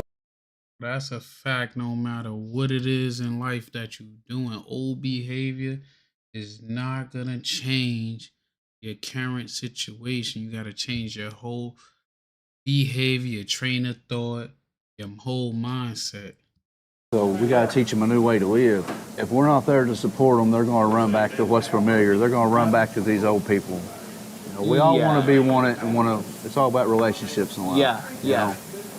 So man, we got to get our hands to them fast. So a guy like that, just give it an example. I don't know his life, but he goes in. He's got his friend network or his family. He hasn't seen him forever. He comes out and he almost has to distance himself from them if they were the ones, you know, doing drugs with him. Exactly. So how hard is that? That's got to be brutal. Yeah. You know, you got to be willing to forget everything you knew about life. Right. A lot of times you got to move away. You know, I had to remove myself from this area to let myself heal. You know. Yeah. And to realize that to cut ties with these people that were no good for me. You know. So today I can step in anywhere. You know, I feel that I'm strong enough. Yeah. But you should still always have accountability. You know, somebody's got to hold you accountable. Yeah. So they got him on that. They got him on another drug, right? Suboxone, which I took Suboxone when I didn't have Oxycontin or Oxycodone. And there for a stretch, I would go to the Suboxone doctor. I would shoot Suboxone. Okay, you can shoot it just like a normal pain pill. And what does it do? It's an opiate, but it has a higher affinity, a higher binding rate than, say, an oxycodone. Okay. So it attaches to your opiate receptors, and it'll keep a lower grade pain pill from getting you high, basically. So it'll block you from taking other pills and catching a buzz, but it itself is binding to your opiate receptors. Okay, so it's just getting on another drug in a way. And that's not as harmful, maybe? You know, it maybe not as harmful. You're taking it as you're supposed to, but I never took them as I was supposed to. Okay. And it was harder to come off of, literally, than a lot of the pills I was hooked on. Right. Oh, man, it took 30 days before I could sleep. And doctors are prescribing those meds? Yep, left and right. So there's not in that. I don't know this space very well, right. But from my understanding, like most problems, there's like a deep dive approach to getting to the root of the problem. Yeah. Or there's a Band-Aid approach to covering up the problem. That seems like Band-Aid from the outside. It is. I don't see too many people that come off of it. Their goal, they say, is to wean them down. Yo, that'd be the problem with them opioids. All they do to get you, I ain't gonna say to get you off, to like treat your problem, put you on other forms of opioid.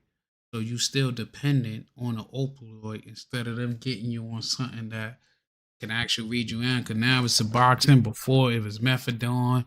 Like, all they do is just trade one for the other. Yeah. But it just seems like people are staying on them long term. And a lot of times, you know, they're mixing meth. A lot of people I know, we all took meth and Suboxone at the same time. Yeah. You know, it was a Band-Aid. You didn't have to go out and look for your high dollar pain pills you were getting high on. This sufficed that for the moment. To me, that was just another stronghold. But it's so-called legal and prescribed by authorities, so it's considered good, maybe. Right. This is definitely the local joint, huh? This is. That's a fact. They didn't want to cure you. They just wanted to treat you. They just made you going from an illegal pharmacist to their pharmacist, and then they make money off of you like that. That's all it is. It's a different business model, but the same doggone business. Just a different business model, a different chemical makeup, but it's this. I can't even say a different chemical makeup. It'd be one thing that's changed from the binding chemical, but they all be the same family. They just swapping you over. In Monticello, a candy bar is still $1.50. How much is the burger? The burger is $2.50. $2.50 for this? You got cheese on it, it might be $3. Wow. All American.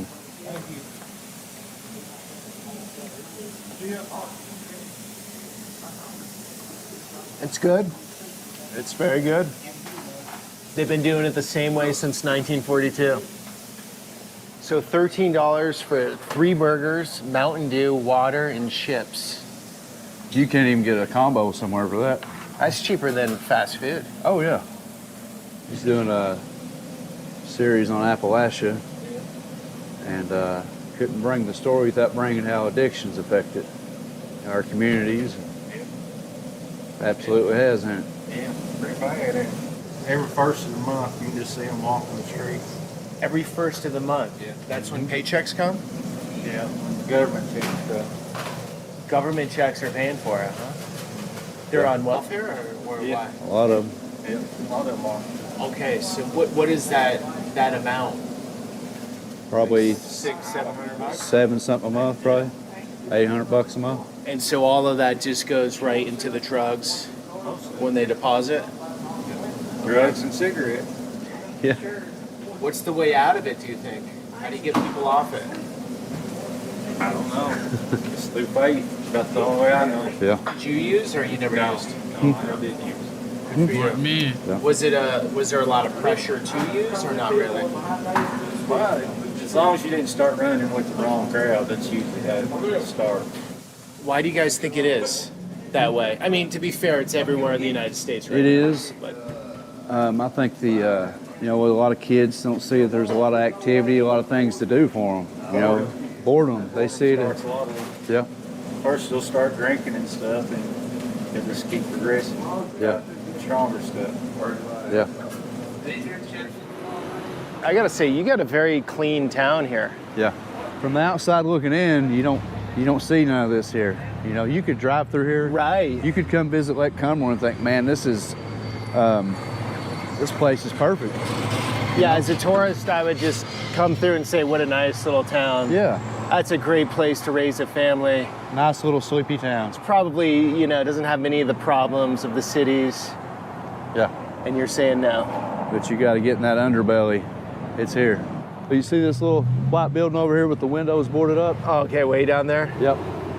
Used to go up there and hang out in an apartment and shoot dope right here downtown. So you basically had a trap apartment, and in the same parking lot on the back side is the sheriff's department. I've been booked in this place several times. I used to sell them their sheriff's cruisers, then ended up riding in the back of these. But today, I get an invitation to come sit in the sheriff's office and talk to him about the hope we have and what our community is dealing with. He obviously has some good insight of what's going on, too. Absolutely. Okay, yeah. Well, thanks for taking the time, because you always have interesting perspectives. Sheriffs do. Correct. And unlike most law enforcement, you can speak openly, which is very refreshing, especially in these times. So the overreaching question is, what's going on currently with the drug situation in the county? Well, our county is probably just like any other county in Appalachia, Kentucky. The drug problem is it's astronomical everywhere you turn. Kentucky? Used to the drug problem back when I was growing up was marijuana. Okay. That's basically a thing of the past. Sure, there's still marijuana around. Sure. But the biggest problem we have now is either Wayne County is methamphetamines. But we also have the fentanyl, the heroin, pills, whatever, the opiates, whatever. It's all here. But Wayne County's drug of choice is actually methamphetamines. Okay, so fentanyl hasn't taken over here. Some, yeah, it's Okay. here. It's Okay. here. We find it quite often, just not in the volume we find meth. Okay. Used to meth in Kentucky is, of course, I've been in this business for 30 plus years. It was always, the meth was homemade. They call it bottle dope, what have you. Okay. That's basically a thing in the past. It's a rarity we ever find a meth lab. There's no Walter White Breaking Bad out in the trailer parks? No. Okay. So now it's all coming across the border, no question. It's all high quality, and there's no end to it. I mean, when I first went into office, which had been in 2015, January 2015, to buy methamphetamines undercover was cost us anywhere from about $22,000 at best, $2,200. Today, we can go out and buy it for $250. High quality methamphetamines. That's how it's flooded in America, especially here for us. So the cartels have full control of what's going on? Oh, absolutely. It's the all supply chains? Right. Of course, here it's not cartel. It's not here as much like Louisville, Lexington, or Nashville, wherever. Of course, they go travel, get it, and bring it back to here. Okay. So now in the fentanyl, we find fentanyl now. Like I said, not like meth, but we still find a lot of fentanyl. It was kind of funny. The national news media had on about finding these fentanyl pills at the border. And of course, they're getting millions of them, whatever. The very next day, we found 300 of them exactly the same right here in Wayne County. So that proves that's where it's coming from. Yep. Fentanyl, it's the powder, what do you want to call it.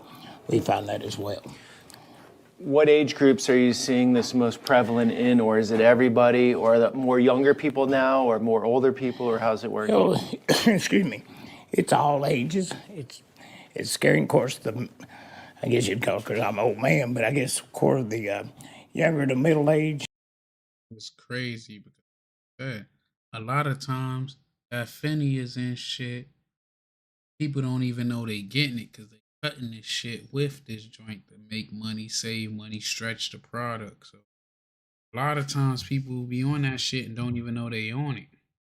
You know, the 20s up to mid-30s or so, that's kind of the bigger group. But we find it in our school systems. Meth and marijuana, what have you. I don't think actually we found any fentanyl in the school system yet. But it doesn't matter you're upcoming. It has nothing to do with it. I know people, and I've got family members raised in church, and now they're all strung out on meth. It's like I said, it's the big drug of choice here. So that upbringing doesn't really have a whole lot to do with it. So it's like I may have said the same thing to Chance. You go down the path, and you can make a turn. You can go to the right and do the right thing. You can go to the left and do the wrong thing. And unfortunately, a lot of the younger generation is going off to the left. How do you fix that? If I could know the answer to that, I'd be a multi-billionaire. Promise you. Well, you're saying it's hitting all socioeconomic groups. Correct. So even just having a good home life isn't preventing people from getting into it then, right? You know, and I'm sure if you're raised in a church and good, strong parents, it would have to help. But it doesn't guarantee they're going to stay on the right path. I'm proof of that. Right. Here's one thing to realize here in Appalachia. In a previous job I had, I worked all over eastern Kentucky. There's not a family that I can tell you that I've ever seen, known of, or whatever, that it hasn't affected one way or another. Now, it may not be your son or your daughter, your mother, your father, but it's a nephew or a niece, cousin, whatever. Every family is affected by it. 85 to 90% of everything we deal with has to do related somehow or another to drugs here in Wayne County. Whether it's thefts, domestics, child abuse, drugs, of course, whatever. I guarantee you it's that big of a percentage. It all comes back Some sad shit. Yeah, that's some sad shit. to Come drugs. back. Yes, absolutely. Okay, so why does Appalachia, I mean, it's everywhere, but it seems like Appalachia historically has been hit harder, or more of the population has fallen into drugs? Well, excuse me, I think one of the big things is, and Chance can probably say yes, you're right, or I'm wrong, there's just not a lot for a younger generation to do when they're growing up. Yeah. You know, these school kids, you know, there's just not a lot for them to do. Even like when you get out of school, 18 to 25 or whatever, what they got here to do? They have nothing, unfortunately. Okay, well, maybe it's the times too, because I grew up in the countryside. We always found something to do, and we had work to do. And I rode my bike to see my friends 7 miles each way. And maybe it has something to do with the times too. Well, and I agree with that. You know, kids nowadays, how many kids you actually see out riding a bicycle these days? Yeah. You know, they're all inside playing the video games. Yeah. You know, and that may play a part in it. But like I said, when I was growing up, we always had something to do. We were riding bicycles or playing basketball or whatever. You know, not that we had gymnasiums to go to or bowling. That's a fact, but growing up, maybe because I grew up in New York City, we did have things to do. We had gymnasium. We played ball. I used to play ball. The moment I step foot out on the streets and the moment I go in, my parents come looking for me. I was somewhere in the neighborhood playing basketball. If I wasn't playing ball, I was playing football. And like after that, me and my boys, we was making go-karts. We was doing all types of things. Like there was always something to do, and that's before the internet. Like we ain't have no internet growing up. It didn't even exist. And for the people that knew that it existed in the 90s, they had a lot more money than we had, but we made go-karts, we played basketball, we played Skelsy. I don't know if y'all know about Skelsy. If you know about Skelsy, drop it in the comments. But we played Skelsy, we played Manhunt. We played video games. Nintendo was our shit. Genesis, Super Nintendo was my shit growing up. Genesis I kind of like more than Super Nintendo, but we played in PlayStation 1. My first system was a Nintendo, regular Nintendo NES. The what edition I had? I had the goddamn Olympic edition where you had the pad where you could run in place on that thing. You know what I mean? But we actually had to get up and get out, you know? Like I had a great childhood when it came to that. We always had something to do. We made shit to do. We played the fucking hot peas and butter. We made up games because we ain't have none of this technology. So we did the damn thing out there, bro. Bowling alleys, whatever. But we always had things that we did. But I think a big part now, they're sitting inside. Ah, shit. Brazy ain't on them games. Ain't Finney killing people? Social media. Yeah. So what I'm doing. What you're doing. Ain't Finney killing there's people. a positive to that and there's a negative to that. Sure. I just wish there was somebody could figure this out and get a stop to it. I mean, I know it'll never happen, but surely there's some way to slow it down or do something. You know, we basically arrest them daily to do something with illegal narcotics. I just hope and pray someday we can say it's a rarity that we do that. It's not about, and a lot of people don't understand, at least my perspective, and I know a lot of my deputies are the same way. It's not about putting somebody in jail. And I had a discussion with the circuit judge the other day. Yeah. It's getting people on the right path, doing the right things, and not destroying their lives. And that's what we work for. Like Chance's story. Right, absolutely. Miracle. He went down to the bottom, he came out, now helping others. Right. So we need more of that. Absolutely. But you do see all these factors at play, whether that be social media or the drugs. Everything is sort of coming together to weaken our youth, weaken society. Right. I agree. This isn't helping the overall picture. Right. Absolutely. Yeah. All right. Well, thank you, Sheriff.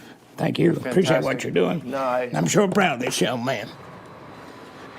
Okay, here are some numbers the sheriff gave me. Check this out. You were talking to someone else there.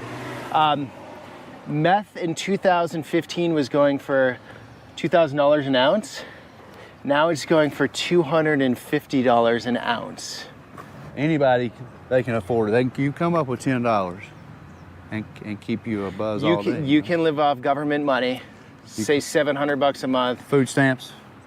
Food stamps, and have a full-blown meth habit. Yeah. And afford your life. Yeah.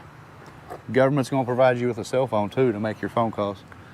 What? They give you a cell phone? And Wi-Fi. So there's a piece missing, like some people do need help sometimes, right? They do. There's people, right? These programs, there's people that need them. There's people that need them, but they can be used and abused, and there's like that missing part of maybe oversight or rehab, what you're doing, where they just fall through the cracks and they have to deal with it, and society has to deal with it. Yeah, they're stuck and bound in that, you know? Yeah. And here's the thing, you know, they're burning through these checks and things, and then what are they doing when they run out of money? They're coming Stealing weed whackers. Yeah, exactly. Breaking glass. Breaking glass, going to the pawn shops, stealing, getting in mama's pocketbook, you know, whatever it's. You know what we called it when I lived in San Francisco? What's that? San Francisco snow. It's all the broken glass you see in parking lots because people smash your windows and steal whatever you have. Like he said, it affects all of us. You know, he's had issues with his own family, his own offspring. Raised by a sheriff, you know, and drug addiction can still come at you. I was raised by a pastor. That's crazy. I'm glad I don't use none of these D-rugs because if that shit's in everything, like I said, I know that shit was knocking people off. That shit is like the new goddamn D-dope. And drug addiction doesn't care what you come from, doesn't care what your background is. You know? He locked up his own family? Yep. But you know, that's a true, honest sheriff. You know, justice is supposed to be equal for all, right? So to take a stand against drug addiction and what's right, you know, that's the things you gotta do, the tough things, you know. And I mean, I have to take a stand today against drug addiction and fight for those that don't have a voice. I gotta be the voice for those that are silenced. You know, to let them know there is hope. There is a way out. You know, if it wasn't for him, that sheriff riding me in a cop car, he spoke life into me. When I was at my lowest moment, you know, he said, look, son, I could easily be in that back seat the same as you are. He said, we put our britches on the same. He said, I could have easily made a turn in my life and roles could be reversed. And that's how easy it is. Like I said, it's all walks of life.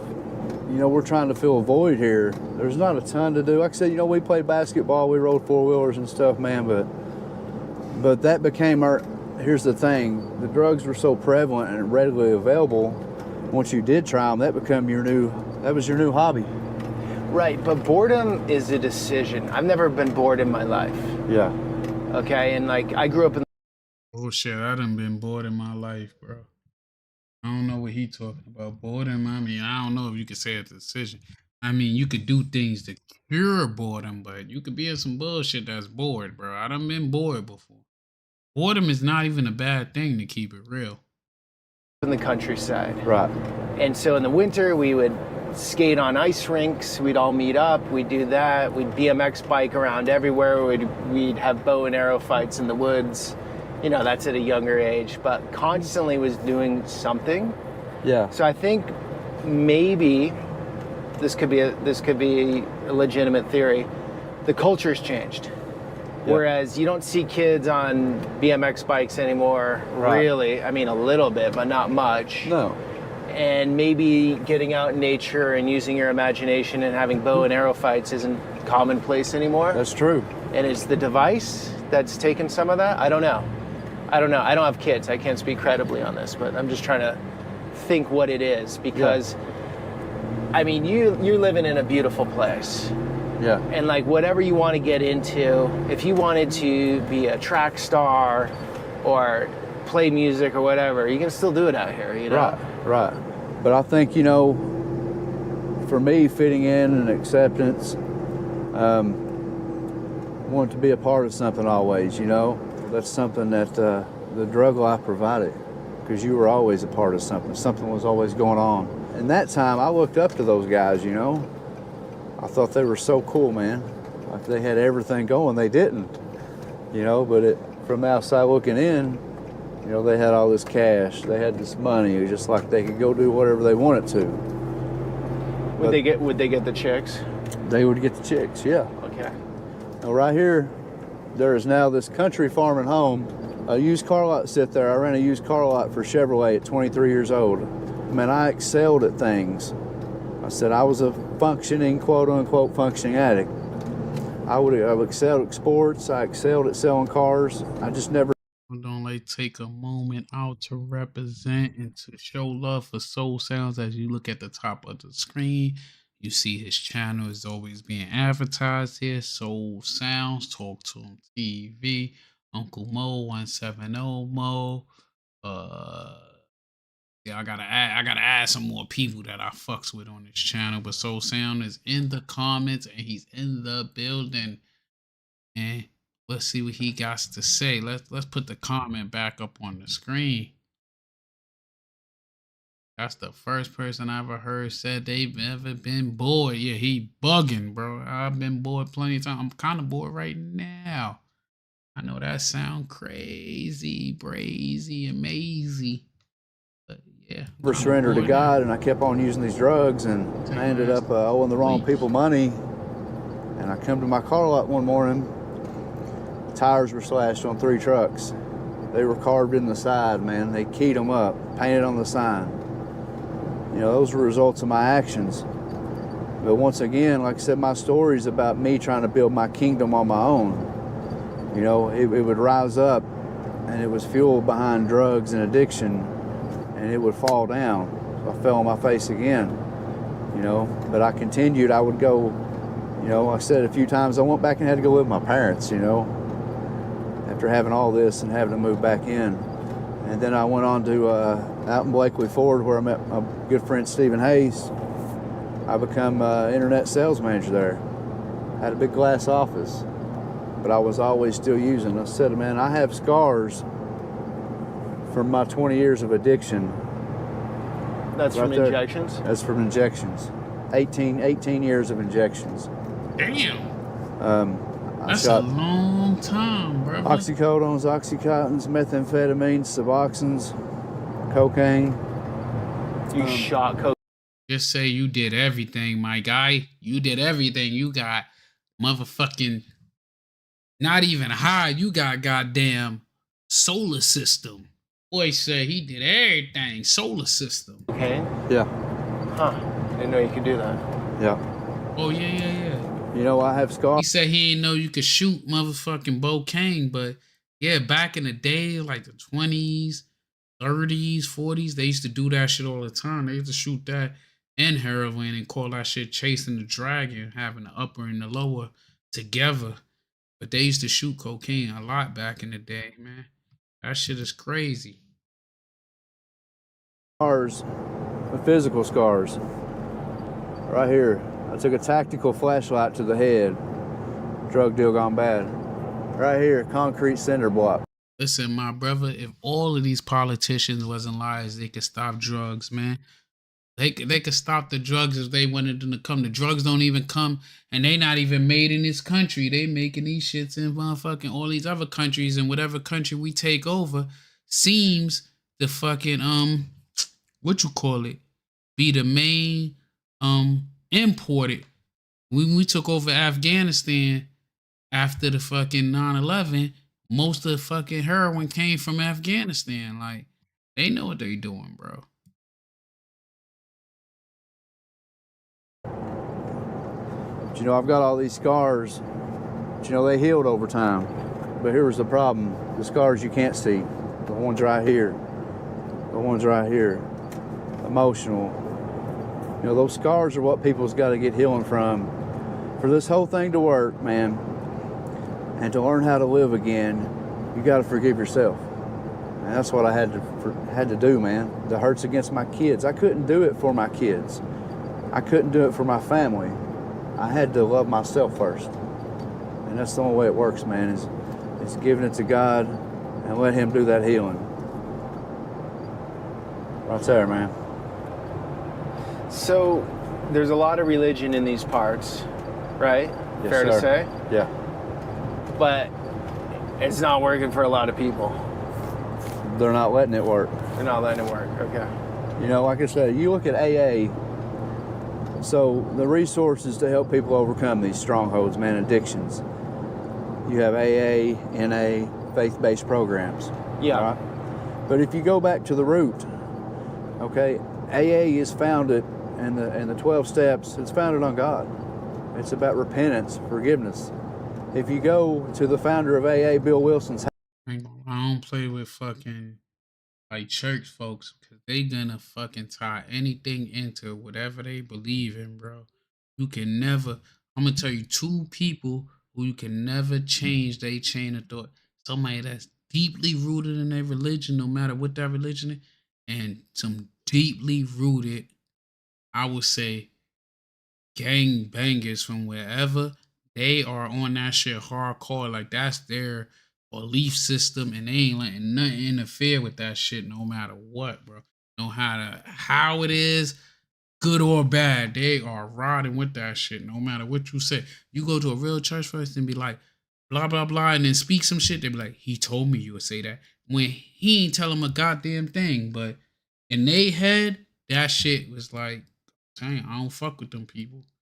And when I say I don't fuck with them, I mean I don't waste my time trying to convince them because I know deep down inside they truly believe that shit. house and tour the house, the man that founded it, it's full of Bibles. The original AA context had Jesus in it. But just like everything else, they've taken God out of it. They're saying you can put your faith in a door handle and then let it be your higher power. Bro, it ain't gonna work. You know? I mean, it just ain't going to. You got to put your faith in God and have a support group around you of like-minded people. I wouldn't be where I'm at today if it wasn't for those people. I was discipled and raised up in Life Changers Outreach. Like I said, I ended up court-ordered to rehab. You know, I ended up court-ordered, or I was going to go serve a year and a half. And I went for 6 months, and I didn't truly grasp a hold of anything. I was there trying to fake it till I made it, you know? Yeah. And I'll tell you this, out of the 4 guys to show you the story of addiction, how real and what happens, 4 of the guys I was in rehab with the first time before I truly wanted it. I say this, right? I believe you need some type of faith to help you beat a lot of things because even when you get into some shit, no matter how unreligious you is, I mean, I've never been on the path of being atheist, so I can't speak from that behalf of the world. But most times, right, you need something to cling to help you get past whatever situation you're going through. Whether drug addiction, heartbreak, financial problems, you need something to give you a path to get out of that situation and get you out of the dark.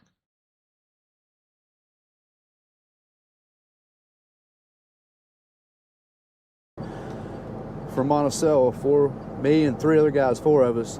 So let's go back 4.5 years ago. So one of those guys is dead. The other one's serving 20 years in federal prison. The other one is in rehab right now. And here I am.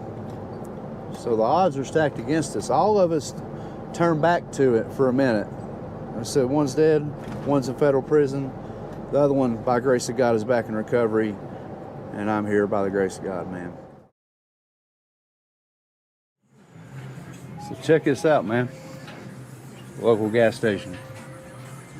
We got pipes. That's how New York look. Everywhere. Meth pipes. That's a meth pipe? Yeah. But you can put anything in there, right? Yeah, you can put anything in there. We got scales.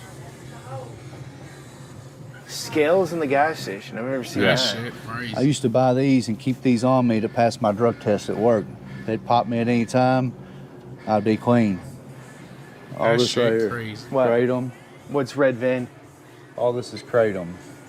This is it's made out of some herbs and different things. It gives an opioid effect. I've heard a lot of guys take this stuff to try to come off opiates. But look, gas station dope is still dope. But it's legal, obviously. It's legal for now. So here's the problem with a lot of our communities, man. is, you know, these people don't feel like they have nowhere to turn to. They're church hurt. You know, too many of these churches, they don't have their arms open, their doors open, man, to people like me. They're too worried about what somebody's wearing, too worried about if somebody's got a tattoo. You know, they're shunning these people away. Oh, really? But we got our doors open, man. We welcome them in no matter what state they're in. Man, if they've been drinking, come on in. Because these people, they've not been shown love, man. That's what they need.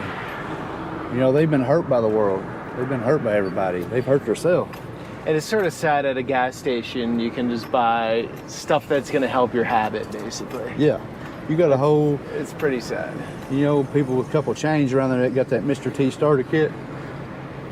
So right over there, you got your drug dealer starter kit right over there, ready to go. Right. You said you got your starter kit. This is one of our recovery rallies we just had. People come running, man, into your arms. They're wanting something different, man. They're tired of living that way, man. Look, you can see the hurt in this picture, man. All right, so you take cities like Portland, San Francisco, Los Angeles. You have people doing their drugs on the streets openly, right? Yeah, Uncle Mo's TV, we do a variety of everything on some real shit. Like, I'm a real loud person, so you know, I like to laugh. I like, you know, I deal with emotions like everybody else. You know, I might handle them a little different than other people. Don't mean that I do it better or I do it worse than anybody else. But I like to talk about real shit. So if you go back in the archives, you know, my foot gonna stay on Dr. Umar's neck because he's full of shit and he's a piece of shit. But I also try to shed light to the epidemic of the HIV epidemic. I also try to shed light to the drug problem. I also shed light to the like you know, you probably see the title said racism. That's the first video we looked at. But now we seeing that over there they got the problem of the drug epidemic because a lot of people think that shit is just an urban problem, but you get to see in these rural areas that they have the same problems that they have in the urban areas and shit. They just like to put a black face on everything but Jesus, you know? So when it comes to the EBT, they like to put a black face on that shit. And in short, there's plenty of willful idiots that's out there that's going to promote that. You know what I mean? That's going to get on there and cry about their shit and they going to put them and make them famous as being famous bums. You know what I mean? Oh, why don't I like Dr. Umar? Let's get to that because he's a piece of shit scam artist. Now, this is my beef. If you're going to do your hustle, that's one thing. But you got older people and you got younger people that don't know no better and you scamming them out of their hard-earned money and you just as bad as the white supremacists that you talk about. You actually worse because you know better and you decide to scam. And I went to the school multiple times. I actually got a video coming out because I went back there after being there. Like I went in September when school was supposed to start. And the $2 million that he done raised, or over $2 million by this time, that he raised to put into them piece of shit trap houses, it looked even worse now. And I just went this week. Like I went the other day. Like not even like a week ago I went, bro. Like I went like a couple of days. Like what's today? It's Saturday going into Sunday. Well, it's Sunday right now. I went like Wednesday. And the shit look even worse. So stay tuned to see my video because I took footage where you can see the goddamn mold. The mold is eating the building like Stranger Things. If you've seen Stranger Things before, that's how the mold is tearing that shit apart, bro. All right, we got a troll in the building that don't know that I don't play that shit. You could get blocked. Welcome to the block party, as Umar would say. But yeah, that's why I don't like Umar, because Umar is scamming the older generation, and he really don't.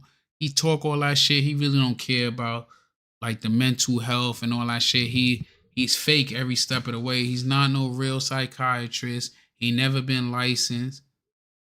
Like, yo, if you go back, you can see my video from back in September when I went. I went twice. I went there 3 times, bro. It's literally trash that when I went there September 22nd, that's still there the other day when I went. Bags of trash that's still there the other day when I went, bro. Like, The dude is a clown. Like I could see, and I used to believe some of the shit he used to say. I used to think that the dude, like, one thing I could say, he could say the right things and it sound good, but like when you see him actually put it into like actions, you could tell it's just a scam, bro. Like that school is not a school. He painted that up, and I think he just kept that facade up because it could get you to donate more and more. But him actually putting the effort towards, like, nah, he's not trying to actually put method. Like, see real quick, you can see, like, I was just there. Oh wait, kinda. You ain't gonna be able to see from there, but like, I was just there the other day, bro. Like, even if you see how bad this mold is on the side of that building, like, it's disgusting. It's disgusting. I'm gonna do that video. I gotta stop bullshitting and do that video by the end of this week. But like, you can see real quick, like, this the video I did. Like, it's disgusting. Disgusting. Like, the mold is worse. It literally got worse from when I was there the last time. But it's crazy how the same bags of trash that was there when I went in September is still sitting there. And let's keep it real. Who the fuck keeps trash for 3-4 months? Who does that? Like, the same trash, right? Like, he didn't even try to like do it. Like it makes no sense that he gaining all these donations and shit from people and he ain't producing nothing. He was better off trying to do an online class, but he doing all his world tours. But bro, it was drug paraphernalia over there. Like, I'm gonna do the video and zoom in, bro. Like, I might not even monetize it just so hopefully, you can see it, but it's literally needles and shit on the ground there. Like, if you even cleaning and upkeeping it, then if you look at my old videos, you'll see where I broke it down, went through his tax exemptions, everything. Like, this dude is scamming the system left and right. He said he worked there 60 hours a week. I have not ran into that dude not one time in my 3 times visiting that school, bro. Let me see. Can I get this? I want you to see the mold. Like, that mold got worse. It is worse than when I went. I got one of the videos right now, right? Queued up right now. I might have to send this joint so you can see. Like, but the mold, this is the mold on that shit. You see that dark line? Let me see. Maybe if I cut the light off, it'll show better. Let me see. Let me see. I gotta cut the light off. Hold on, I'm gonna cut the light off so you can see how bad this mold is.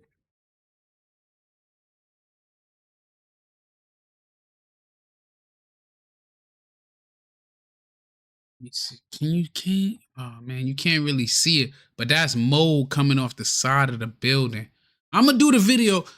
When I wake up, I'm gonna actually edit the video and go into, and when I say edit, I mean just put me on it, how I got this on the screen, and you can see it, brother, because I'm telling you, it's sad. It is sad. It is sad how bad them buildings are, bro. Like, one building, I ain't gonna lie, his main fucking joy that he showed, a junior high school or elementary, that joint is in better condition, but the fake high school has not been touched. Like, and I told you, I went in September. I went twice in September because I went on a Friday, then I went back on a Monday when school should be jumping and people should be there working if you got people working on it, right? Then I just went back last Wednesday. I went back because I live in the South, Southeast, Virginia. I'm from New York. I go to New York all the time. And I've been going back and forth to New York. And I'm like, you know what? I'm going to give him a couple of months, then I'm going to check his progress. That shit look worse. As you can see from the little angle that you can see on there, that mold is ridiculous. Like, it's eating the building like Stranger Things. I don't know if you ever seen Stranger Things where everything is grabbing up on it. That's how that shit is looking, bro. Matter of fact, I'm about to fucking, let me see something. I'm about to upload that shit. Let me make sure I got the right video. Upload that joint to my to it so I could pull it up real fast. But it's ridiculous how bad that mold is. And even the bus that he's supposed to have for the school, that shit's terrible.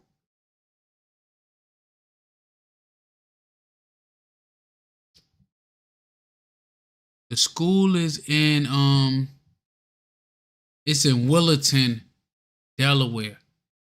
I've been there. I'm gonna let this play, but I'm gonna upload this joint to my You can give them enough money to get by. The services are there to get food. Video, if they need Narcan, they get Narcan.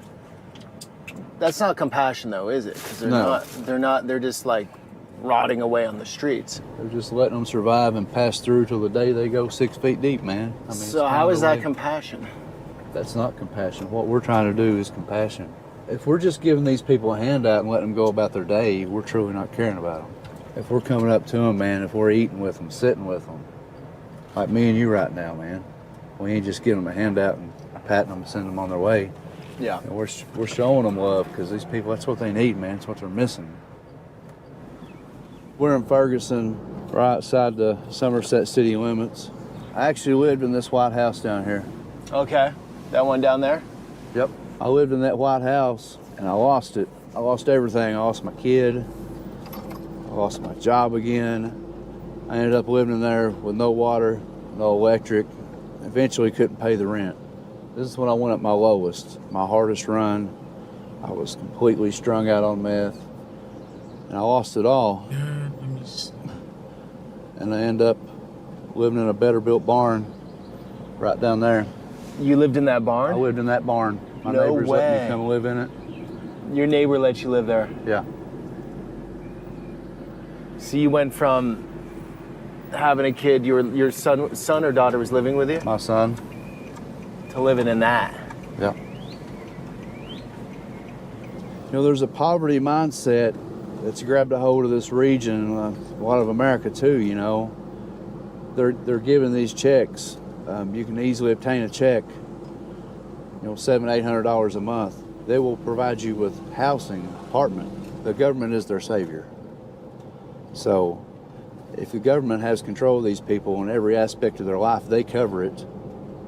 They have them in the palm of their hand. They know no way out. They're bound to that. And like I said, many of them end up using, and they're users, and they're stuck in that place because they have no other option. The government is literally the hand that feeds them.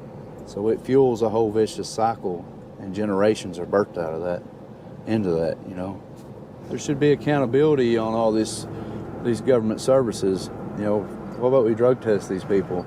How about if they do fail, let's give them an option to get some help, you know, and then we can try to reintroduce them to society to get jobs. Some of them may not be able to. They may not have the mental capacity, whatever.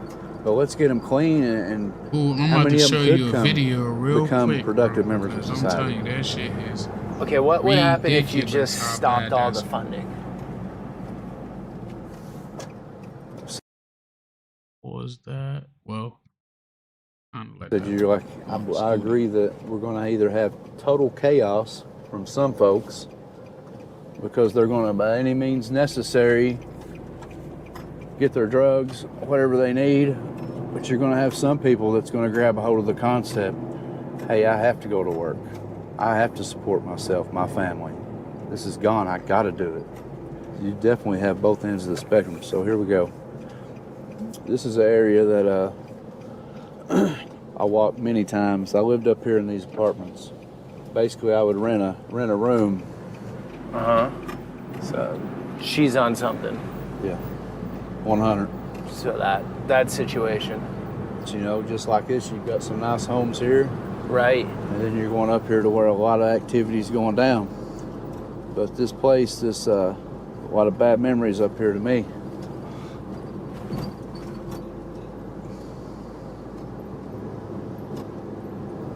Government assisted apartments up here. Every day, man, I'd be up here, have to be hiding from the cops, man. They would come by here daily. There's my buddy right there, my brother. Hey, what are you doing? Come here and holler at me. This is one of those success stories right here. It's my brother David. What's up, brother?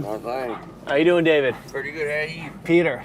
This is Peter. Nice to meet you. Been taking around doing a documentary on addiction in Appalachia, man. We go to church together, and he's part of Leap of Faith Outreach.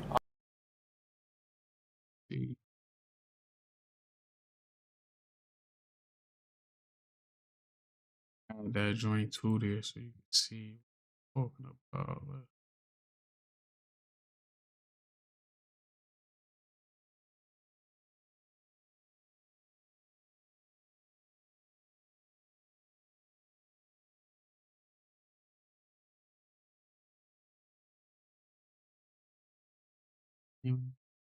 Yeah, let's do that. Let's do it new. New house.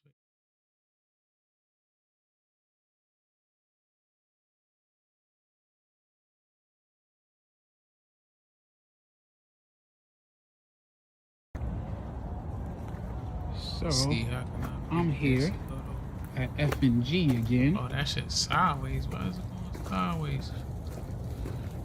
Right after the snowstorm, we got the bus that's supposed to take the kids to school. The F&G school bus. As we can see right up close and personal, there's a piece of shit. You see that side of it? It's a piece of shit. They got some fake tints on it, but it's a real piece of shit school bus. Rusty. It's missing the battery, as you can see. Looking at the school bus, but I don't know why they ain't giving me the option. Yeah. So if this is his magic school bus, Oh, I know and why. then we're gonna 'cause get I into don't some other got little it things too about. hooked up. So let's start that right. I gotta put it on the main screen because it ain't giving me the option. Where I could pause it and do all that. You know what I mean? Boom. Yeah. Now I got the option. 'Cause I'm main here screen. at F&G again. Edit this shit. I can flip it around. Right but after I'm the still gonna be able to snowstorm, we get got the bus my point across. that's supposed to take the kids to I school. don't know why it look like that shit when I. The F&G school brother, bus. I'm about to show you as how we can bad see that right goddamn up school close and look personal. just There's off a this piece of video. shit. You see that? Let's stop there.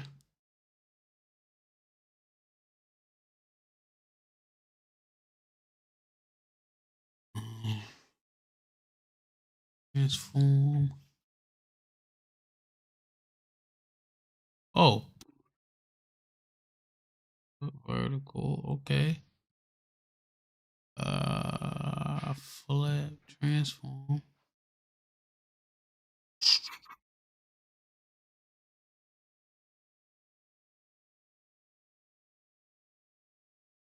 I'm gonna figure it out, man. I'm trying to figure it out where I can. There you go. Okay. We're gonna do it. I can see this piece of shit fucking school that he got. And I ain't even hating. I'm just showing y'all how it really is, bro. How he been robbing the community. Fuck. Let me see something. And keep that. Yeah, I mean lock up everything. But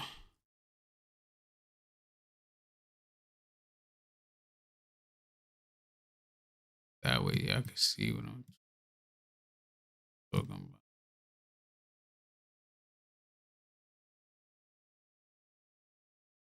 Back. Transform. Hit the screen. Okay, transform. There you go. Flip vertical now.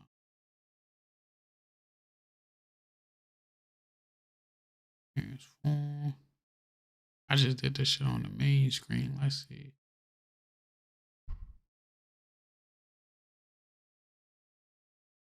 I just saying.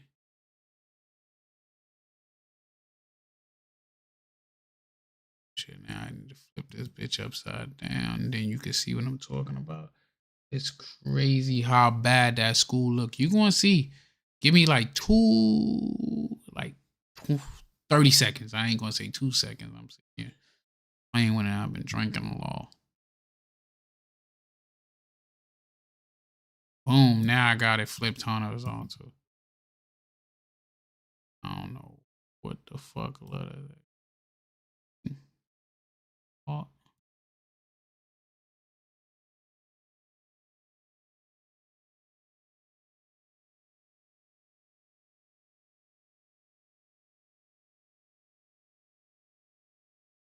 Okay, now we gonna make it a little bigger. Yeah. Now we can go. See, I want you to see, brother, because I ain't want you to think that I'm bullshit. Yeah, Umar bugging out. Let me show you how it looked when I went there. It's a piece of shit. It's the bus he had, but on it, but it's only a quick second because I don't want to put too much out there because I'm gonna do the video missing the battery that's talking about it and breaking it up. But this the bus that he got that he's put the bus the children in. That's a piece of shit. It's all types of stuff. The bus been sitting there for months, man. It was there the last time. I ain't paying no attention to. Shout out to Lady Luck LLC. She put me on to that shit. It's still in dire distress. But it looks even but look, worse you see the than when I mold. was here. Look, that's what I'm saying. You see the mold on the building over there, right there in the corner. You see that? That's the. You see how that mold is? That's disgusting. But months ago. Look at that mold coming down the side of the building right there. Like the boy ain't been putting all that money that he's supposed to been. Yeah, he got over over 2 million. We know of at least $2 million that was accounted for that went through electronic means. So that's the thing with that. We know of only 2 million that was accounted for because of electronic means, meaning that the IRS was tracking and what he put on his tax man that we know that he made over the last 15 years or so. He been doing a scam. Look at that mold, that man. Mold is blacker than ever. Blacker than this ever. is exclusive. This is the latest and greatest. This Blacker is the than other ever. day. You see the snow was on the It's ground. pulling I out did a of here full right now. tour again. Well, I say I got to edit it because I need to take the old video. Pretty soon But I the can mold cut gonna up take stuff over the side whole by building. The side whole shit where you gonna can be see painted where it's black. bags of trash and everything that's in the same spot from the blacker than last ever. time I went to visit See, the I was school. here. But come on, this shit should not be possible to you see all of this grime and decayed and all of this mold that's coming off the school. But yet he been taking money from the community. I could say community, but I like how communitar sounds just for you grammar police. But the money he been taking from the communitar all this time, man. But you can see clearly that the money ain't going into these buildings. He painted that stupid ass mural up there of him that's blasphemy with, Frederick Douglass, who he's not related to. I got a video coming out on that where the family talked against that. His own father took a DNA test. It came out that he's not the father. Spoiler alert. But I'm still going to drop that video. Like, that's my beef with him, that he's a fucking bold-faced liar. He robs people. He always got something to say. Well, he's the complete opposite of what he talked about. He's a deadbeat dad. Like, everything he taught, how he gonna tell you how to raise your kids and he ain't raised his own? A couple of months ago. But Umar Johnson, aka Jermaine Schumacher, look how it's coming off with the snow is melting. a fucking fraud. Look at this shit. It's a piece of shit. So I'm here. This the beginning of the video. Don't mind that cool ass Lexus right there. Don't look at that. Right after the snowstorm, we got the bus. Yeah, this piece of shit truck. That's supposed to take the kids to school. But yeah, he been misappropriating them funds. F&G school He bus. been literally As stealing we from can the see community. right up close and personal. See There's this piece of shit bus. That See shit don't inside even got of a it? battery. I looked inside. Piece That of shit shit. got all types of shit inside. They got some fake tints on it, but it's a All real types piece of of shit school bus. Rusty. And the school It's building missing the battery. terrible. As you can see. That school building ain't get like. Yeah, you're right. It's called wire fraud, my brother. You are absolutely right. Because all he do is give me your cash apps, give me your PayPals, give me this this is and his that. magic school bus. Here. Wire And then fraud. we're gonna You get right. into some other little And as you things should see, too the about building is the in building. As y'all dire can see, it's still need. in dire distress. And he It should looked have even bought something worse than when I was smaller here if he was a few serious. months ago. That way Look he at could that. put it in. You see how That mold is dark that blacker than mold ever. is? Blacker than ever. Blacker than ever. It's just pulling out of here right now. Dying. I think he was. I used to think he lived in there, but I don't know where he at. I think he. Pretty soon I the think when he mold not gonna on the take over road, he whole living building. The between whole there shit and his gonna be mama painted house. black. But you know, that's that. We gonna get back into the. Oh, great. Into We the. get to walk in freedom together, don't we? Oh yeah. Best I ever did. How long have you been? But that video's coming soon, cause that's just one little clip. I got a bunch, and I walked around the school and both schools, and then I pointed out how stuff was there when I came there in September. That was still there when I came back in December. Been clean. A little over a year and a half. How's it feeling? That was great. Staying up more in my pocket nowadays. Yeah, he works, got a job today, man. He's a productive member of society. Oh, cool. What are you doing for work? I work through the Somerset community. Address is 7. He got two of them buildings. It's 610 and 611 East 17th Street, Wilmington, Delaware. And 601 is the little gymnasium shit. But it's all on the same strip.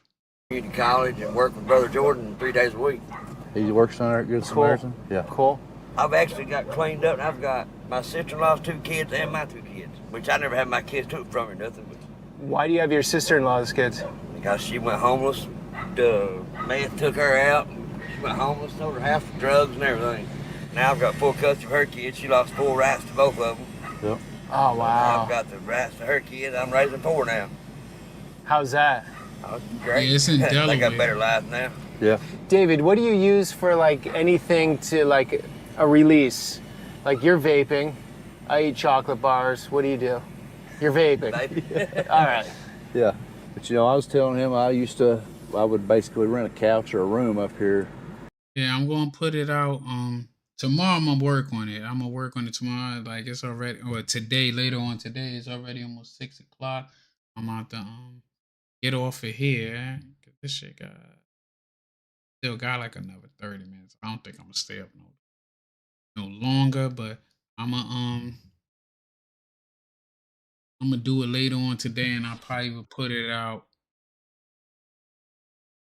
later on tonight or put it out Monday. Then I'm dropping. I do my True Crime Tuesdays. I'm dropping my True Crime video. I already worked on that. I just gotta do some touch-ups. Talking about Courtney Klingy with the murked her boyfriend, and then now she claiming self-defense, you know? Eric Bellamy, good looking for subscribing. Appreciate you, man. Appreciate you, man. Let's drop that survivor. Let's make it rain, man. Let's make it rain for you. I appreciate you. And anybody else, welcome to Uncle Mo TV. Subscribe to it, man. It's more to come, and we not playing for 2026. I know it's still 2025, but I'm letting you know the best is yet to come. But for Eric subscribing, like I said, man, let's make it rain one more time for you. Let's make it rain one more time. And if you new in the building just coming through, don't forget to hit the like button. You know?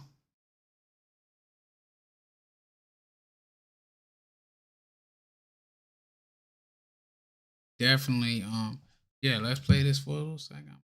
A couple of these apartments back in the day, you know, they're trying to clean this place up, man, and That's something I never had to do is go homeless. Like I've always had a place to live. I mean, back when I was 23, I lost my first young, and we sued the hospital. I pretty much was a millionaire at one time. Yeah. You lost your first what? My first kid. The hospital killed my first kid. Oh, I'm sorry. Yeah. Wow. So I always had a place to live, but my house, it didn't have nothing in it when I got on drugs. I sold pictures, everything. I pretty much just had a bed and beds in the house. That's about it. Yeah. Good to see those success stories, man. Oh, yeah. So when I see you, who used for so long, and then some of these other guys that used so long, like you can tell there's permanent damage. Yeah. With their eyes are drifting and motions are quick and whatnot. You don't have that issue. But some of, depending on what, just by fate or luck, it totally like... You know, I had some quirks for a while, man, but it seems like they went away. For example, I knew some guys that used meth for so long, dude, that literally, you ever seen people on the streets walking like this? I'm sure you have in their hand. Sure. Well, even when they come off of it, their hands are still, they still have these motions that are... And for, this is government housing, right? Well, like I said, some places they do pay rent. Some of them are government assisted. Government like assisted where he has a housing. job and stuff, you know, he and pays. those places look better than so many places in most of the world. Like that looks way better than where I lived in Ukraine. So it's not necessarily the structure or how well the electricity works. It's more the internal. Yeah, and usually, which like I brings said, someone around. when I was up here, man, there'd be cops every day just driving around, man. They busting people left and right. I'm sure it still goes on. Like I said, it just depends on what time of day you're up here and the time. And that was the case with me on the outside looking in for years. I was doing good. You know, by world standards and looking at me, you wouldn't know that I was at it. You wouldn't know that I just got done doing a shot of dope in the bathroom and I'm selling you a car right now.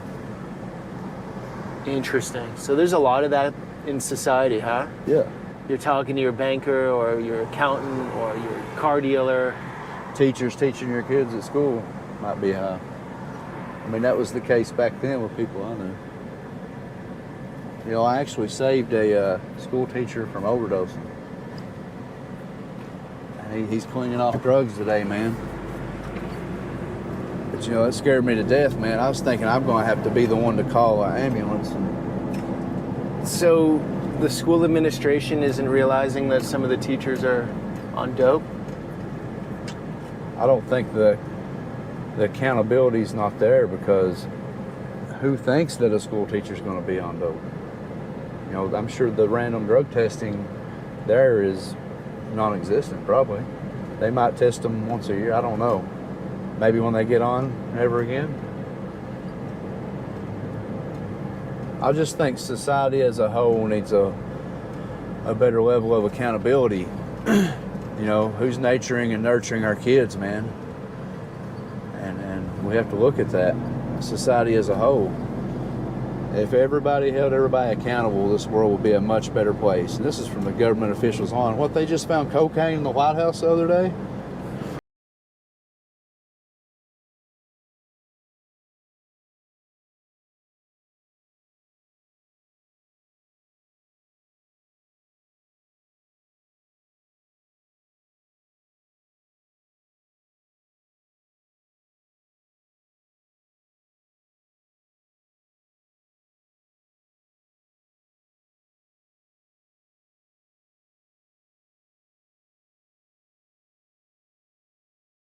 Drug addiction, but today there's hope here.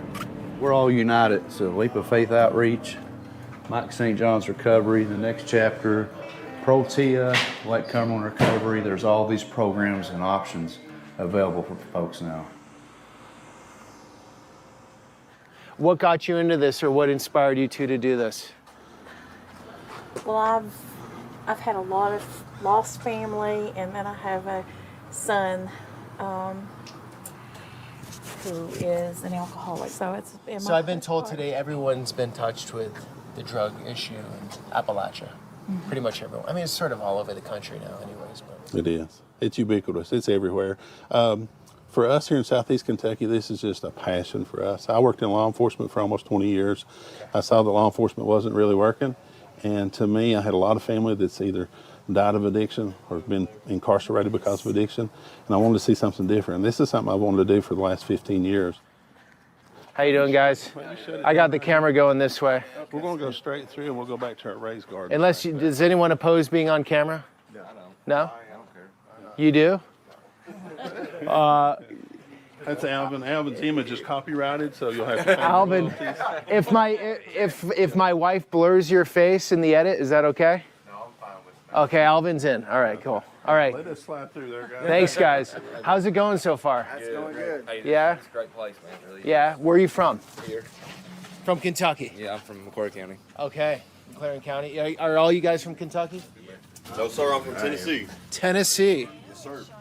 What do you think? What do you think of Kentucky? It's pretty good. I like it out here. Where's the bluegrass better? I don't know. This might get you in trouble. So all you guys are cool being on camera. No problems? Yes, sir. Thank you. Thank you. Do they get into this? Oh, yeah, they're the ones that grew it all. They've been growing it. You're eating all this here. Oh, yeah. Yeah. Oh, cool. Yep, they've had squash and peppers, tomatoes, cabbage. Oh, nice. And I got to imagine there's some marijuana grows out in these hills. Actually, Kentucky rivaled California, and I forget what the other state is, for marijuana production for decades.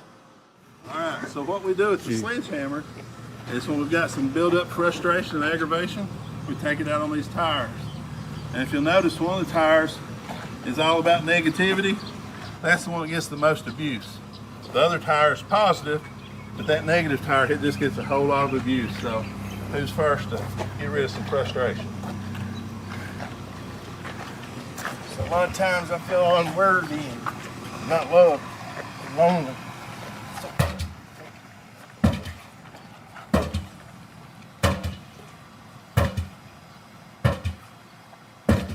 Take a swing at that. Brandon, take a swing at it, buddy. Here you go. I appreciate that you cut the notifications. I'm definitely going to drop it. I ain't going to play because it's 6:05. I'm about to get off this. About to get off of this. They ain't doing shit but beating tires anyway, but I'm gonna go live again later on today. This is a new day. And I'm edit up that video, drop that, and get it, going.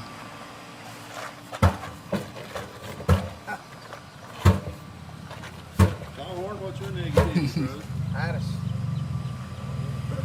strength, I guess. Is there anything that's like your... Y'all on one early in the morning, I see, man. I like it. Just like to be real. I just try to be honest. There you go. That's good. Nick, anybody Nick? Jody, nice to meet you, man. How's it going right now? It's going good, man. This program really saved my life, man. This program saved your life? It really did, man. I was at the bottom of my ropes, and it would have been for me seeing him, I really probably wouldn't be alive, man. I've overdosed 5 times. Nah, but I know that's like a workout hitting the tire with the hammer. Shoulder workout. What'd you OD on? Heroin. God damn. I lost my dad, man, a year ago to a fentanyl overdose. I'm sorry, and, man. I just felt lost, man, and I really wanted to see what it was, to see what that high was. Man, I ain't gonna hold you. I appreciate that, but I gotta step up my consistency. I've been on some shit, but I had a definite family. I was traveling and shit. So I definitely gotta make every day count. But I'm telling you, 2026, I'm taking it personal and I'm back on my grind. Like when I first started the channel and built it to where it was at. And I'm about to go hard, bro. I'm about to actually start going my true crime segments. If it's anywhere local or within, within reason, I'm gonna travel there, take my own pictures, everything, do on scene commentary. Like, I'm definitely taking this shit way more serious than I took in the past. It was like, man, and I died 5 times on it, man, and it really, I didn't feel nothing. Then when I finally got locked up and was looking at a lot of time, I was had somebody tell me, man, why don't you go try to go rehab? And Miss Cindy's rehab really saved my life. You saved my life, and you saved my life for my kids too. I can't thank you enough. You've done a lot for me. I love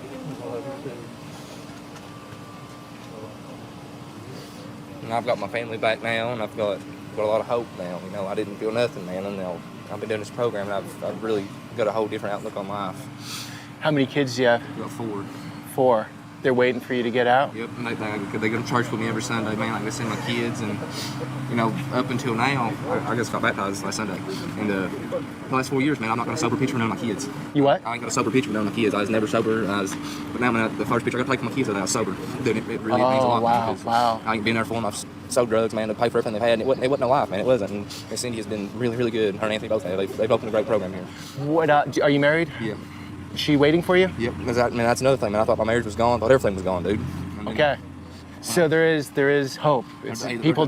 There's hope. You just got to keep pushing, man. You've got to fight for it. Right. You do it for yourself, and if you don't do it for yourself, man, you'll never make it. You've got to want it, and you've got to want it every day, man. You've got to wake up every day and just strive to be better than what you was yesterday. So, Miss Cindy, when I'm in America's cities, right? I'm in Los Angeles, San Francisco. You see everyone on the streets on fentanyl, living in tents. Now, the approach there is just sort of let them be and give them enough things to get by. But how do you bring someone from that when they're in the drugs? Maybe you guys can answer better than me. When you're in the drugs, how do you know to get out? Like, what makes that change? I guess there's the law if you commit a crime, but if you don't, then how do you get out? They just have to want it. When you see they have to want it to get out of it. If the law doesn't bring them here, hopefully there's something inside of them that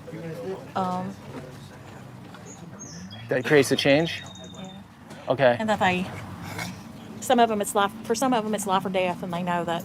Okay. You have 4 kids and a wife. It's like you don't really have a choice. You have to. Oh, man, What you mean this ain't live? I'm literally. Sir, do you want to speak at all? Okay, man.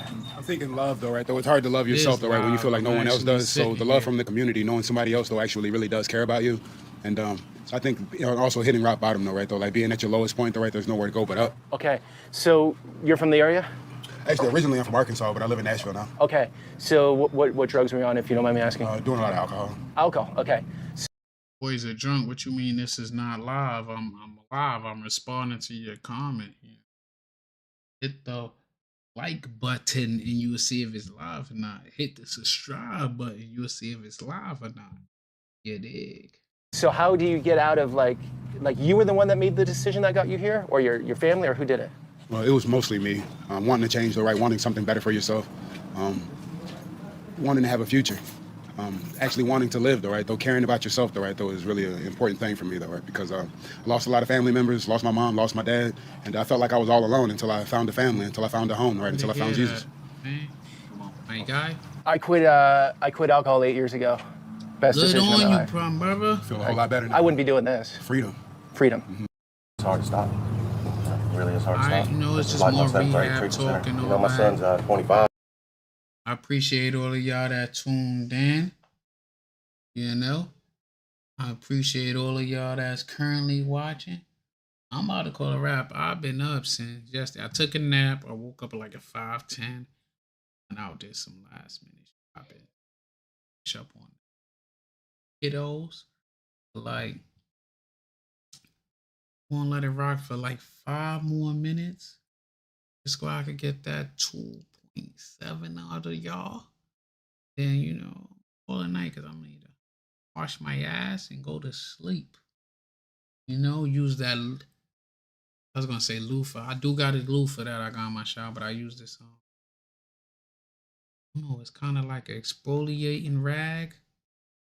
You know, that get all in there and knock off that dead skin, get them pores opened up and shit, you know. I'm gonna do a live on that too, because I heard there's some people out there of a certain demographic that don't use washcloths, loofahs, or anything. They just put the soap on their hand, and that's kind of disgusting. I mean, you'll use a rag on your car, but you won't use a rag on your ass. That's kind of crazy. You dig what I'm saying? And my train of thought, that shit is crazy. To each his own. Psych, that shit is nasty no matter who it is and what your own is. That shit is nasty. Right. If that's you, and you out there not using a rag to wash your ass, and if you only washing certain days of the week, because I heard you got wash days too. And if you only, you know, for the females, you know, I'm going to play a video where y'all said it out your own mouth. You only washing your hand, let the soap drip down to the rest of your body. That's disgusting. You dig? Get it together. Here on Uncle Mo TV, you know, I appreciate y'all tuning in. Like, comment, subscribe, and hype the motherfucking video. And until next time, guess what? End it on first. Till next time, peace and here grease.